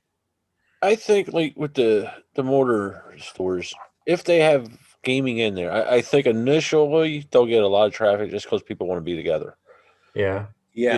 Initially, if they can hold on through this, after that, that whole industry there is going to have to reevaluate. Definitely. Try to figure out how to keep up with the times. Yeah. Well, I mean, and I mean, this is we've went over this territory quite a bit, you know, and I mean, here's the deal. It's, you know, brick and mortar anything. I mean, we are at the beginning of the end of it, right? You know, it's like we are moving towards a society that is going to realize that, you know, we don't need to go to a store anymore, right? Well, what does it look like for the rest of it, though? Well, it's all gonna be online. I mean, it's like, you know, and that's one of the things. Like my guy who runs local, he's progressing to an online, you know, like online sales. Yeah. I mean, in an online presence. I mean, he's just like, that's one of the things he's doing. He's progressing to a, hey, we'll still get your comic books and everything that you want, but you know, now they have a shipment service for it. Right, you know, or basically they're almost drop shipping it. They get your comic books and whatever that you put in your orders for, and then they are taking those and media mailing them to you if you don't want to come into the store. Oh, you know, that's things awesome. like that. That's awesome. Yeah, I mean, so I mean, he's progressing. As long as I get my shit on Wednesday morning, dog. No, just kidding. No. I still when I still remember there was like, I mean, Wednesday morning at 10 a.m. dog. I'll be right there. The hole in the wall comic book store that I still pop into and check on them every once in a while. Because I can't believe they're still open. They're in a weird office suite that's above the tattoo artist guy that I go to. This weird old, I mean, this was a strip mall before there were strip malls. Like this is one of the oldest places in Fargo. And I still pop in there every once in a while. I go in and I just check things out. And it just, you know, it is the classic comic book store that they have way too small of space and way too much stuff. Yep. And everything is just jammed into every possible corner they possibly can find. And, you know, just hoping somebody comes in. But I remember I used to go there every Wednesday morning and I'd pick over the trade paperbacks. And I mean, there were days I'd spend $200 there. Easy. Yep. You know, well, just how mine turned out. Yeah, I really hate that. Like today I went in there and I just hate to be a brag. It sucks because I was like, I have almost all this shit. And I was thinking to myself, like, I need to take my ass home and play my game. I felt bad. I bought the Toma Saga for Architects of the West King, the Architects thing. So I was like, all right, I'll find something. No, I felt bad the last time I went in there because like when I stopped going, like I stopped like basically I mean, it was right around when I started dating my wife. And like it was just one of those things where it's like, you know, and I still went there for a little while later, but I mean, it was just one of those things where I don't know why I just kind of phased out they lost a quarter of their monthly income. I mean, seriously, I was spending between in a month, I was probably spending between $300 to $1,000 there a month. Yeah. And when I stopped going there, I mean, it was probably extremely noticeable that like, oh, you know, why are we making so much money? Lance isn't coming here anymore. You know, I mean, it was, and I felt bad, but I mean, it was just kind of one of those things where it's like, it was one of those things where I had a 1-bedroom apartment and I had like 7 bookcases full of graphic novels. And I was just like, well, yeah, I got to stop doing it. Do you read, Lance, you read Saga? Yeah, Saga's amazing. I never finished it. Is it done? I don't know. I've got like, I mean, when I see that there's a hardcover that I don't own, I order it out through Amazon. That's what I'm going to do. I was wondering if they had like, you know what, that's what I'm going to do. I'm going to stimulate my fucking. Do they? I wonder if they have like an anthology package. You know how like Walking Dead gets that with the gigantic compendium. Perfect example. Here, let me bring this up. Sign out here, guys. Have a good night. Yeah, Wes. Sorry, man. Saga compendium. There you go. How is it possible? I mean, admittedly, this is a very small thing. How is it possible for a local game store who is trying to sell a D&D role-playing game book to me, like the newest release from Wizards of the Coast, how is it possible that they're going to be able to sell me a $50 hardcover book, no discount, when I can go to Amazon and pay $29 for it and have it in one day? It's because of community. Well, I mean, admittedly, it's community, but they don't have community right now. You can't have a bunch of people later. I mean, and here's but you're investing in a community that will still exist if you continue to invest in it. And I agree with that to a certain point, but I mean, at some point, you also are like, if I'm going to be buying every one of these books, and I'm buying, and I mean, and it's not just that. It's just books in general. So, and I get it. I see where you're coming from, but if like, let's say my budget for my role-playing game books is, whatever, I'm going to spend $250 on role-playing game books every month, because that's just what I like to do. Now, it's like, yes, and yes, you're investing in that community, and there's a long-standing thing with that, and I agree with that 100%. And yes, if that place was able to be open and I could go in there and play D&D or whatever, but here's the deal: I play in D&D with my friends, and my friends are all, either they'll come to my house or now we play online. Mm-hmm. So, and I still go and shop there because the guy's my friend, and he's also a very nice guy, and he's got lots of other friends. I'm sure the people that still come there. I mean, he sells Magic the Gathering cards, and that's the only place you can really get them. So, I mean, that's what he always says. That keeps the lights on, right? Yeah, always. But it's just like, let's see if I'm gonna buy, if my budget is $250 for role-playing game books, do I want to get 8 books or do I want to get 5? Right. Yeah. But I guess I'm talking about a larger community, even not just within that game store. Like, where do the new D&D players come from? The new D&D players come from? They come from watching Critical Role on YouTube. That's where they come from. So Lance, it's been a long time for me, but like, I thought when you subbed, you got subs, right, to their to the different program, to the different comics and stuff like that. I thought if you did subs, you got like a discount. Usually they'll do that. I mean, okay, so let's say you didn't and you one-shotted it, but you bought a series of books. Why wouldn't they just give you a discount? Like they'll say, hey, like if you bought like 10 books today, like 10 comics today, or you bought like a 6-pack, then we'll give you 15% off. And it'd be the best thing you could do. To be fair, like I mean, I've shopped there for so long. I have a discount. I mean, I walk up. Okay, Lance. Okay. Because I'm that cool. Okay. Okay. We had customers that would be like, "Hey, man, I want to buy all of Dominion. Right? Can you give me a discount? I can go get this online for, whatever, $240. It doesn't even need to be said. I'd be like, sure. And you go, yeah, of course. Yeah, like yes, like. Yeah. Get rid of this shit. I won't see you ever again. You say, yeah. I mean, of course. Yeah, I'll figure. Well, and that's, out. I mean, and so to answer that story, like I always tell this story, and it's like, and admittedly, it's like, and I can tell it because the people involved have long since not they're dead or anything, but they moved on to different whatever. How do you know, Lance? How do you know, Lance? Well, just because the board game, Lance. Oh my god. Oh my god. The gaming store that very they have, famous. The gaming store they have no longer exists, right? So it's and it just doesn't. But I remember I was there, and a buddy of mine came in from out of town. He was just hanging out. He was from Colorado, and he was in town visiting his family or something like that. And like we were hanging out one day, and he's like, "Hey, I haven't gotten to Omni in a long time. Omni Game and Hobby was what it was called." And I was like, "All right, cool. Well, let's go over there," and so we went over, and he was looking at the stuff they had, and he looked down and he saw that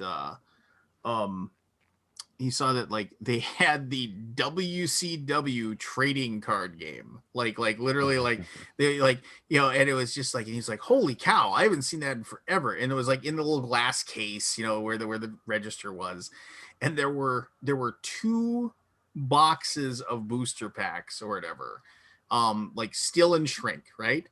And so he's like, holy cow. And he's like looking at it, and he's like, man, I used to play that. And I was like, and then he was a big wrestling guy like me. Yeah. And he's like, this would be effing hilarious. He's like, let's get those. And then like, let's go play WCW. And I was like, serious? He's like, yeah. I was like, dude, and it was like 2 booster boxes, right? So they were both like, $60 or $70 for them, right? And I was like, dude, I'm not going to spend, we'll both buy a box. It'll be awesome, and we can play this." And I was like, "I'm not gonna spend $60 on a bunch of cards that I'm gonna play once, and I'm gonna give them to you, and you're gonna leave or whatever." And he's like, "Oh, well, I'm sure you'll give us a deal, And so then he got the guy over there, and he was like, "Hey, you have those that," and he pointed out, and he's like, "Yeah, they don't even make that game anymore."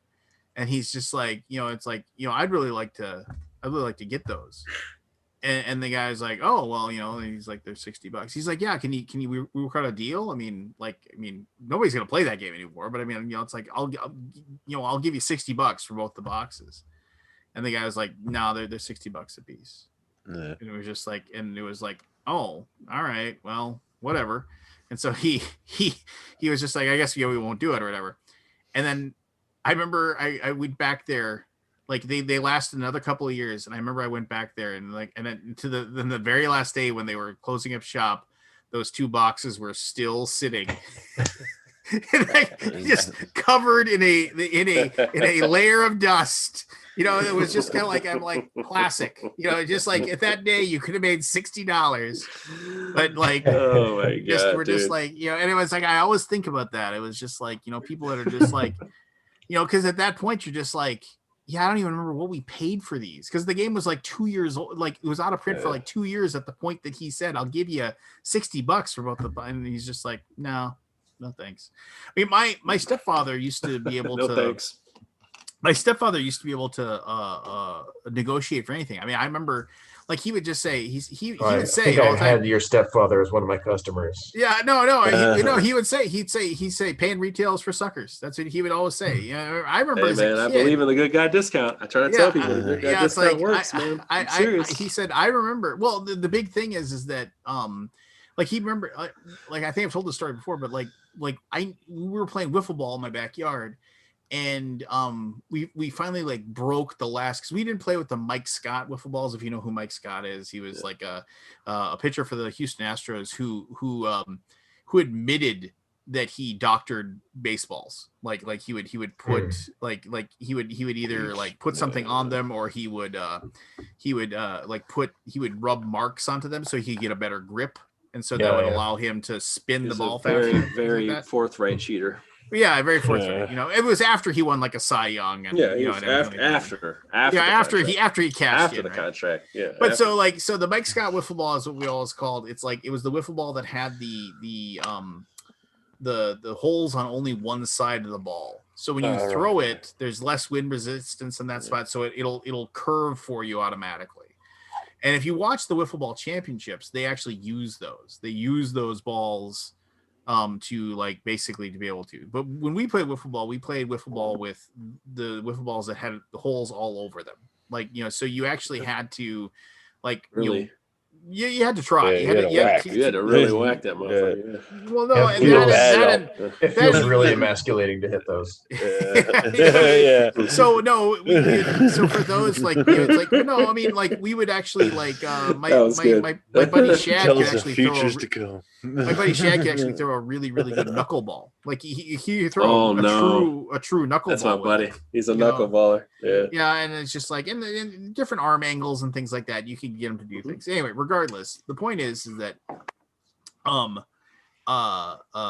we broke that ball, right? In the last one we had, and I was just and so my stuff, let's drive over. There was if you don't remember this company, it was called LaBelle's, but it was like best company. Like there were these department stores back in like the 70s and early 80s, and if you look up LaBelle's or best something, I forget what it's called, but it was just kind of like this weird department store chain that went out of business. And so he went over there, and I remember we went into because every section, every department store had a toy section, a toy department, and we went over there, and there were there were three things, like three different kinds of like wiffle ball stuff, and there was the wiffle ball we were looking for, and it came with a bat, and there were two of them on the shelf. And then my stepfather was like, well, do these things break a lot? And I was like, well, I mean, we can play for about, we can play a good number, but eventually you break them, it's just, and he's like, oh, okay. And so he asked the guy, he's like, do you have any more of these in the back? And I don't remember how many they were. Let's just say it was $2 each, because it's like 1979 or something like that. And he's like, yeah, let me check. And he went back and he's like, yeah, we got 5 more. And he's like, so you got 7? He's like, yeah. He's like, well, that'd be like, if I bought all 7, would you give them to me for $10? Oh, wow. And the guy's like, this guy. He's like, yeah, sure. And I remember as a kid, I was like, "Whoa! How did you do that? It should have been $14, but you got $4 right off." there. You know, That's my Uncle Bob. That's my Uncle Bob. His every story is like, and so I says to the guy, you know, and then he like talks to the manager, and I'm talking to the VP of the company in Japan, right? And so I says to the guy, and he gets the sound system for half off. That's the end of that story. Yeah, well, the sounds. Yeah, well, that's a good deal if you get it for half off. I mean, no, I mean, I just kindly, I'm like, you don't have like anything. Could I be your? I always say, could I be your friend or your family? You know, like that stuff like that. Like, and people just go, oh, we got some of these. Yeah, we got some of these coupons. I'm like, some people just don't ask. They have a shit ton of coupons at these cash registers and shit. They don't care. My part-timer on Sunday, they don't care. The service center, the service center that we take our cars over for all our maintenance. I mean, like, you know, I finally just asked one day. I was like, you know, it's like, yeah, I know you guys give discounts for certain people that work at certain places. He's like, yeah, sure. What do you want? He's like, yeah, I can give you 15% off. You know. Yeah. And when the bill's $1,100 to get my you know, like that'd be stupid not to like ask him if like, you know, they're like, yeah, sure, you know. Well, that's good. He's like I don't give it on it's always like I don't give it on labor, I don't get it on parts, you know, but we'll all right. I mean, I don't need to know the whole story, but yeah, that's what I would say. Like, you know, just, you know, it's like the ask for the sale thing. It's like, okay, just I need you to sign right here. Before you change your mind, right? So I mean, so how we got here was like, you know, so like in my opinion, it's one of those things where I think that it's all right for somebody to reach out to me and say to me, oh, you know, can I get a deal, you know? Yeah. But the thing is that, you know, when you run a Kickstarter, you've figured out your margin at that point. Yeah. Right. I mean, it's just like, you know, and obviously, and then for retail prices, we cut the margin even more, you know, to support the retailers. And that's why we push them towards a retailer, you know, just because one, you know, let the retailer get the good margin and then they can decide what they want to charge you. If they, you know, and let them, you know, decide.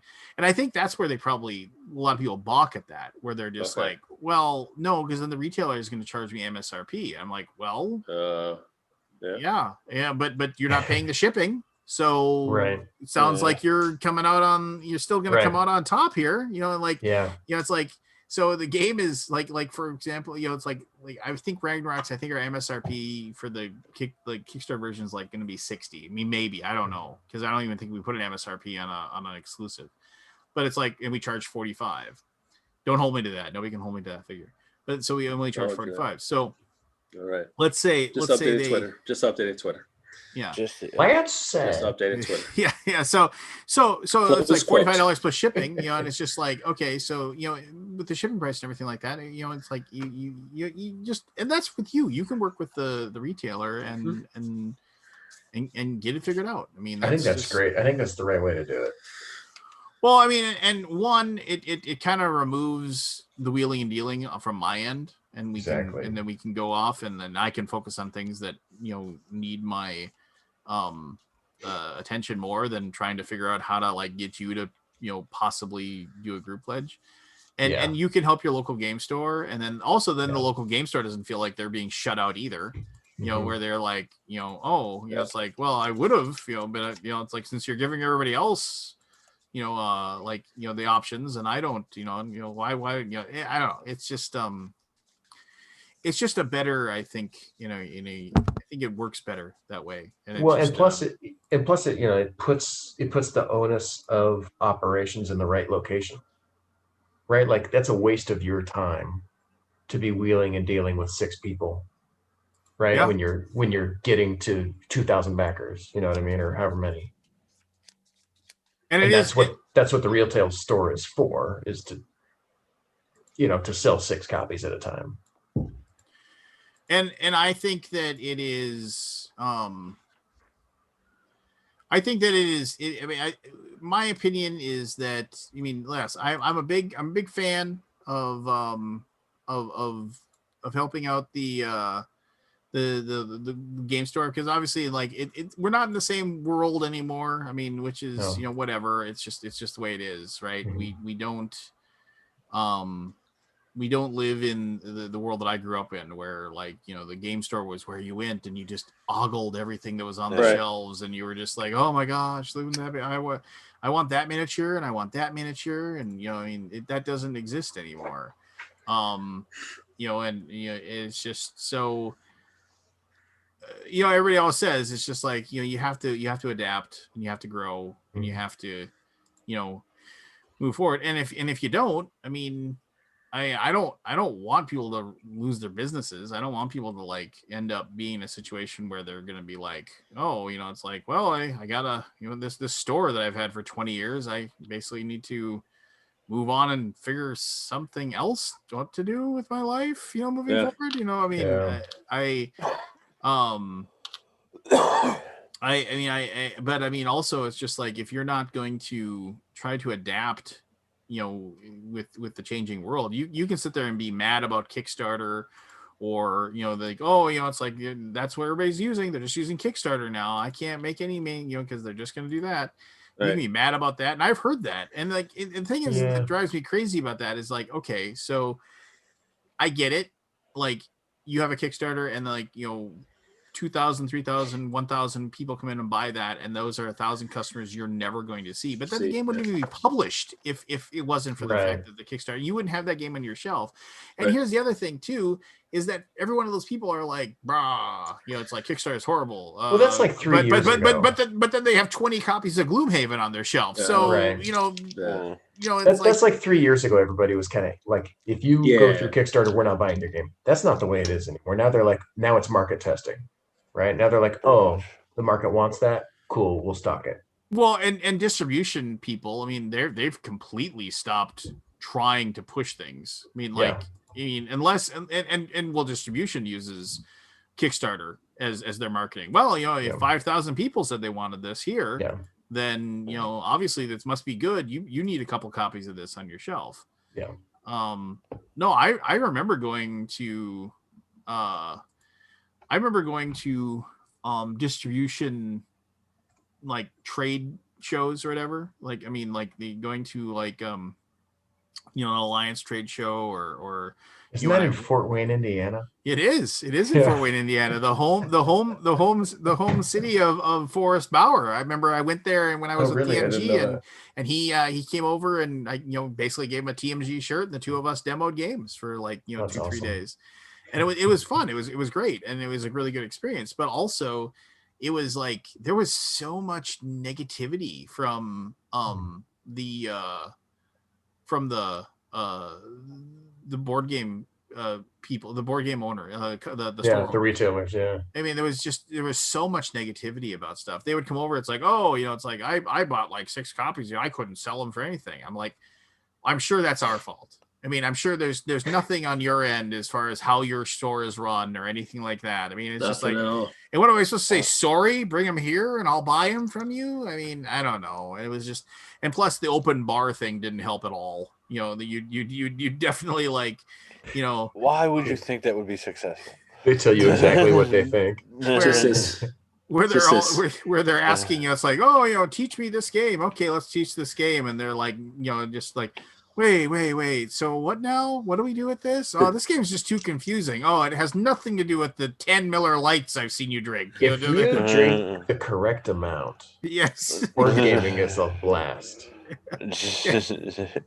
But it's a Goldilocks zone. Yeah, there is. There's a certain point where you're like, no, we've exceeded. Yeah, we've exceeded the requisite amount that would have made this fun. Do you guys know Johnny Pack? Yeah. Oh yeah, Johnny Pack's awesome. Yeah, he made a game, Lions of Lydia. Yeah, and so at the last convention that ever existed, Gamma, I sat down with him, and I had just the Goldilocks amount, and that was the most fun game I played all weekend. Oh, I when Sheriff of Nottingham was just recently out, like literally like had just come out, and somebody, so I was walking by, and Chris Leader and was it Scott Morris? I think it was Scott Morris. They saw me walking by at Gen Con, and I could tell that they had, I mean, I don't know if Chris drinks, but I know Scott had a few, and everybody else was, and I don't want to say that Chris was drinking, but they had like they had drinks, and then Scott saw me walk by, and they're like, Lance, you got to come over and play this game. This game's amazing. And I was like, all right, whatever. And I came over, and then they cracked me a beer, and I sat down and played it, and like that was the very first time I ever played Sheriff of Nottingham, and Chris Leader, Calliope Games developer, the creator of Roll For It, he was like on an 11 as far as hilarious scale of like just adopting characters. And he's absolutely a hilarious dude. He's he is. He's 100% entertainment. He is, and great. I mean, I played that, and I was like, I got to get a copy of this, and like, and I still play Sheriff of Nottingham time to time, but I have been chasing the dragon ever since. On that experience, like I have never been able to replicate like that. It was a perfect. It was the perfect amount. It's the perfect amount. Yeah, exactly. Everybody still understood the game. Everybody still knew what was going on, and nobody was like falling asleep between turns or anything like that. No, it was. Funny you mention it. I played most of my gaming with like the Cabal guys at that Twilight Zone because I had an hour drive. So, yeah. And that's chasing the dragon thing. I see that too. Yeah. Oh man. So I pitched a game, at the round, I don't know what you call it, the round bar at Gamma. Are you talking about the big bar on 2? It's the round bar. It's just outside the exhibit halls. Are you talking about Origins? No, Gamma. Gamma. Okay, I know what you're talking about. At the Peppermill or Peppercorn or whatever it's called. Yeah. You got the round bar, and we pitched this. Me and Tim Eisner. Where people race there to basically hold a spot at one of the big tables so they can play the game later. So I've seen that where there's one person sitting at one of those giant tables and like the round table in the big booth, and there's one person sitting there, and you're like, it's like we said, I'm waiting for people. Like an hour later, they're still waiting because they got to get their 7 people to come over. Yeah, right. Yeah. Anyway. I'm not bitter about that at all. So we pitched this party game, and the publisher, had a great time and loved it, and we were like, "Sweet, we're gonna get a party game published." And then, the next weekend was like, "Well, no more party games," because that was, then COVID. Really? So then. Yeah, so like we had such a great experience. I don't know. I guess I'm relating that to Chasing the Dragon, where it's like now we've been trying to make it a good game over Zoom or whatever, and it's just not. It's not the same. Yeah, it's just not. I mean, you do have to have like a. I'm sure by the end somebody will adapt a game to fit Zoom. Yeah, I'm sure it'll happen. Yeah. Well, I mean, theoretically, we're moving towards the end of it, right? I mean, I hope so. Yeah. I hope you're so right. I hope so. As that's all for us, I really hope you're right. Yeah. Yeah. I really hope you're so right, and I'm a fool.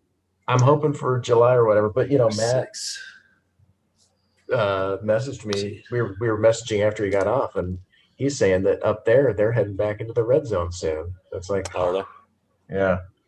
God. It's just, I mean, dude, there's a point where people are going to be so pissed off, and they're going to feel like somebody's trying to control them and stuff like that. Yeah. And honestly, some of it is.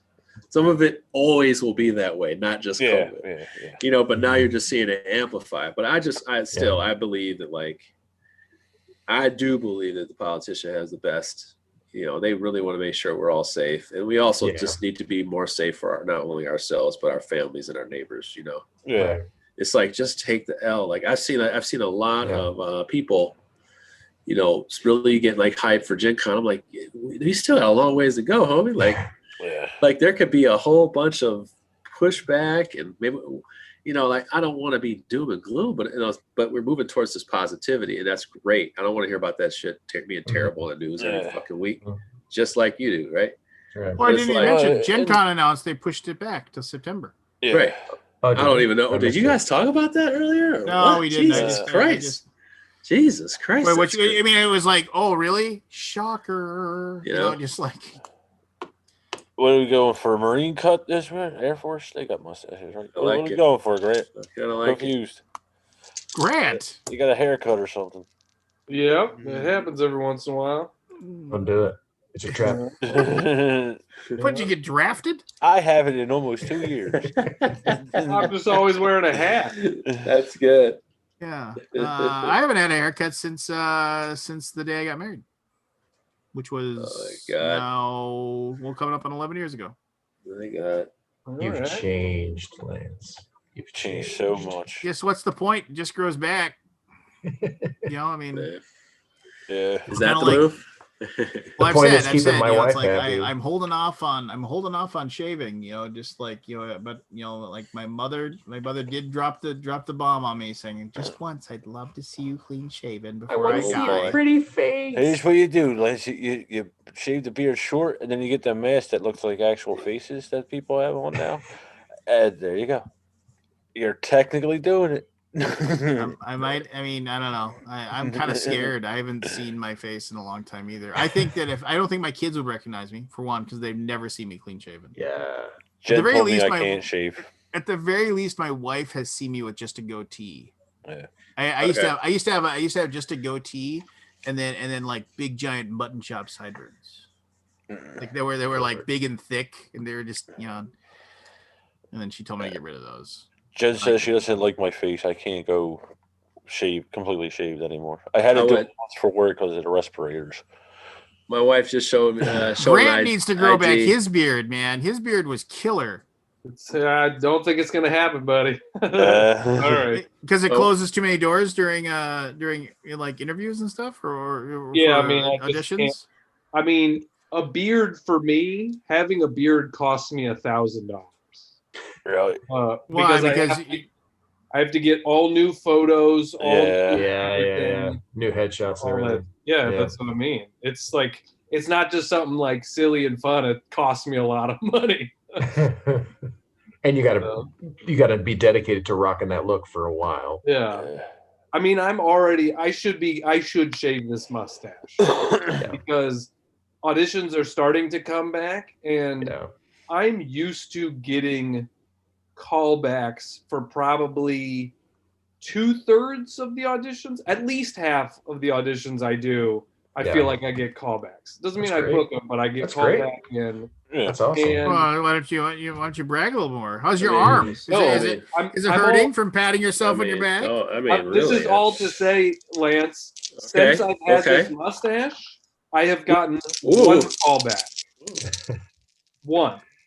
Because I don't look like my photos, so I show up and they go, "What? This like, I don't see it. I don't see what it is. Something's missing. I don't. We liked this Grant guy. But wait a minute, time out. And then I saw something different in him. Wait a minute. I thought that after the trial and conviction, you were forced to have that to just, you know, some people knew exactly what they were dealing with when they saw it. No, I'm forced to go from door to door telling people I live in their neighborhood now. Oh yeah, there's that too. My name is Grant, and I have a large mustache. Oh my God! I figured Hollywood would want the caveman look, because then they could do whatever they want. They could cut your hair or your mustache or whatever. Well, I think that, you know, I'm not saying that this mustache wouldn't be a good thing, but the problem is that my photos don't match. Don't have them, right? And they already shot Tombstone, so because you know exactly. And for most like commercial stuff, they, you know, for a commercial, not for like TV and movie, but for commercials specifically, it is half of it your talent and half of it how you look. You look, right? They have a specific thing they want. They're like, oh, we want like a Midwest dad who is a little bit quirky, sort of thing or whatever. And so when they're like, if we wanted dudes with mustaches, we would have asked for dudes with mustaches. Yeah, exactly. All right. Could you? I mean, I suppose no. That's dumb. Never mind. Well, the So problem shave is, the mustache, put on a colorful scarf. the problem is that they always ask you, like, You're a scarf guy? They ask you, are you willing to shave? And I'm like, yes, totally willing to shave. But people just don't have imagination. Yeah. I mean, it's why you stage a house, Yeah. You can see yourself moving in here. Well, not if you don't stage it. Yeah, I know, it's weird where it's like it's the same house. Yeah, exactly. I don't see it. I don't see it. Yeah. Really? Well, That's weird though. That I mean, like, I don't want a stage, not a house. Excuse me, is this a new you? Is this what this is, like, geez, man. The show been tonight. I find everything. So I gotta ask, did you enjoy Fireball Island? You enjoy the Fireball Island? Oh, I think it's very fun for like a silly time. Do I want to play it all the time? No. It's like super lucky and quite fiddly, and it's not like my favorite game in the world, but I think it does what it is trying to do well. It accomplishes. I mean, I don't think that game is ever going to say, like, come play me, we're the greatest game around. But it's like, hey, do you like nostalgia? Well, then this is a great way to have a fun, nostalgic evening. It's a game based on a toy. It's a toy. Yeah, it's not even They made a game. They made a game out of a toy. That's really what it was. For nostalgia's right. sake. You are playing a toy. If you're going into it with that mindset, yeah, it's fun. Yeah.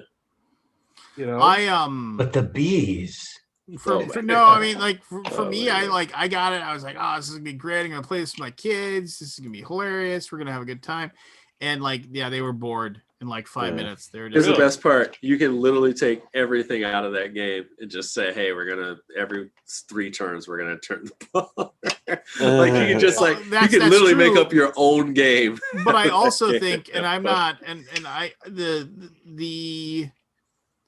I think that they like, I don't know about you, but I mean, and I had the same problem a lot of people did, where it just, it like the whole point of it was to be able to have this cool like thing rolling down, and like it was just the production wise, it just didn't hold up. Like as far as like, what it got stuck.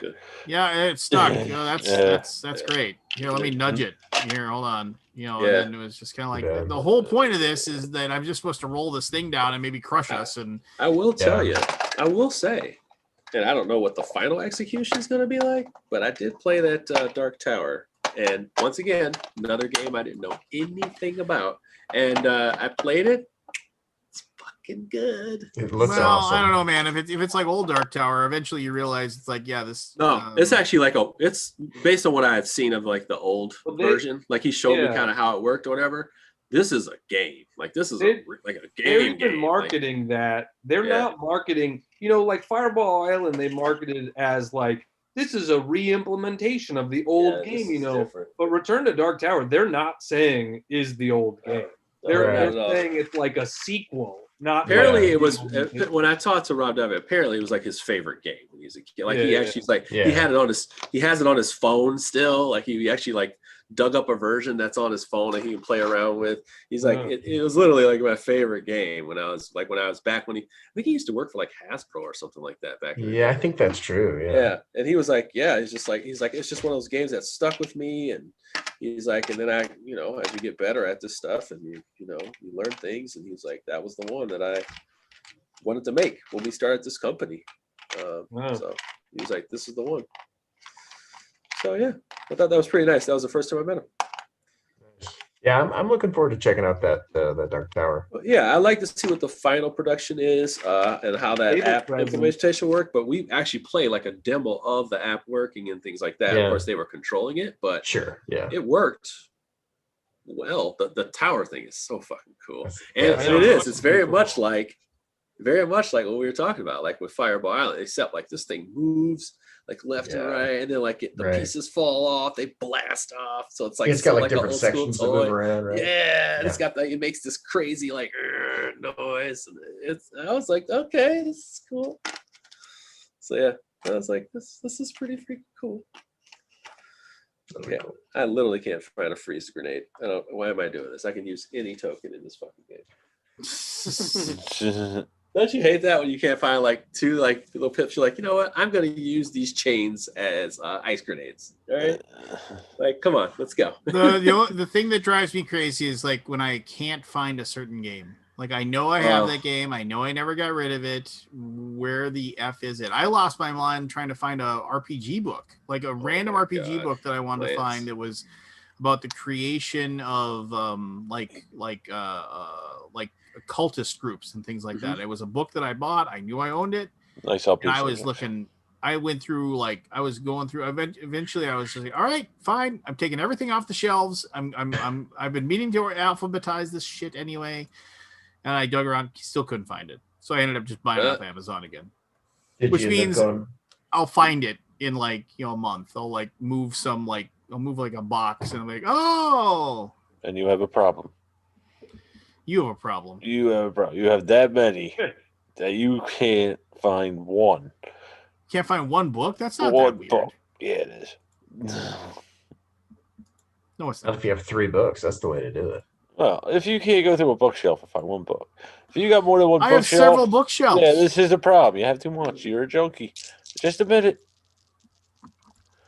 Whatever. As you're popping pills over there and doing drugs, you're a junkie. I haven't popped pills. You are literally doing drugs right now. 2 years. Yeah, you are literally doing drugs. And you're calling me a junkie. So are you, Jeremy. It's those bookshelves, man. You can't keep them off the bookshelves. Oh yeah, literally. He's a bookshelf junkie.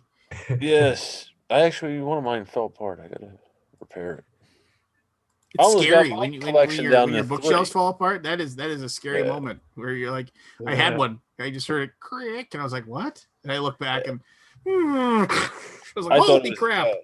What are those stacks behind you, Lance? Which ones? Like the stuff on that's my process. That's all RPG books over there. RPG books, wow. Yeah, like for Dungeons and Dragons and other role-playing games. Problem. Yeah. You have a problem. You know what it is? It's called left and right. No. Problem. I will not deny that I own a lot of stuff. I feel sorry for your kids. Well, that's one of the nice things about having a house, Places to put your crap. You find more and more places to Yeah, I mean, I don't live in a house, so it's tough. I built a whole bookshelf last week for my bedroom to start putting games in my bedroom. Ooh, go on. His first shelf. No, I built shelves down in the living room and stuff like that, but now out of space down there. You're out of space. Yeah. I'm going through my collections. I think I get it down to 3, the cheap Walmart 3x6 shelf, whatever. I think I get it down to 3, 4 with Jen's games. She's got shit from when she was a kid and all that. But we finally got into one of the front rooms, and we went through 20 bags of clues, and this was just from her mother that we donated. So it's like I'm thinking, what the fuck am I going to leave for people? I got some heavy shit in the garage, which whatever. But I can't leave all this shit for people. It's. But it was like a cleansing. She's been in this funk for a couple of years. We had a lot of shit going on with this, but it finally started her to get into out of this funk. It was like a cleansing type thing. Well, have you ever thought of just taking it all? And I mean, did you run one of those giant dumpsters? Dude, that was the first thing I said when I moved into this fucking house. It's like just everything. But every time my brother helps me move, he says, there's a Goodwill right down the road. Yeah. We could just load it up, get it gone. And I get that. This shit is gone. I'm like, we're not playing this game. Stop. My wife, I'm like, and don't come back with shit. Don't come back with nothing. I remember I got rid of. No, don't activate when they send you coupons too. I'm like, did they send a coupon in the mail that made you want to go donate shit so you can bring shit back? No. There was a period of my time when I was cruising all the daily t-shirt places. We got a new t-shirt design every 24 hours, right? And you go there and limited time. And I remember like Shirtwoot and like all those places, and like I'd be picking up those t-shirts all the time.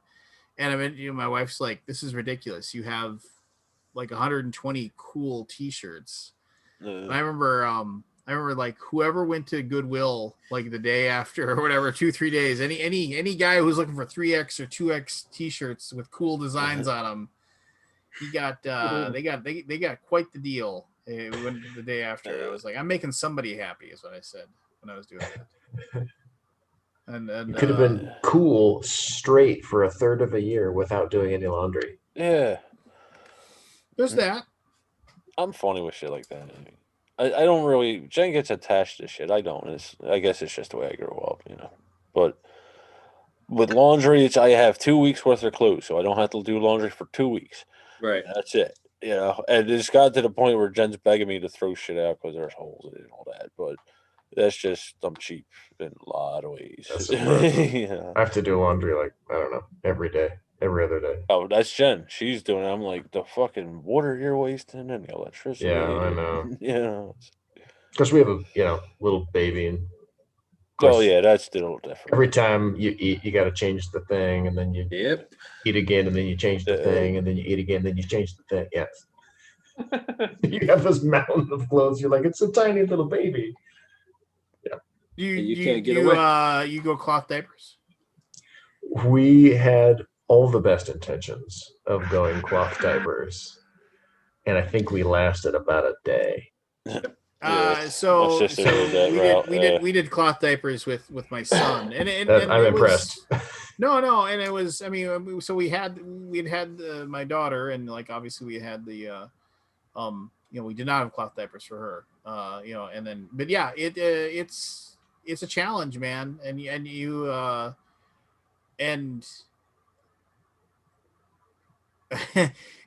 man, I mean, it's like I don't know if all the bonuses or everything by doing it. I don't know. Like, I don't know if it helps the environment. Whoever you talk to, they'll say one thing or the other. Yeah, there's ups and downs. The amount of energy it takes to clean them is equal to whatever. The argument back and forth as far as that goes. But I'll say this: you have not lived until you've picked up a cloth diaper that got dropped and was at the bottom of a hamper, and you didn't catch it for like, and it's like, you're like, I grabbed the stuff, and I was just like, all of a sudden you reach down, and it's just like, it is like your eyes roll back in your head. It's like the urea smell, and it is just ammonia and all that. Yeah, I mean, we were gonna do it. We did it for like a day, and then the one diaper service place in town like exploded, and we were like, forget it. Nope. Exploded? This sucked anyway. No, we're good. Yeah, like they had a big fire. Methane. Yeah, I don't know. That's Baby hardcore. Poop, man. It's explosive. Yeah. It exploded. Well, I think they had a fire. I might be exaggerating. It's not that hard. No, I mean, definitely a couple people walked out the front looking really cool though, as it was. Out looking back. Yeah. Now I totally believe you on that one. No, I totally believe. No, I mean, no, it is. I mean, yeah. And also just, I mean, you have to like wash them on heavy duty and everything like that. Yeah. So it is. But I mean, I don't know. Like I said, I don't know. I don't know if by doing it, my son got was better off or anything like that. I don't know. I mean, the environment aside, because there's arguments to be made both ways. Like at the end of the day, plastic has a bunch of weird chemical crap in it. Yeah. And so, if it wasn't so inconvenient, my preference is to put cloth on my baby's butt than plastic. But obviously, we didn't do that, so I can't. They'll grow up just fine. I can't judge anybody. Yeah, exactly. Just like all of them. I mean, yeah. I mean, yeah, they'll be fine.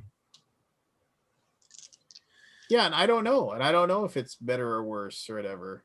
For kids to have that. I don't know if that process is whatever. So I mean, technically, it's better, but at the end of the day, we live in a culture with chemicals and junk everywhere. So how much better is pretty probably minimal. Minimal. I say minimal too. Yeah. Like, yes, if we all lived in the woods and we didn't have, chemicals in everything we eat and on everything we touch and on everything we sit on and breathe in, like, yeah, overall, that's going to be a good thing. But then you don't live in society. Well, and plus you you wouldn't be as strong as you are, dealing with those chemicals every day, I don't know. Probably making shit up now at this point. You are, but I'm feeling it. I'm feeling I like it. I like it. The hormesis I like where you're going. You got to insult the body to overcome. Oh no, I mean, as they say, whatever doesn't kill you. Okay. Okay, Lance. No, that was Norm Macdonald. He goes, you know what they say, whatever doesn't kill you just makes you weaker and weaker until you die. Yeah, you know what they say there. They, whoever they are, I'm not good at Norm Macdonald. No, we know. We can oh yeah, there we go. It's a little higher pitch. Yeah, a little higher pitch. So. No, that the line that I've always loved that he had was, I said this before and I'll say it again. It's like I was trapped on a deserted island. And I gotta tell you, those 5 albums I brought with me didn't do a damn bit of good.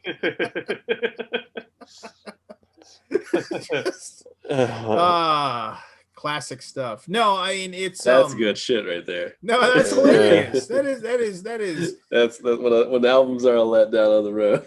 Yeah. Gotta tell you. You gotta tell you, man. Gotta tell you, those 5 albums I brought with me didn't do a damn bit of good. I do love watching him on talk shows because he's great. He kills. Because he trolls them. Yeah. Oh, it's so good. Clearly they don't even know what to do. Oh no, they don't. It's just like, and they like, I mean, yeah, just like he goes, oh yeah. I mean, you will watch some of his clips of him trolling the people that are they're like, okay, we're gonna have Norm Macdonald on, and they're all excited and they're like, holy shit, he won't shut up. No, what have I done? Yeah. Conan O'Brien's really good for that one. He would just be all in on it. And, he would just kind of laugh with it. Yeah. Like, why did you bring me on here? He'd spend all 20 minutes talking about going to the dry cleaners or whatever. Yeah. No, I had an absolute like gut laugh moment. I was watching him and he was on he was on his own show. So that kind of stinks. So he's got the Netflix show, which people were like, I didn't think this was good. And I really enjoyed his Netflix show. But then again, you have to like Norm, right? You have to enjoy Norm, and you have to enjoy what he does and things like that, and understand where he's coming from. But so I think a lot of people are like, oh, hey, the Norm show on Netflix, this will be cool, and that's like, no, because he's not a normal interviewer. He's just kind of all over the place and whatever. But his YouTube channel, when he had his interviews on there, like they were all like that, and they were like exactly what you expect from Norm, and they were hilarious. And he had Jim Carrey on, and Jim Carrey was exactly what Jim Carrey was. Right. Jim Carrey was all over the place, but Jim Carrey is not Jim Carrey. Well, no, and so like, and Jim Carrey, and Jim Carrey was like just espousing all kinds of crazy wackadoo stuff that he says, like it's like there is no me, man. There is no me. I mean, there's no me. There's me that like, yes, I had movies and stuff like that. There's not that's just a movie. That's not me. There's no me. There's no true me. He's just like talking about some existential insanity,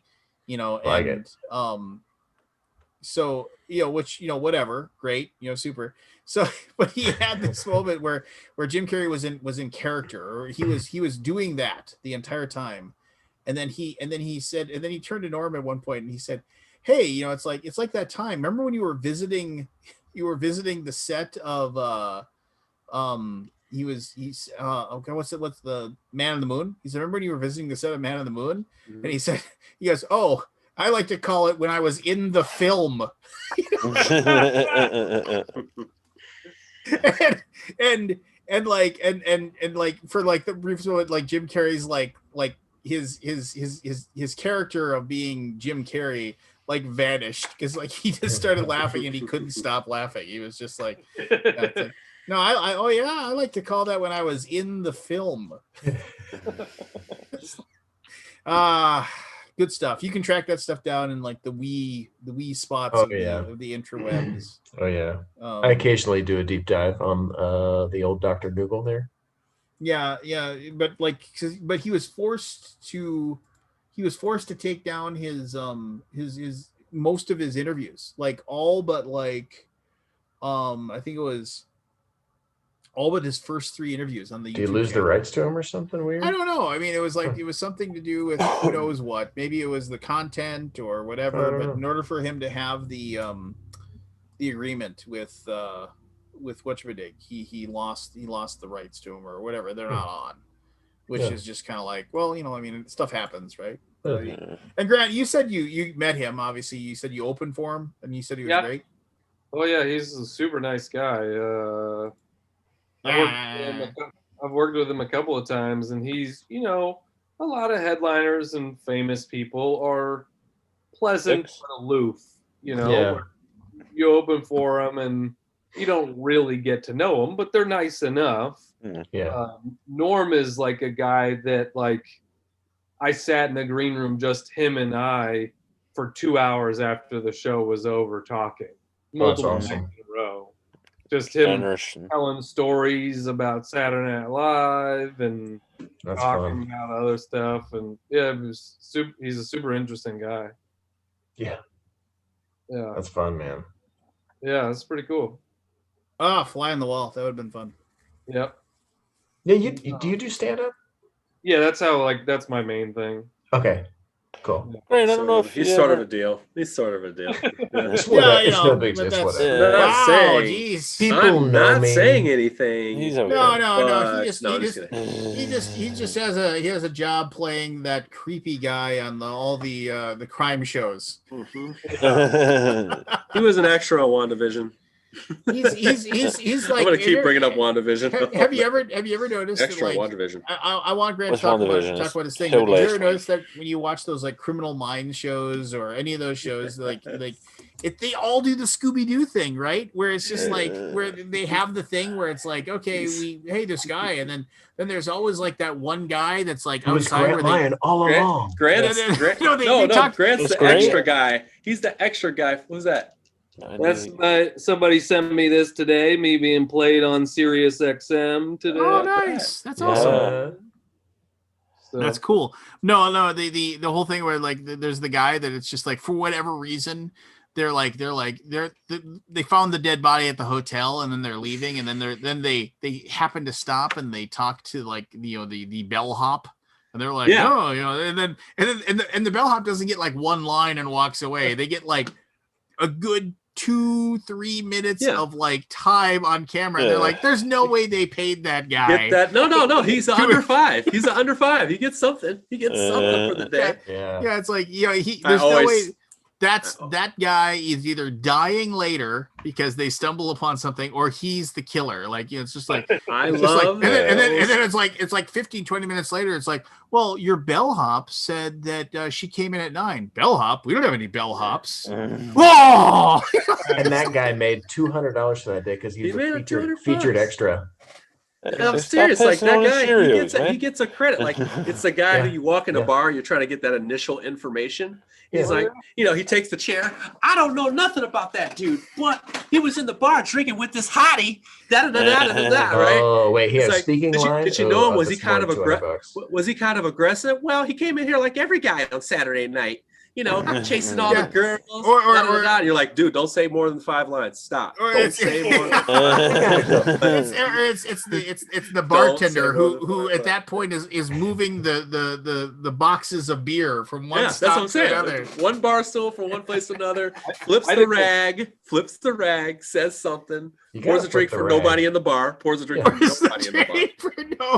in the bar. I like the ones that they clearly didn't want to pay somebody for a non-featured extra role. And so there'll be like a main character that will ask a question of somebody and the other person will just nod, How about If the they say support something, detective? They gotta pay them more.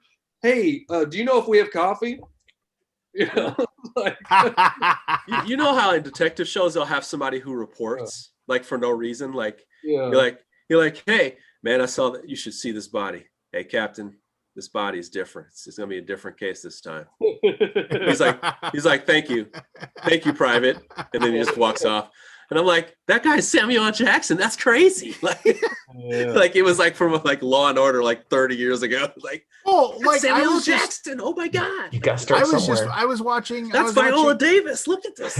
It's true though. It's very true. Like I was rewatching all of Fringe, like going through and rewatching all of Fringe, and just background noise. Yeah. And all of a sudden, I looked over. I was like, wait a minute, that voice. I was like, that's Black Panther. No, seriously, like everybody was on that show. Fringe was awesome. Law and Order is the one though. Like straight up, Law and Order was like every single actor you know of was either an extra, like an extra that actually had lines, or like a babysit. I mean, every single actor. It was crazy. If you lived in New York and you didn't get a Law and Order episode, you should quit the business. You were a shitty actor. You literally were the worst actor there is. You literally are the worst actor. Oh, they couldn't find your phone. Well, classically, like, I mean, I don't know. Did you ever hear like the story behind Bill Murray and like how he got, because he didn't have an agent, so he just had what was his first movie? Was it Caddyshack? I think he was in something prior to that. Yeah. But I mean, no, the way he would get movies is that he basically would hand out business cards to people and say, call this number. And then it was an answering machine. And the answering machine would say, it's like, something along the lines of, this is Bill Murray. Please tell me about your project and I will get back to you. And it was like, and that was like, people like basically would leave a message and say, hey, we'd like you to come and like, and then depending upon how often he would go back, and he's like, when I would start feeling like I was poor, I would go and I would listen to my messages. And he's like, I missed out on a lot of really good movie roles. That's awesome. That I really would have liked to do. Who knows if he still does that, but that was like famously, that was when he didn't have an agent. He just would. What a good guy, man. When he does a lot of stuff for the military, pops up everywhere, and just a really, really good guy. I tell you, man, he is one of my favorite comedic actors. Yeah. When he passes, I'm gonna cry hard, man. He made me laugh so much. He made me Bill laugh. Murray? He made me laugh. He makes me laugh so much. It's like one of these people that just he has this energy about him, and he just makes you want to giggle. Like you just want to laugh. You like this guy feels fun. Like he feels like he's fun to be around. What sucks about that is I've heard he's got that demeanor, but there's a lot of stories about people like on set that say he's just an a-hole. Really? He's just one of the toughest people to deal with. And I've heard that too, but at the same time, the military folks fucking love him. Yeah. They love him. When Harold Ramis was gravely ill and was in hospice at his home, and he and Bill had parted ways over, like, I think it was when he was in What About Bob. I think they had a big problem. And interesting. Oh, because Harold Ramis directed that, right? Yeah. And so they kind of had a big, huge falling out. And awesome movie. So he didn't have his phone number. He didn't know anything about him. He didn't know. And like I was watching this thing, and his daughter said that he knew the town he lived in. And so he flew into town when he heard he hadn't even heard that, like, nobody had told him, oh, you need to come and see Harold. He's dying. He went and he flew to the town they lived in, some smaller suburb kind of thing. And since he didn't know where he lived and didn't know how to contact him, he went into a police station and said, I'm Bill Murray. Take me to Harold Ramis. Just like, because you of all people would know where he is or where he lives. Can take me to his house. And so they did. They drove him to his house, and they went and knocked on the door, and they said, Bill Murray wants to talk to Harold, and his daughter obviously let him in, and then he sat with him. He went in, and like they said, his daughter said, he like sat by his bed and they talked for like 5 hours, about whatever. Yeah, and then he died shortly after that. Yeah. And then famously, Bill Murray, like he did a presentation at the Academy Awards for Best Screenplay or something like that, and they went through all of the nominations, and he said, "Oh wait, there's one more, Harold Ramis," and then he listed off all of his movies, like for writing this, that, this, that, this, that, this, that, just like that was his way to commemorate him or whatever. But yeah, no, so I mean, I thought that was kind of cool. I mean, and then of course now. What's going to happen? Is that new Ghostbusters movie ever going to happen? I mean, what about? I doubt it. I doubt it. I thought it was. Oh, are they talking about doing another one? Well, no, there was a trailer. They actually had stuff filmed for it. I thought it was in post production. Is there just? Oh shit! I don't know. Yeah, I thought it was filmed. I could be wrong. Is it with like the remaining three? Well, the whole thing is the premise is that I think isn't it like one of their kids kind of thing? Yeah, was that the premise? Child, I think. Yeah, or it was like, yeah, I forget what it was, and then because I think it's like Egon's son's kids or something. It's like, and then the kids find Grandpa's stuff. They find the proto packs. They find the. And then it looks like the other cast members came back, would come back and help. But it shows the kids like it had a very Stranger Things / Goonies feel to it. The trailer did. I actually think it had a girl from Stranger Things in it, didn't it? Now that you mention it, yes, that I was gonna say why that Bobby she's in every goddamn thing. Like Godzilla. She's just anything where she can stare and good for her. Get some money now while she's young.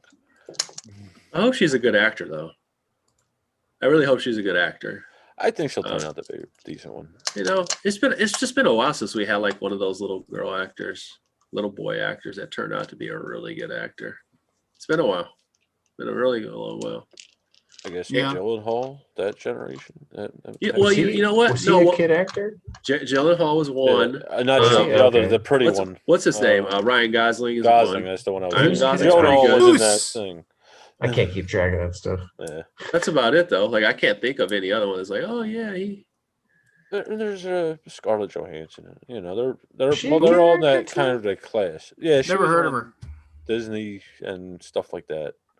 The last one I can think of is Drew Barrymore. No, that's what I'm saying. Like, but we're talking. Actually, she was a fire starter.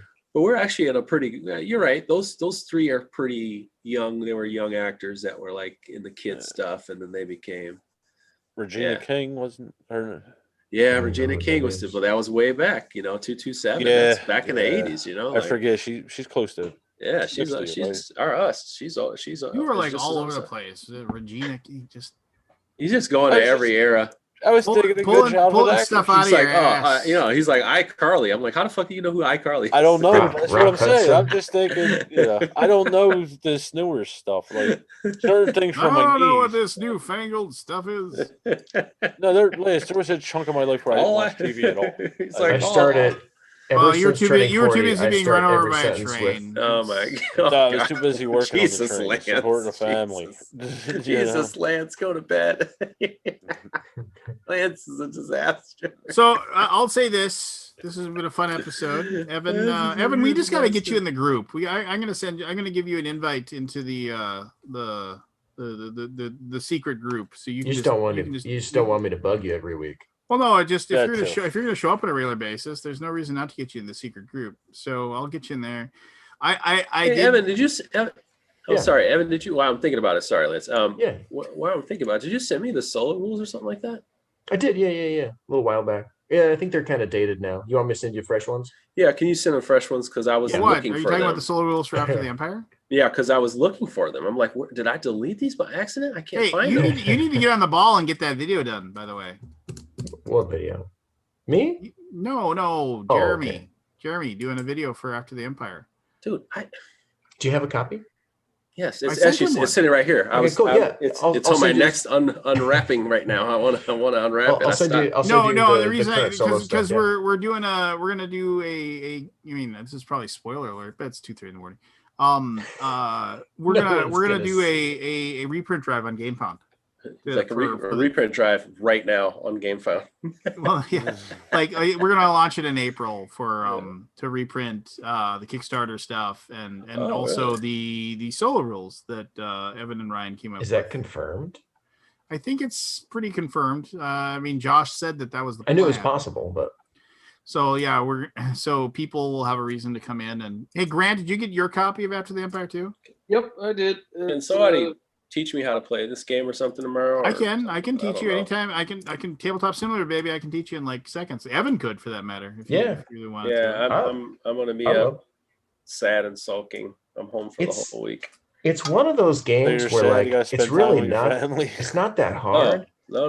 It's just I'm sad. But just nobody listens, Evan. Just don't worry about it. I know it's not that hard, but there's so many. You have to find your voice on here, man. You have to find your voice. I tell anybody. I talk over everybody. I tell everybody. It's like just so you know, if Jeremy's on, you will need to like shut up. I need to talk. Just shut up and tell me to shut up, and I'll shut up. And I was like, and if Jeremy and Chris are on, then you really need to yell shut up. And then you want to do a game tomorrow night? Not night. All right. If anybody's around during the day and they can show me, that'd be great. Reach out to me, dude. If you reach out to me in the morning tomorrow, and I'm in the weeds and emails right now. Okay. I'm gonna say, let's say when I'm up and about around 9 and 10, something like that. I don't know. Yeah. I'll just be around. I'll be around. My wife will be working, and I'll be here. Yeah. Sitting here working. Oh, by myself. No. So I do think that the over under spot on works really well, and I was very pleased with the trivia with the. That was fun. That was fun.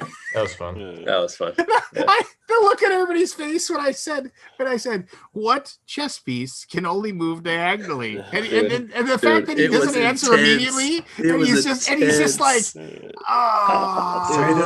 intense. It's either the rook or the bishop. Oh, you missed that earlier, dude. I was like, rook or bishop? Oh my god!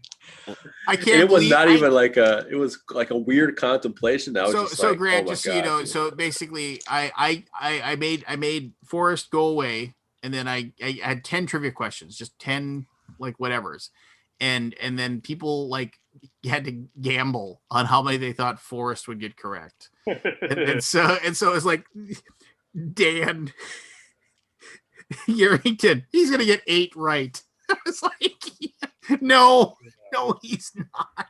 He's not gonna get 8 right. And Barry and Chris, 7. God. I wasn't expecting your question to be so fucking specific. Like, how many?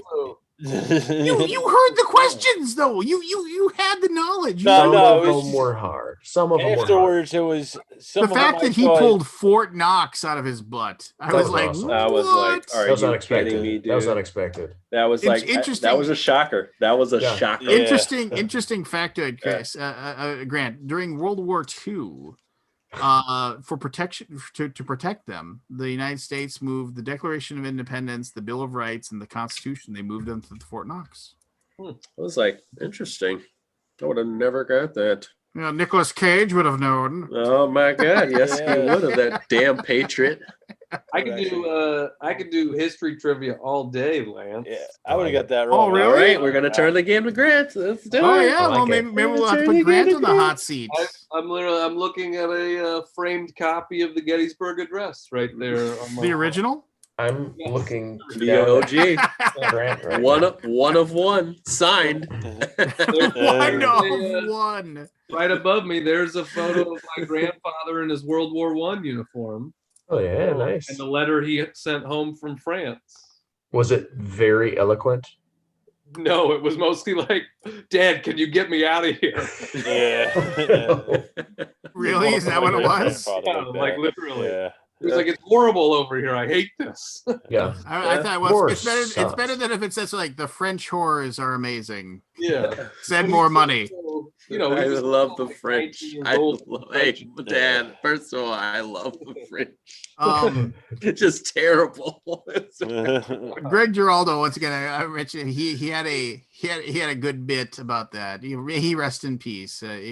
Gone too soon, but he had a bit where he's like, you look at these Civil War letters that they send home to their wives. Dearest Martha, my heart longs for your sight once again. You're just like this. It's like you read the letters they sent out. It's like, babe, It is hot as shit in the dessert. Don't you cheat on me. Don't you cheat on me. Yeah.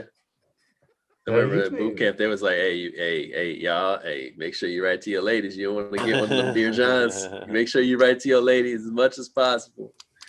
Get a Dear John letter. Shit, I got one anyway. Shit. I was gone too long, bro. Yeah. Gone too long. Well, everything worked out in the end, though, right? Hey, hell yeah. Every single failed relationship has led you to the one that you bring. I just had to break up with my wife 4 times to figure that out. So, well, some of us are slow. Yeah. Hey, man, I had to beg for her ass back. I had to actually beg. I was like, I'm not surprised. Hey, 3 times. Yeah. I had to actually beg. And I said, I will. I said, but you're going to stop dating that dude. You'll be my wife. She's like, all right, I'm going to see what's up. I'll cook. I was like, I'm going to cook you dinner. I'm going to cook you dinner. Now, let me talk to you. And I said, but first, dump that dude. She was like, did you say ditch the zero, get with the hero? No, I got swag for days, man. I told her, I was like, come on over. I'll cook you. And we talked. She was like, all right, so we're going to be together. She's like, you got to marry me if you do. I said, I'm going to marry you. I'm going to marry you. I'm not going anywhere. I'm not running no more. She was now 2 weeks from now, you're finally getting married. So you're a man of your word. Yeah.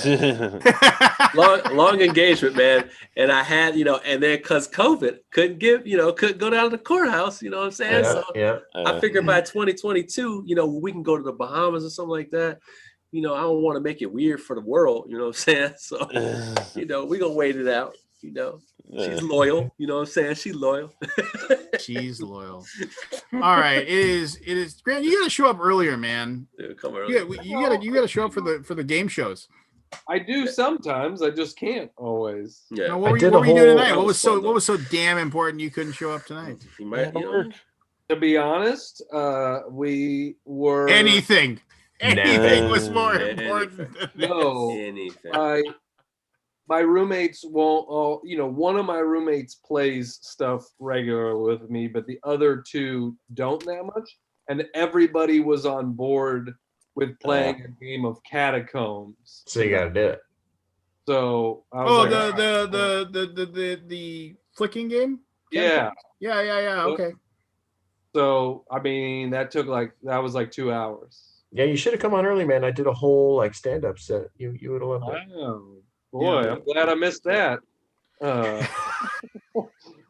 I'm sure. Who do you find funny? Who is the famous old comic that said these young comedians are he said I go to comedy clubs and these young comedians are great. My hand hurts from all the writing because he would joke about stealing all their stuff. I can't remember who said that.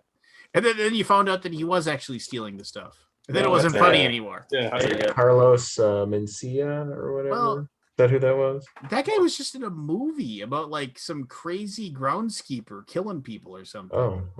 Yeah, you know what? He's got to figure out a comeback. So, there it is. That's the sign. Jeremy's internet's going out. Mr. Roboto is back. Domo Arigato. Say Domo Arigato, Mr. Roboto, for us. I will come on.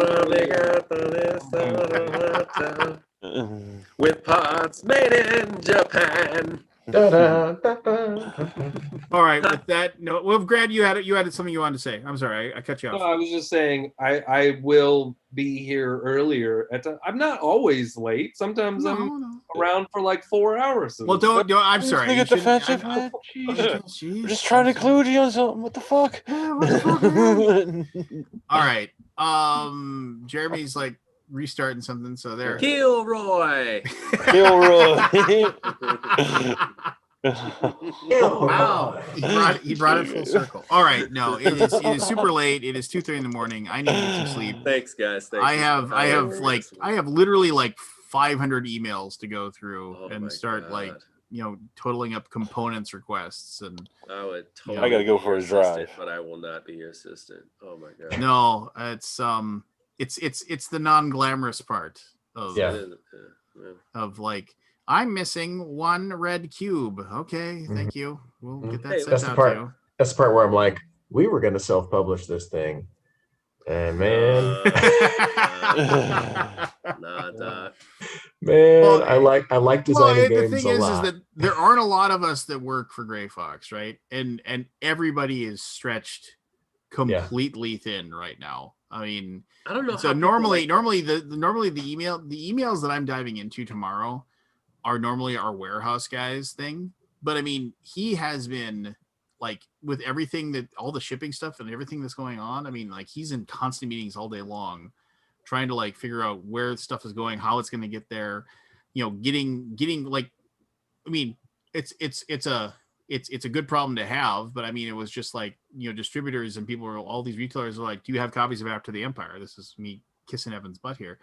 And so it's like trying to figure out, okay, how many can we send here? How many does Miniature Market want? How many does this want? You know, and stuff like that. Miniature Market was almost sold out. I think they bought out the rest of our stuff that we had in our warehouse. So, you know, I mean, it was just, I mean, I don't know. Don't quote me on that. You know, when you come back, it's like, Lance said.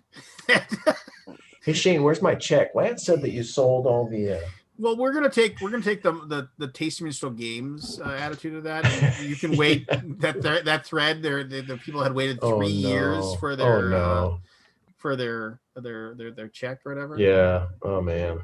I mean, admittedly, it was like a roll and write that you know probably sold 7 copies, but you know whatever drachma they earned, it was their drachma. Right. Yeah.